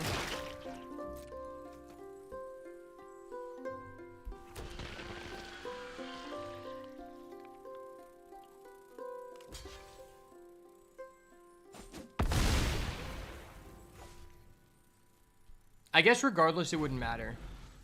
It just would change which token he would be blocking with, which really doesn't do anything in this game state. The 2 tokens for us is huge, though, because now we have 6 mana. Altasar, okay, he has to cascade into something broken. Alright, you never hit a Writhing Chrysalis here. Okay, that's fine. I'll allow that. That was completely fair. Fair game. Fair play, sir. That is a fair and fun card. I had one in my deck. I'll allow you to have that one. It's fair.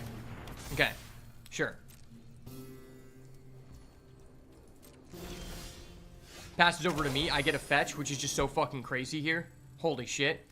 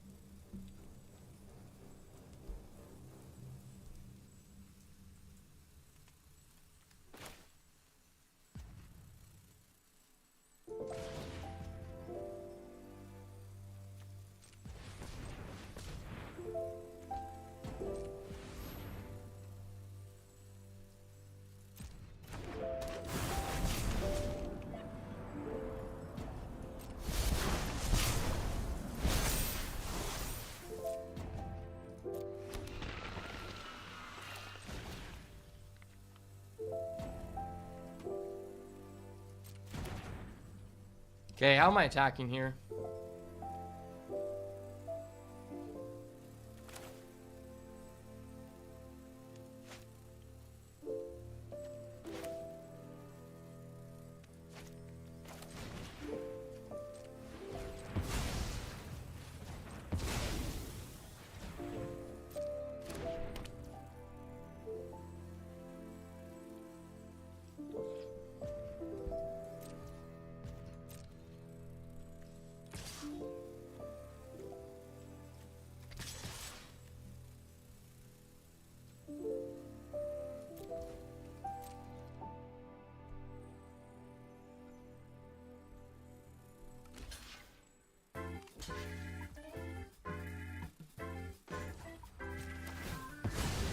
Okay.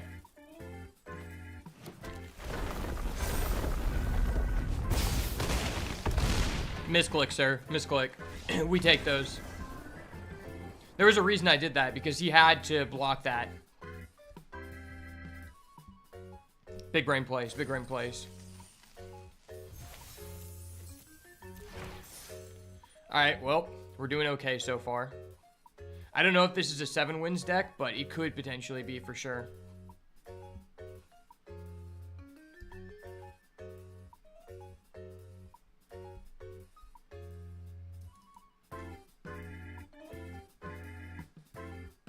Let me update the tracker.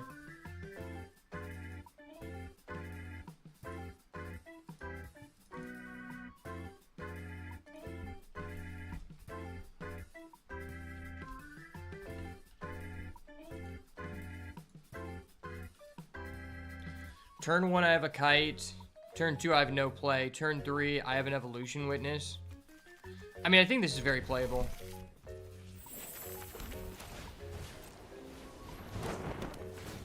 Turn 1 kite is pretty respectable. That's super respectable. Fuck yeah.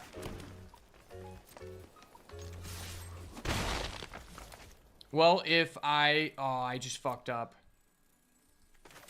Oh, no, I didn't. It didn't matter. I wasn't playing a land, so it didn't matter. I was like, wait, did I miss a counter? No, I didn't miss damage. Okay.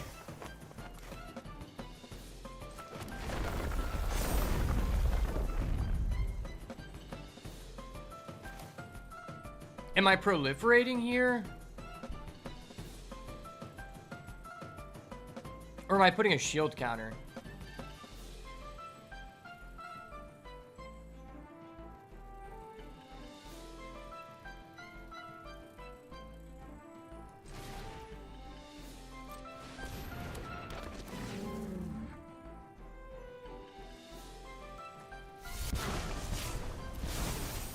I'm gonna go proliferate because at the end of the day, I don't really care about the germ regardless.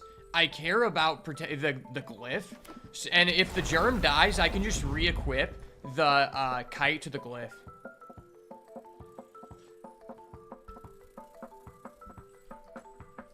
It's just like, do you have a collective resistance? Alright, you don't. Sweet, sweet, sweet. Nice, nice. Land here, land up the top. The rippers. No. That's fucked. That's so fucked, man.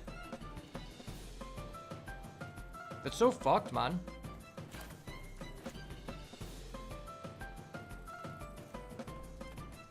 What if I just make this 4-4? Seems really bad.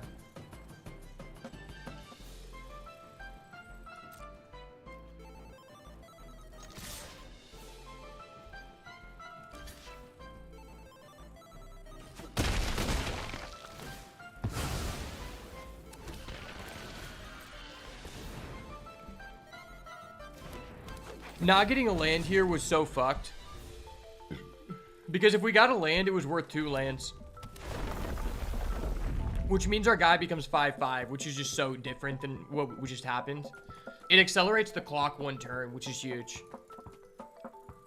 It looks like he's probably either slamming a Chrysalis or he's slamming an Answer. Because I'm sure that that token gave him initiative, but ultimately I feel like that advanced my game state more. Because it puts something in the graveyard to add back with this if I have no action. Okay.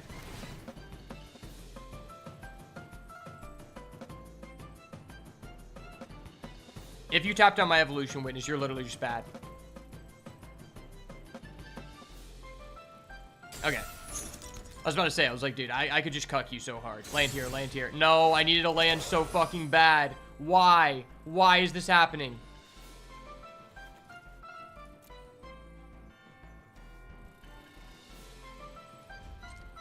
If I get a land, I just blow this guy's back out. That is so irritating.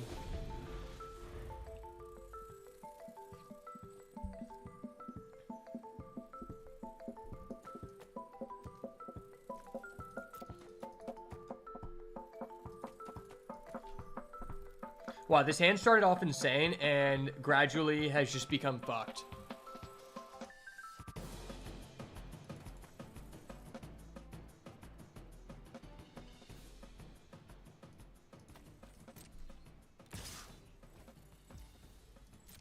Yeah, that's good with me. End step. I guess I'm just gonna do this because I have no actions.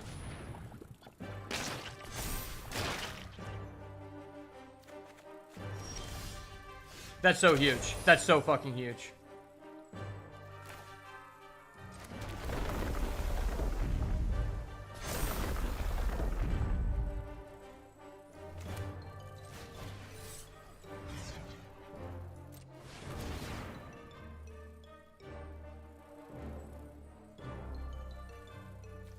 Okay.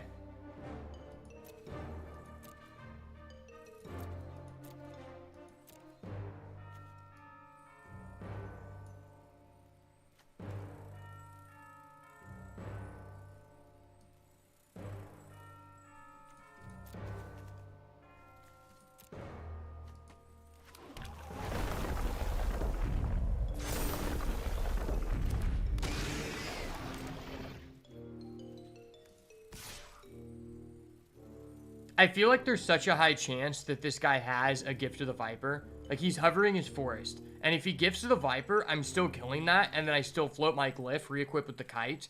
So this seems legit.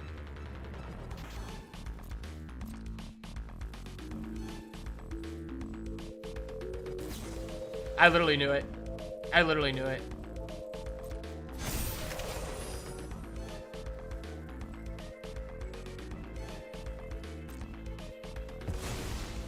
What the fuck? I was like, wait, whoa, whoa, whoa, whoa, what the fuck? Why would you do that?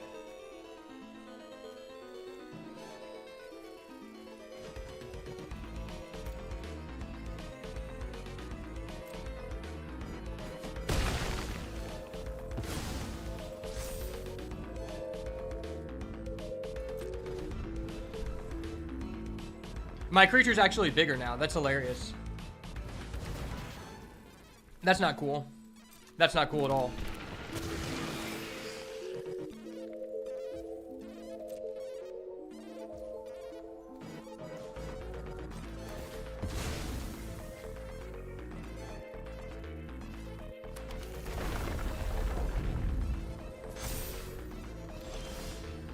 Okay, I'm really close to a lethal situation. I guess I could have held the colorless to be able to do that, but I think this is better.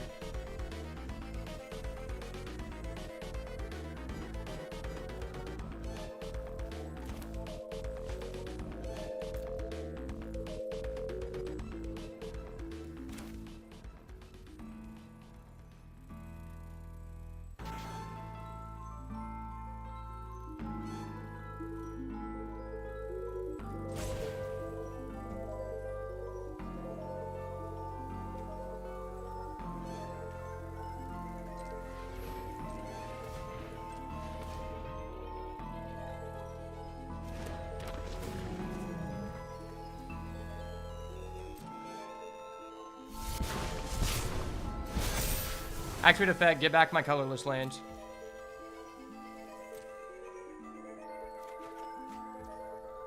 Play the colorless lands. Proliferate again.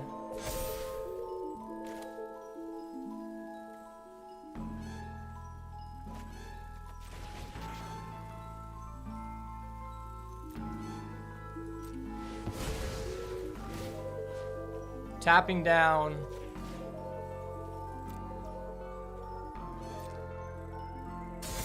Wow, this was such a bonkers play. Well played, sir. Not done yet, baby. Underestimated 3.0. Let's go. High elo plays there, baby. Let's go. Brother. I do those kind of plays in my sleep. What's happening to my soundboard?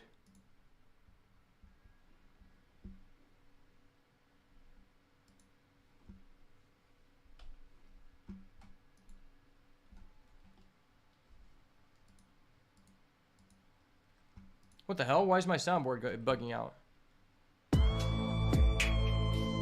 I do those plays in my sleep, baby. I'm nice like that, okay? Bro, I'm not gonna lie. That was such an insane sequence. I went proliferate to add back the land, sacking it during the end step to get the extra counter, play the land, then I'm able to sack with the micro spawn, tap down both of his guys. That's some high elo shit, son. They talk about my play, son.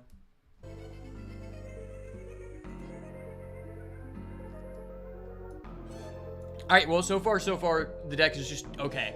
The deck is pretty decent. It's kind of just been a pilot thing. Like, you know, I'm just kind of jitted, and I just pop off like that. See, that's the reason why we're not playing white-black Gulliver. So we can do shenanigans like that, because that was bonkers. Okay, third game in a row, we open up a Glyph Elemental. I'm cool with that. And I'm on the play.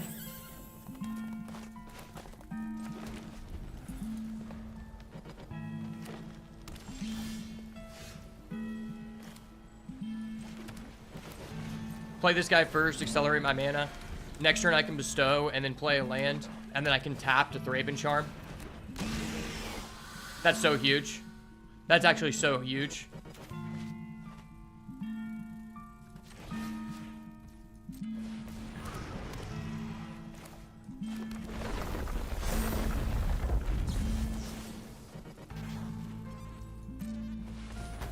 Thraben Charm that all day, baby. That was nice. The tempo is crazy. Tempo. Man. Where the fuck are my lands? Man.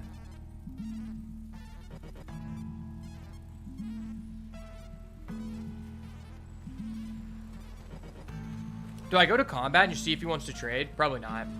It's kind of ballsy.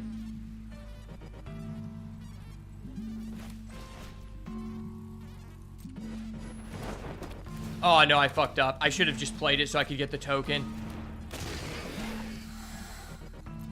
That would have guaranteed me a turn 5 play if I didn't do that. Wow, I'm so stupid. I didn't even think about the potential of that. I need to stop playing so fast.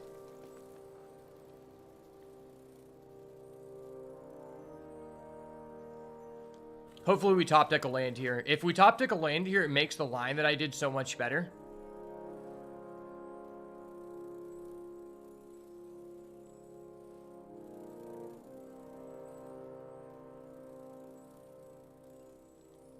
If we do that, then we're going to be able to meddler, which is huge. He is playing black, though, so it's very likely as an insane removal. Oh, that's so scary. Wow. Fuck, man. Why did I have to get rid of my Thraben Charm? That's my only way to stop that, and that card is just an auto-win button. Like, it's just fucked.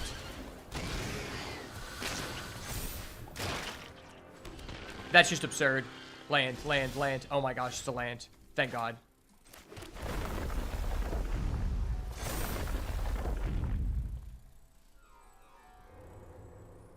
I think we just need to develop.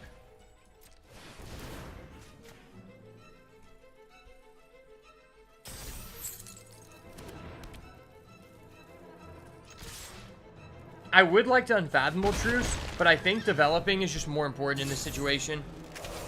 It's not like I actually have real removal. And now I'm making a threat that looks bigger than my Dryad, so hopefully he lets us keep it.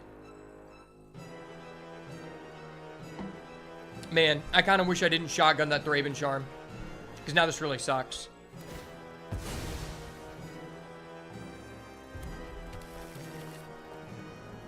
He's getting a red. That tells me he has a discharge, most likely. Like, that's really the only thing you would want to be doing.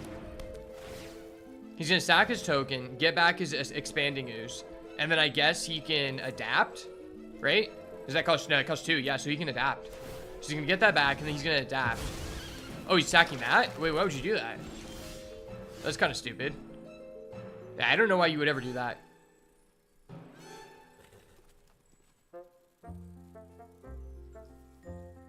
How much do I care about damage versus pressure here? I think I have to do this right now. This is just too high impact. This is the only turn I'm going to have to take a turn off. Into no lands here. Okay. I don't want to play this, but I feel like... I know I can't play it because I need the flying.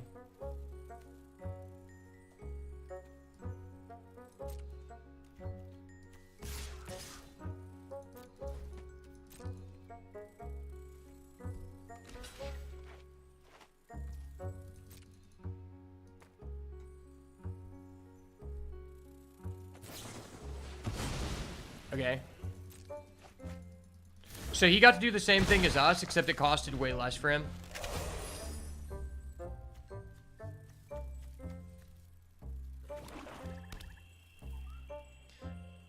Assuming he removes 0 game pieces from us, I have him on a 2-turn clock, which is very unlikely. Of course he has a Writhing Chrysalis. Why would I think that he had a Galvanic Discharge? Of course if he's playing a red source, it's always Writhing Chrysalis, you know? Well, that's just extremely frustrating. Fuck your Writhing Chrysalis. That card's unfair. That card is so unfair. Why can't I have one of those? Alright, let me update the Chrysalis counter.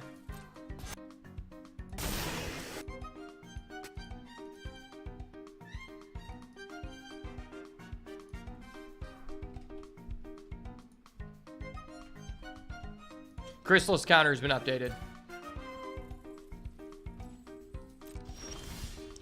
Oh my gosh, if that was a land, this guy's so cooked. Fuck, dude, this is such a bad situation.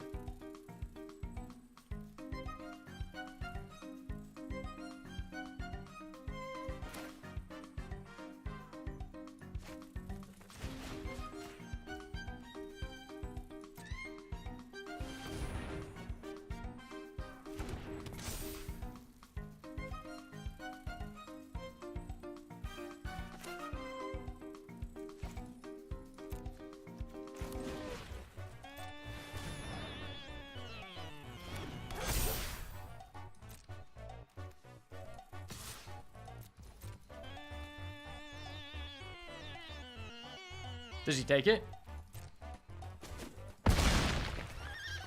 Alright, now in order to win, I need him to not kill this Dryad. I need him to not full clear the board and not Dryad, and then I can go Suppression Ray here for lethal. That's our only chance of winning. It's very low, though. I'm sure he has like a Abomination or some bullshit. Okay. Into Sorin and Althazar. Okay, your deck's insane. I get it.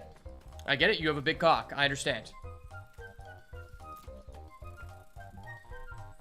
Guys, let it be known this guy does have a big cock. That's why he's putting it on the table. Remember that. No flyers. Don't play a flyer here, buddy. Flyers are not good in this situation. You don't want a flyer. Go with the reach. Reach gives you the best of both worlds. You get to be on the ground and in the air. Okay.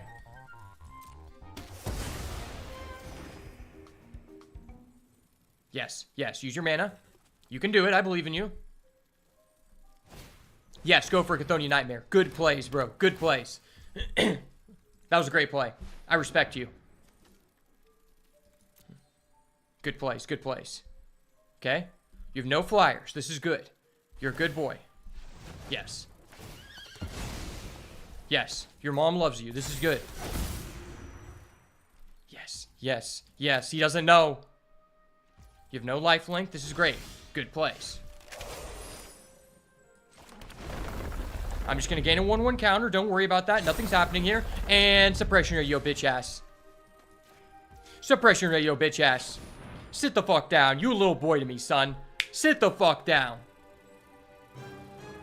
I got the emote. I got it. I got it.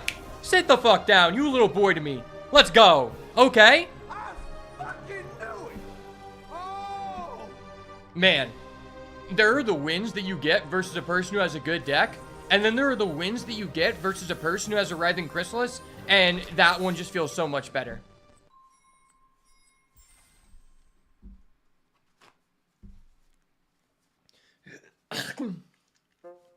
Alright. 3 more wins to go. We got this. We're in the money. There's no way we lose at 4 wins. Fuck that. It's out of the question. I'm popping off. I'm locked in, baby. There's a reason they call me the best of all time. And it's because goats come and go and boats stay afloat, baby.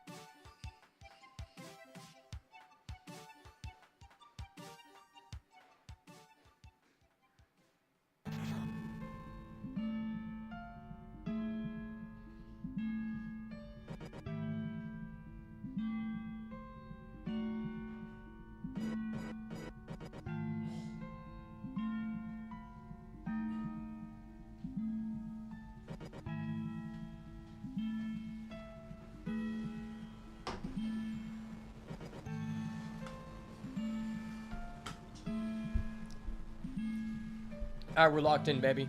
I just got some pub mix. The pub mix kind of fire for the W's, you know? Kind of a necessary need. I'm not always a degenerate. Sometimes I do feed myself. Man, I can't wait until we just finish this so I can stop playing Magic for the day and like go outside, touch grass, and like buy myself a proper meal.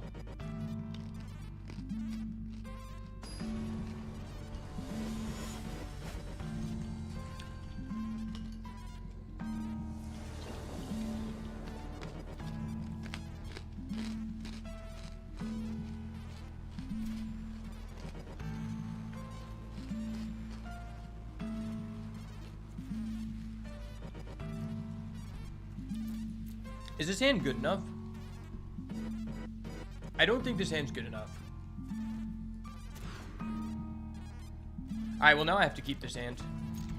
This hand is worse, but that's okay.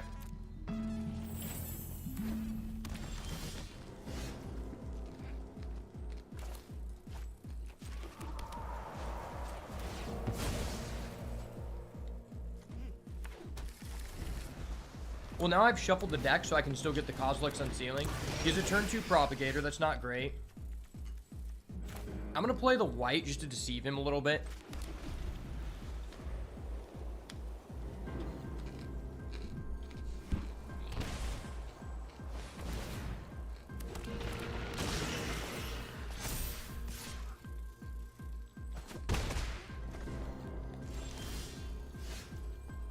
Wow, it really seems like this guy has a God Curve. If he has a Writhing Chrysalis, it might just be Wraps. Like, if he has a Writhing Chrysalis, it was just a die roll diff. The difference between us going on the play and on the draw here was just so different. It was like so huge.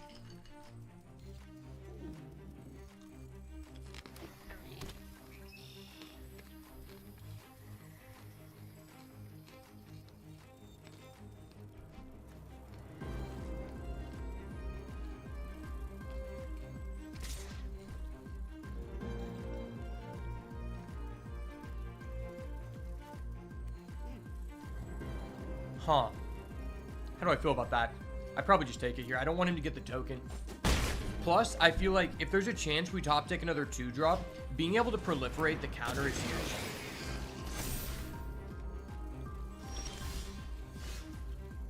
That's not great.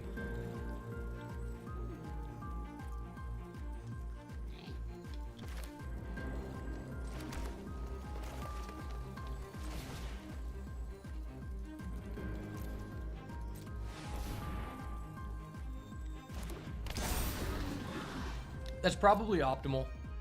And if I take some more damage here and top deck a 2-drop, then the proliferate value is just crazy.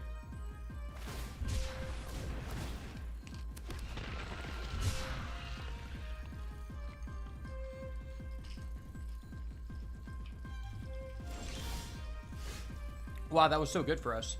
Holy crap.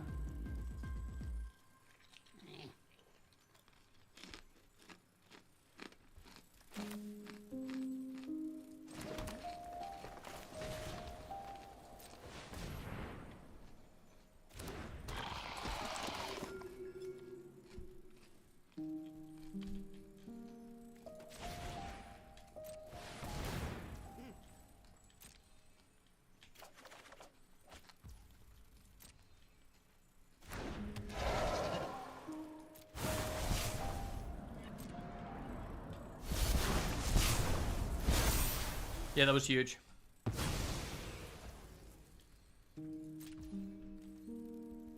Do I attack here? That's a good question.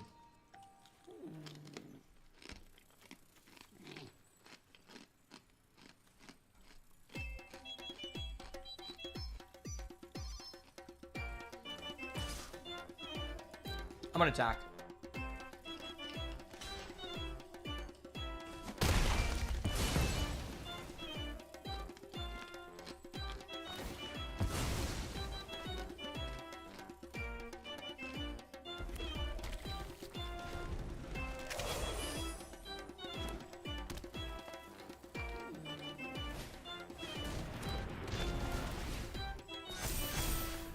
This is a close game, very close game. This is a nail biter. Not attacking, that's great for us. Oh, into this? That's huge. That's so huge.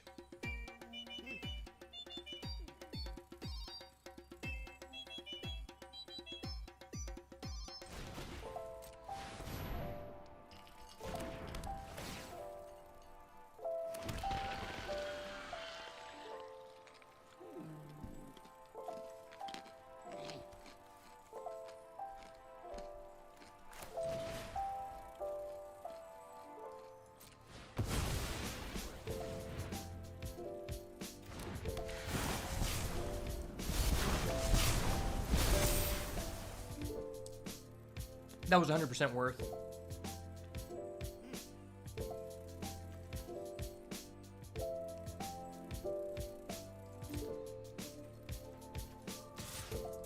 Probably just do this again.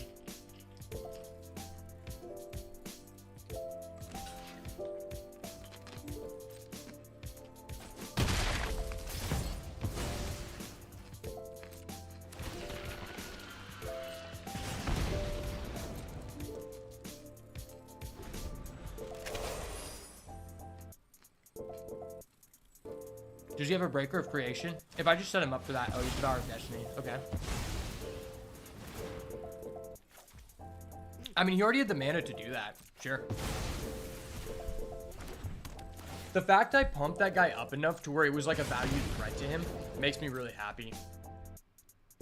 Not attacking, I would totally get in with the Gatekeeper there. You're fine with either exchange, you can bring it back. That's kind of a misplay by you.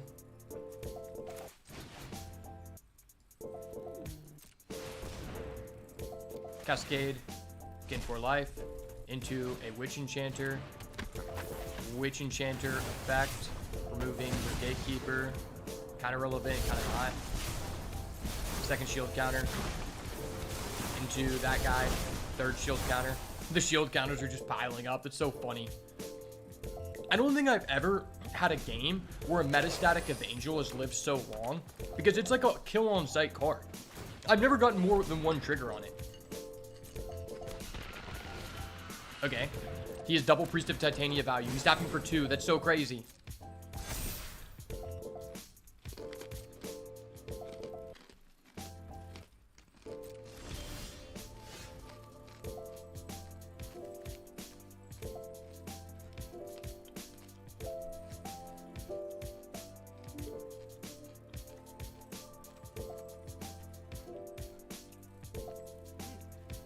Wow, that's hilarious. I could actually have Kozilek's Unsealing and Path of Annihilation on the field at the same time. That's so funny. I think I just don't need to be greedy. I think I just do this. I don't even know what I'm necessarily hitting.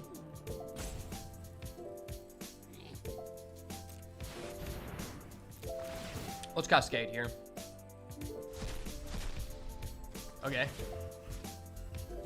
I'm gonna make that guy 6'6". Umbra Armor, 3 shield counters. That's cool. Yeah, yo, I like this. This is cool. Now I have an attack. Let's make it 4 shield counters. 4 shield counters with an Umbra Armor and Vigilance. That's so freaking funny. Holy crap. I don't think I've ever had this many shield counters. Okay, there's one game where I had an Ajani Planeswalker and I flipped it over, and I kept giving it shield counter for no reason.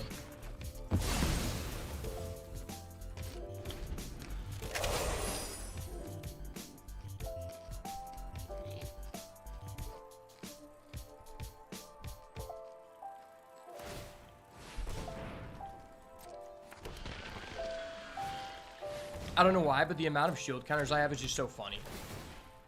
Okay.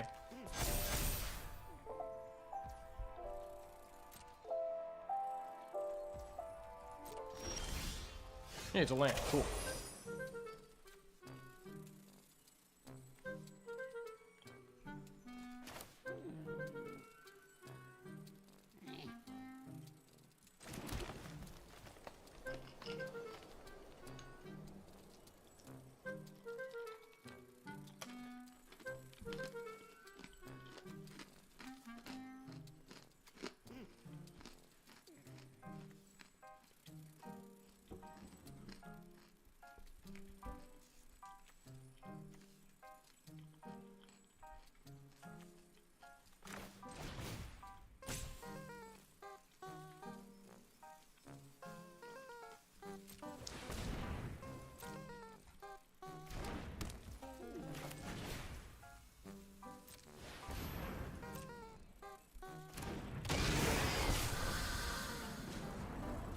Adapt 1. Adapt 1. Adapt 2.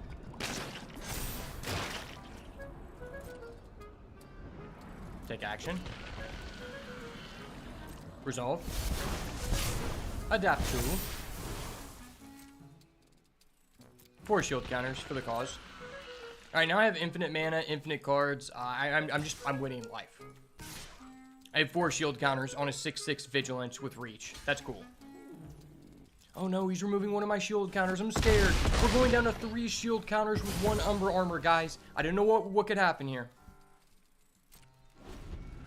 So do the shield counters always proc before the Umbra armor? I wonder, like, if I'm choosing that and it's just choosing the best option. Oh, you actually have a guy. Like, you can't be doing that, bro. That's like a real card. I can't let you do that. Bro, your deck's kind of gas. Can you, like, stop?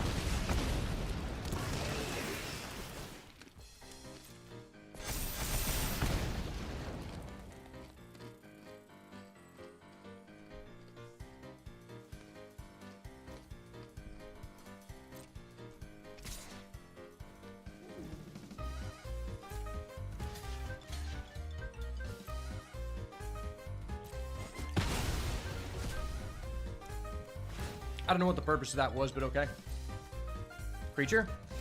Blow your back out? Okay, it's not a creature.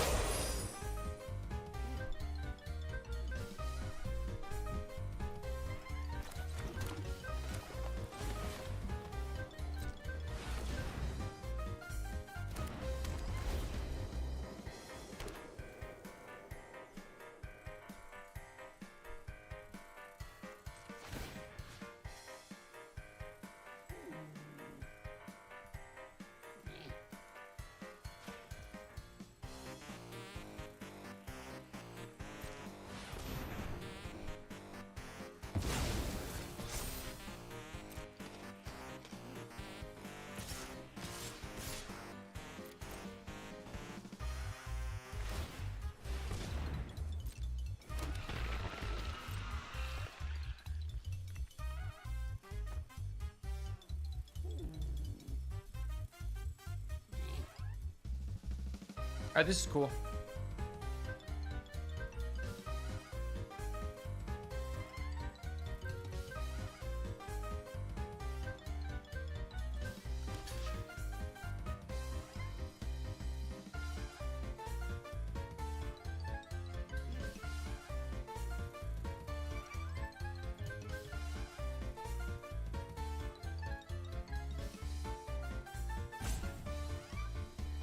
How does he get out of this?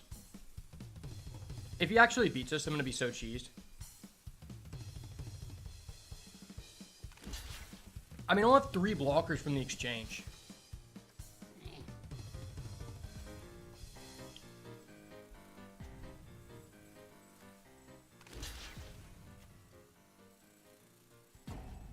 Okay, yes. Do double block with your Writhing Chrysalis. That's great. No, no, stop that. Stop. I need you to double block like that. That was a great block. I respect that block.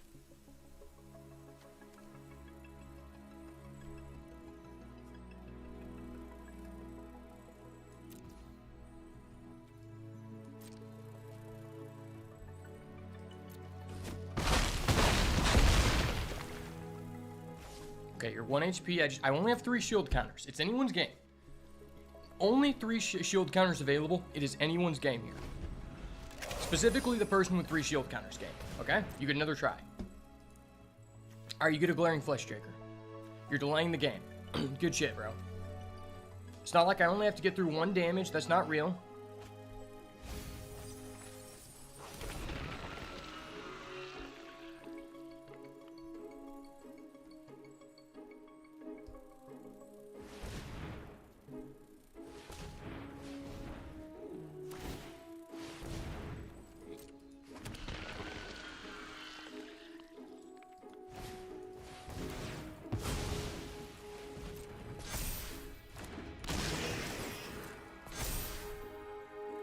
Okay. Can I draw a 7-cost creature? That'd be cool. Hey, I drew a creature. That's goated. I love this. I feel really good right now.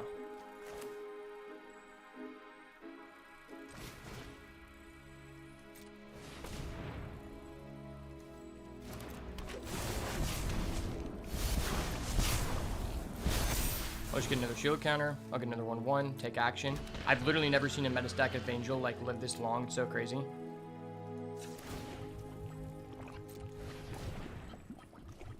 What is in my deck? A lot of stuff. I'll get back that guy. I'm going to draw a lot of cards, do a lot of things.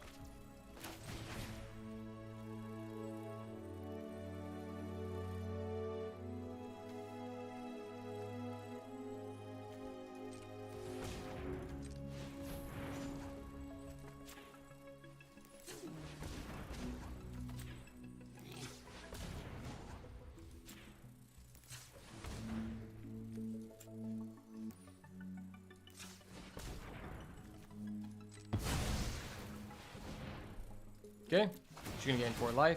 I'm just gonna Cascade, and then I'm gonna proliferate into a kite. Okay, that's not great, but I'm proliferating, so fuck it. I'll draw 3 cards.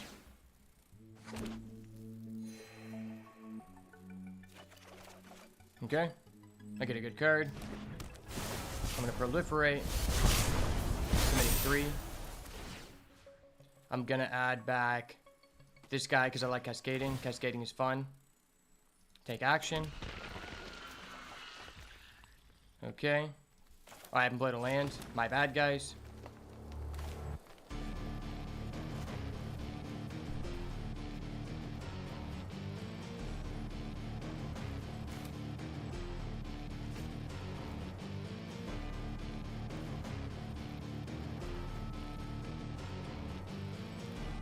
I can just go in the air, though.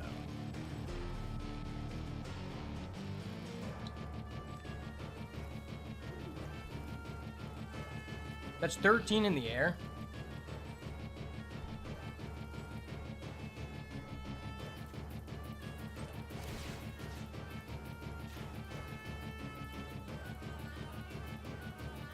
Oh, I can't because it costs a white.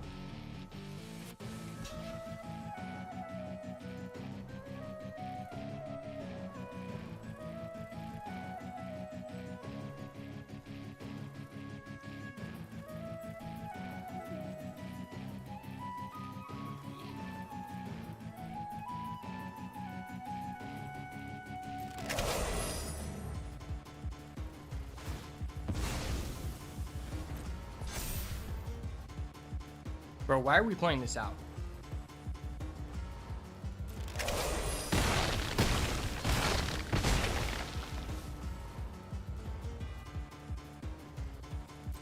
I don't know why we're sitting here playing this out. You're at 1 HP, and I literally have infinite ways to game you.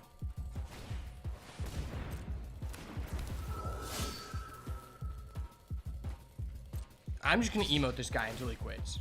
Because this is ridiculous.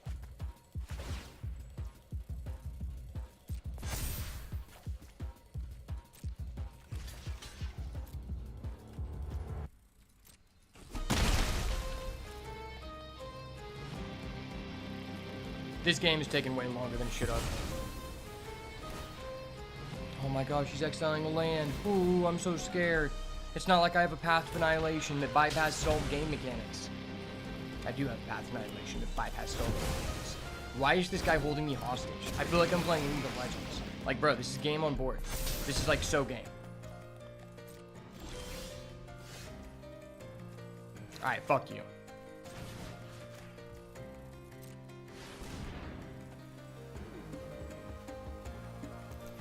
Thank you. Thank you. Dude, I've had game on you for like 3 turns. Like, there's no way you're getting out of that, bro. Let's go. I fucking knew it! Oh! It's actually sad how long that guy held us hostage. Okay, at worst, we're getting 20% of our deals back. We just have to win 2 more games. That guy, honestly... Oh, wait, I gotta update the Chrysalis counter. Chrysalis counter...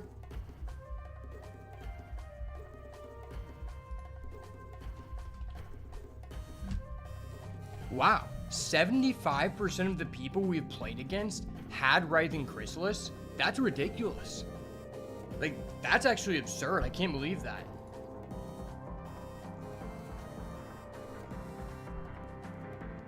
Alright, let me put this dish up real quick. One game at a time.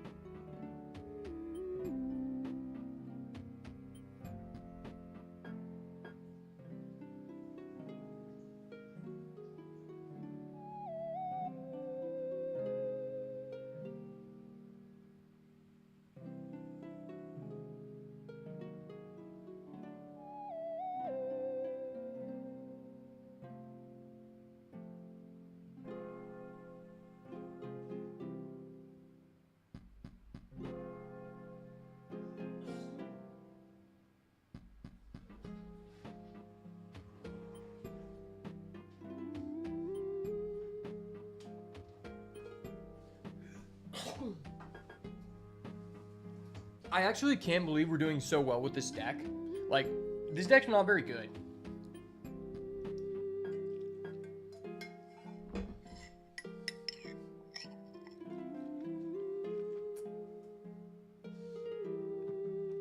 Like, that guy's deck was probably a little bit better than ours. I mean, he had Writhing Chrysalis.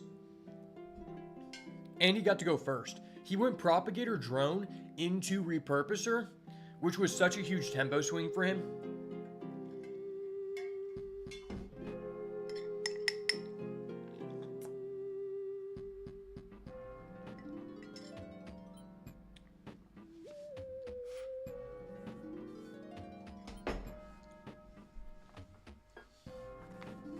Glyph Elemental has been such, like, a huge powerhouse. Like, also Metastatic Evangel. Dude, the fact our Evangel lived that long is more crazy than us being 5-0. Like, that's ridiculous. Let's see if I can put another Kite in. Kite was honestly so huge, and I want to see what's the worst card in this deck.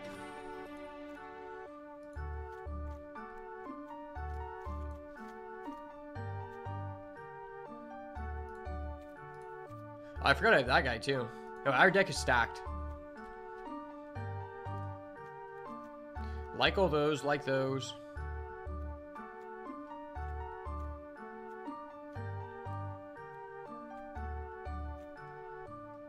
Yeah, I don't know. I would like to play a second Kite because it feels like that's how we're winning, is just being evasive. But I don't think there's anything I would cut.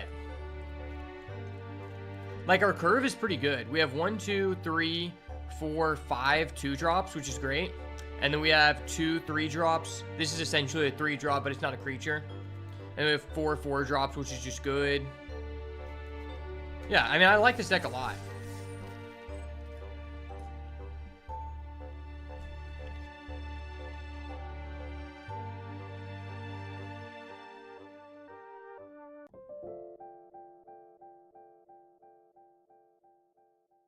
All right, please let us go. Let us play.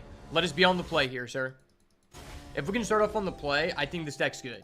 It's just because we have no removal, going second is so terrible. Okay, we go first. That's great. I love that. Okay, we have all 3 sources. No 2-drop, but turn 1 Kite, turn 3 Rhino, turn 4 Microspawn. I think that's good enough. I think that's legitimately good enough.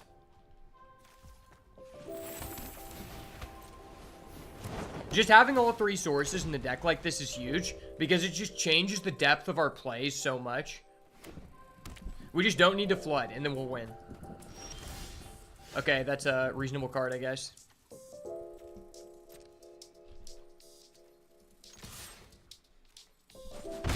I guess I'm going to play the blue to, like, trick him. He's like blue-white. Oh my gosh, he's on the blue-white goo, bro. I don't know what I'm going to do. And then I just pull random writhing crystals out of my ass. Because, like, I'm that guy, you know? He's playing red-green. Oh my gosh. And he has a propagator drone. That's like the 4th person in a row that has went turn 2 propagator drone against us. That is very irritating. Alright, I guess we're going to have to win with the stupid fucking shield counters again. Shield counter.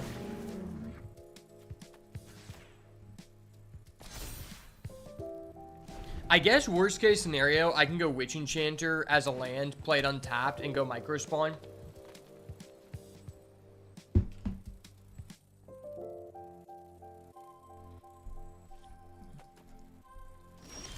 Okay, that was interesting. Very interesting. Am I gonna Witch Enchanter? I think getting the land is huge because we have a Hydra. The acceleration is just such high value. So we're gonna go to combat here and attack first and see what happens. I mean, maybe he has a gift to the Viper.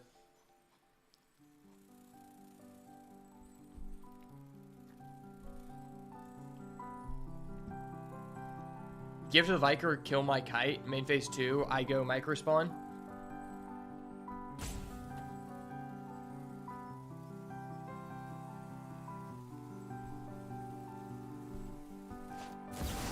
Endurance?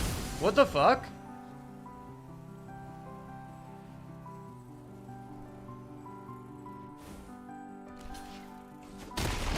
Okay.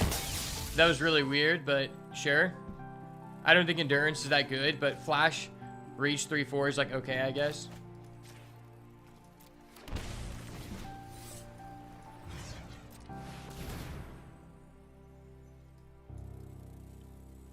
Am I ever getting a fetch here? Just a thin?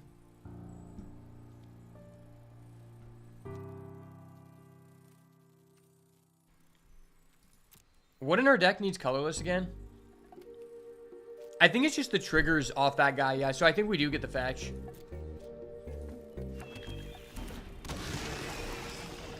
Yeah, that's pretty relevant. That's crazy he has an endurance. That's actually really funny. I don't think I've ever even seen an endurance in a pack. Which is crazy because I've seen Grief and Fury like 2 times. But I've never seen endurance. I've seen Solitude before. I think Fury's by far the best.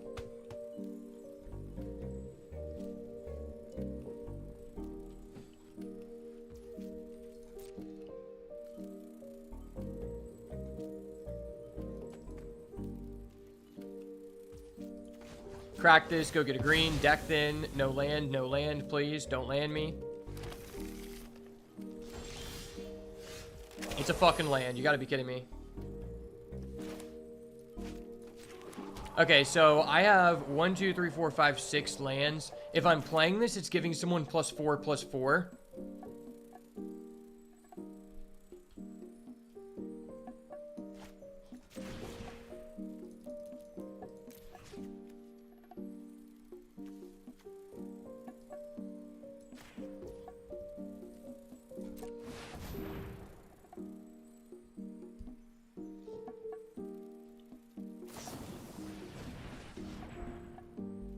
Okay.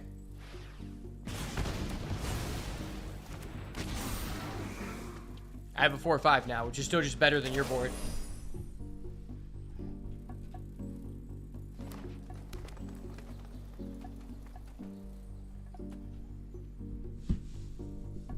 There's a lot of good top decks for here. Maybe I should have put it on the kite. I don't know. If I did, he would have discharged the kite, but...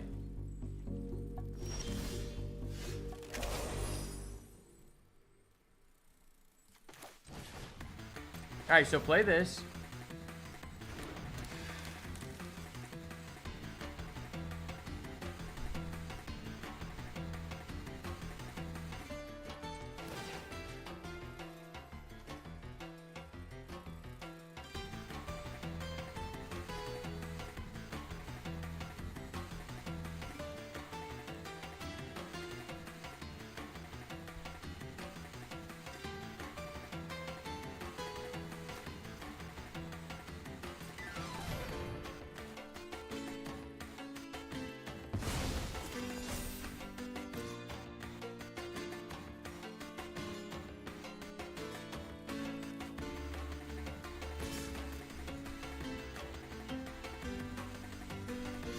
Maybe I should have put it on the micro spawn. I don't know.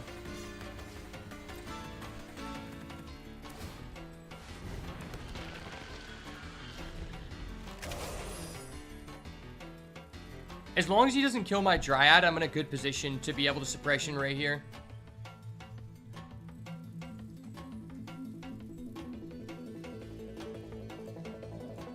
Hopefully he doesn't leave up mana for a counter. That'd be really bad for us.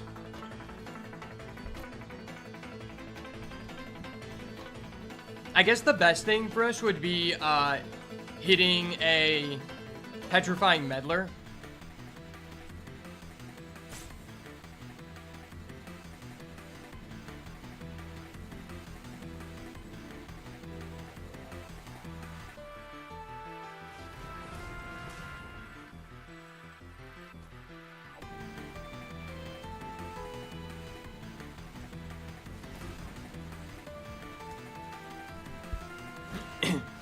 Okay.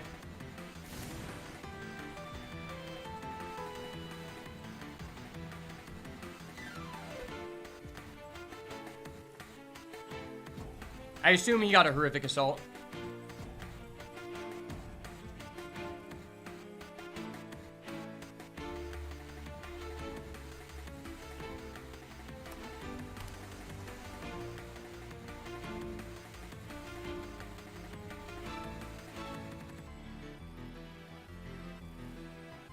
Bro. Brobo. It's a simplified game state.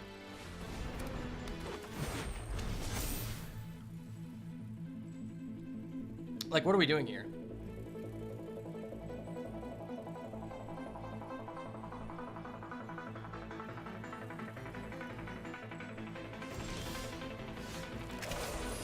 Okay, thank you.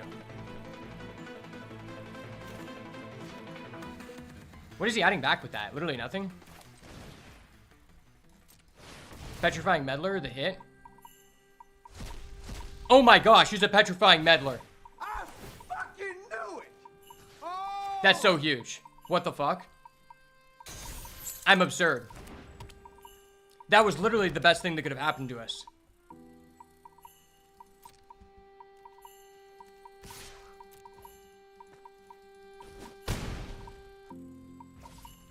Okay, there's about a 90% chance the next turn I win via Suppression Ray.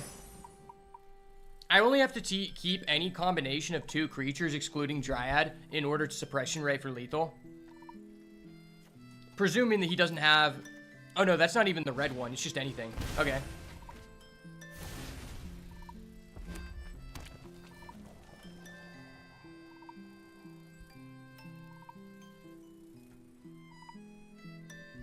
I can also play through an Aether Spike because I have so much mana.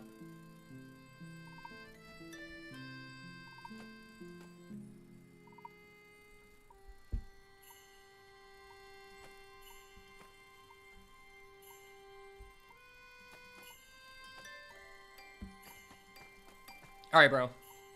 Bro, do you have it? Are you that guy or are you not that guy? This is the question I need to know. Do you have a Writhing Chrysalis so I can update the counter before I sack you?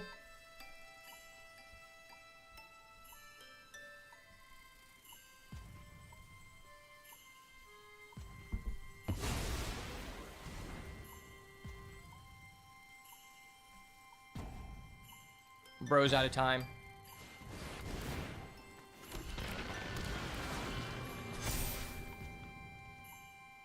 How does he just get more time?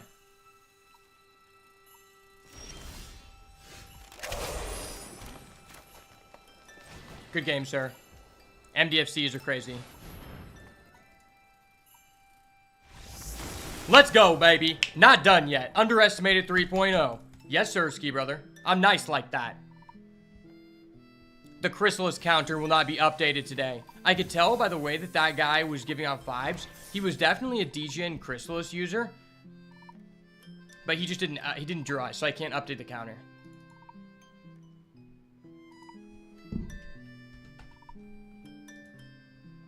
Eight for 13 opponents with a Chrysalis is still very high. Alright, final boss. We got this, baby. Let's go. I literally have 3 tries, but we're going to do it in this first one, because our deck is just saucy like that. Our deck is saucy indeed. They ain't going to stop the boat, baby. Not today, not anytime soon. Let's go.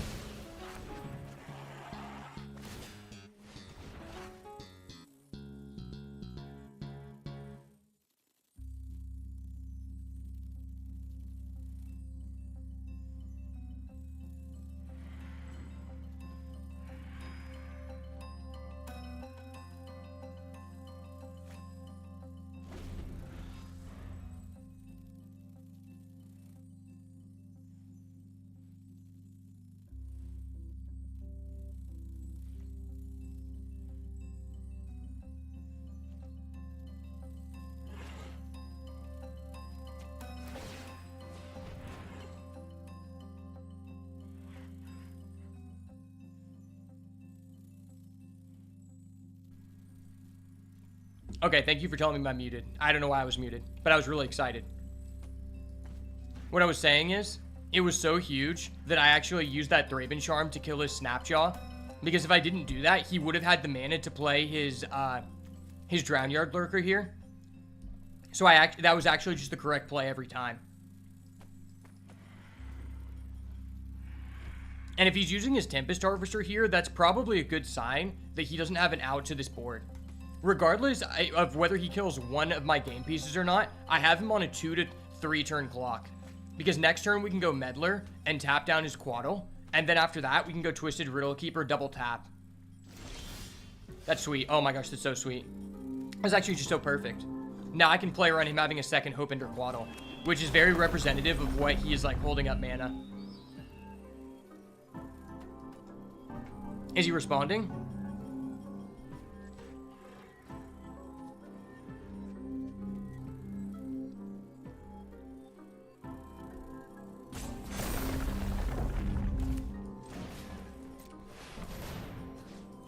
This is on cast, so even if he counters, I'm putting him on a clock. That's so huge.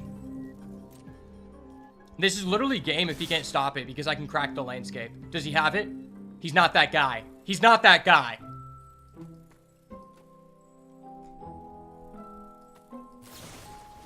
He's that guy. Fuck you, buddy. Well, shit. I actually need the colorless mana for my Riddle Keeper, so I actually have to do this.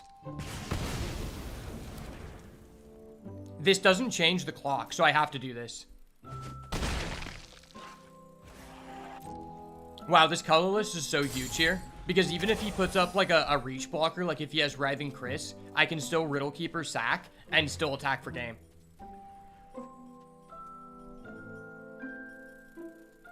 Technically, even if he removes this, then I could still attach Kite to my other thing. Perform under pressure. Pressure is a privilege, and it's all on me, baby. They make diamonds out of my plays. Pressure makes diamonds, baby. Detective's Phoenix, great, sure.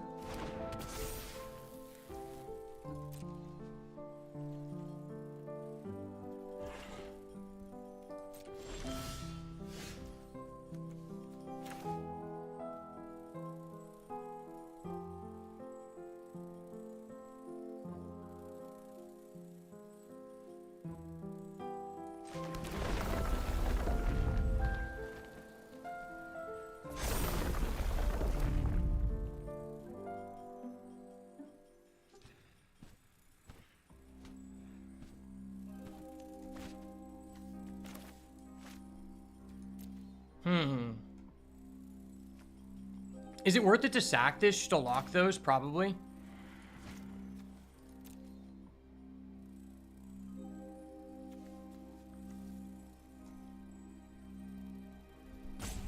What if I just go to combat and force an interruption?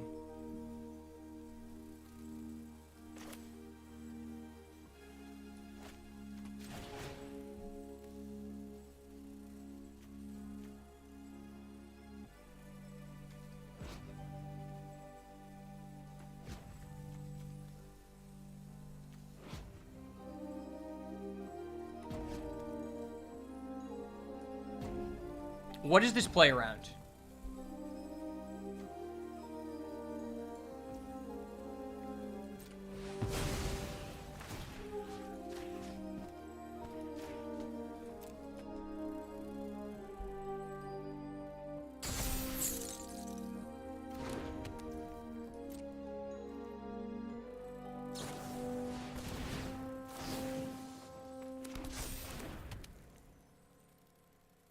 Yes, he doesn't have it. Oh my gosh, that was so perfect.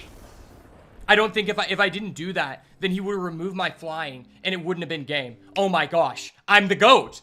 I'm the boat. Let's go. Yes, sirski, brother. Not done yet, baby. Let's go. Boom. Big weight. Yes, sirski, brother. Too easy. I think the combat first would have been better, but we will see. Well, we just saw what I did was better. If I did not do that, I mean, I think I would have won regardless, just based on, based on having an additional flyer. But that played around his ability to remove flying from my creature. Because had I not done that, he reduced my other guy to 1-1, where the other guy had counters on him, and then it wouldn't have been game. He doesn't know, baby.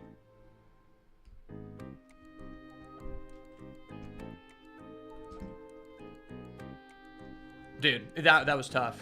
Let's go. All right. Well, that was an awesome run. It only took us 3 runs, and we ended up going against 8 out of 13 people who had a Writhing Chrysalis. So somewhere around the 70% mark of people we played against had Writhing Chrysalis. Let's go ahead and do a quick little deck overview before we end the video here. So we ended up with Glyph Elemental, which surely was the MVP.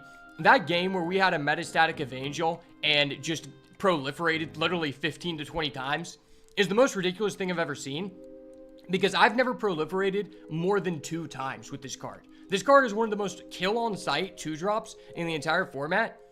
Twisted Riddle Keeper was great. Annoyed Altstar was great. Path of Annihilation was good the one time we had it. Honestly, Kite was absurd. If I could have played another Kite, I would have, but our card quality was just way too high. And then also, like, Suppression Ray just stole way more games than it actually should. And I'm really surprised we were able to trophy with this deck, considering there's literally only 1 piece of removal in the entire deck, being Thraben Charm. And that just goes to show, sometimes with green decks, if you're in this format, if you're playing Eldrazi, if your creatures are just really, really high quality, sometimes you don't need removal. And for me personally, I think it's actually more advantageous to just have overall better creatures than the other player than it is to have ample removal. Because a lot of your creatures trade for multiple pieces of interaction, and sometimes the removal in this format to answer threats, it's good removal, but it may cost you a tempo advantage. Like if you're answering Annoyed Altsar, number 1, you might have to use 2 pieces of interaction. Number 2, that's going to cost you at least 3 to 4 mana, at least, maybe multiple cards. And so if you can just keep pressuring, that's really good. Null Drifter was okay. I mean, I think this is just a solid card, but I don't think it's really like a card that pushes me into the Eldrazi space, but overall it was pretty good. It's unfortunate we literally never saw the Faithful Watchdog. We were kind of just doing Glyph Elemental things the entire time, and I think this is probably a top 5 performing common in the set, uncommon in the set. This card is just absurd. How do I counter against flyers? Well, I did counter against flyers. Number 1, I have ways to get flying. I have Manipular Kite. I have Reach with Nyxborn Hydra. I have Area Auxiliary that has flying. I have Petrifying Meddler that taps down things. Suppression Ray to break a stalemate. 2 Althasar that also have Reach.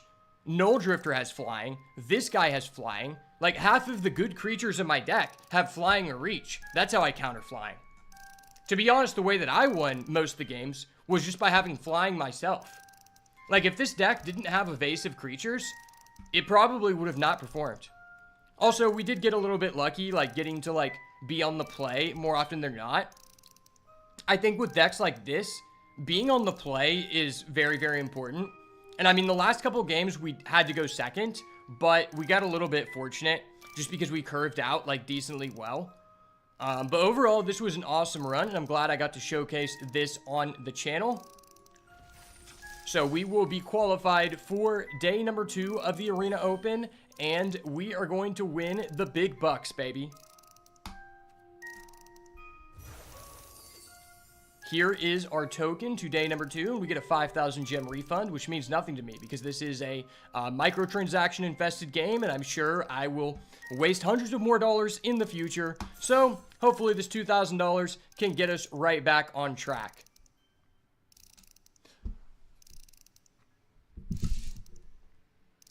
Well, I hope you guys enjoyed this pain that I put myself through as much as I did, because to me it wasn't as fun because I had to sit here for about 5 or 6 hours to qualify, but nonetheless, I did it for the content and the culture and because I'm the boat. So I hope you guys enjoyed this one, and if you want to see more awesome content, make sure to subscribe to the channel, turn post notifications on, and make sure to turn post notifications on and subscribe to the channel so you never miss another banger. And as always, if it's not the goo, it's got to go. Peace. All right, hope you guys have a wonderful rest of your day, and I will be back tomorrow in day 2, depending on how much time I have, and if like I'm doing something at work, I will be streaming day 2, just so the stream snipers can get at me, you know, because they need a little bit of an edge to take down the boat. Do I feel like a flying in a winner of Horizons? I mean, I think flying is very, very important in this format because, like, for example, people would be like, Chrysalis is just very, very oppressive. But if you're able to lock down the guy's Chrysalis, or he only has one, if you have multiple flyers or like a mandibular kite, you can just start sending them in and then just keep repositioning the kite, or wait until you have like an equipment to put on it to make it big enough. I think flying is very, very important. Specifically because regardless of whether you're going against Eldrazi or any deck in the format, everyone has token generation. So if your deck is at least somewhat aggressively slanted, what typically happens is you curve out on 2, curve out on 3, curve out on 4. The other guy plays something that creates some tokens and stabilizes the board.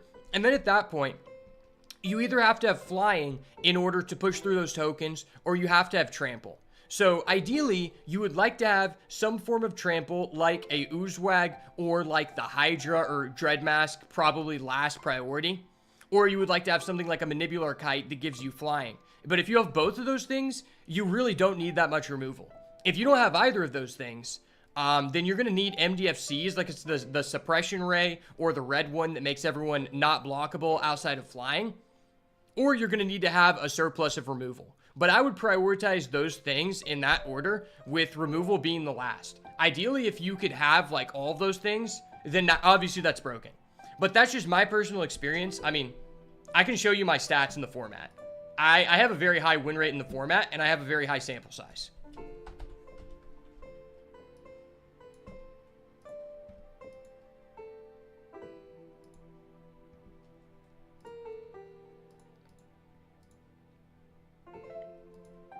Okay, so I have a 71% win rate in matches, 65.5 in games, and I played a total of 51 drafts, which isn't actually correct because I've definitely played slightly more than that. That's just what's been on 17 lands. And then in sealed, I have a pretty good win rate as well. So in the Arena Direct sealed, I had a 73% win rate, which is really fucking high. And then what is this?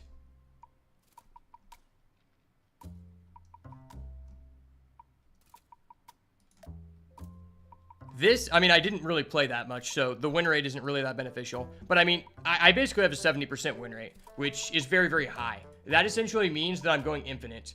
But I definitely want to make a video before the format's over. Usually, during the metas in whatever game I'm playing, I have a cigar episode where I sit outside with a cigar and just kind of like yell at people and just give people information. And I've been told by a lot of people that they like to listen to that kind of stuff at work. And it's probably my most enjoyable like aspect, is to do the discussion videos and just talk about like data analytics, because that's like something I'm good at and I have a degree to show for it. But I've been on the computer way too long, and I need to go make some food and then go lift some weights, you know?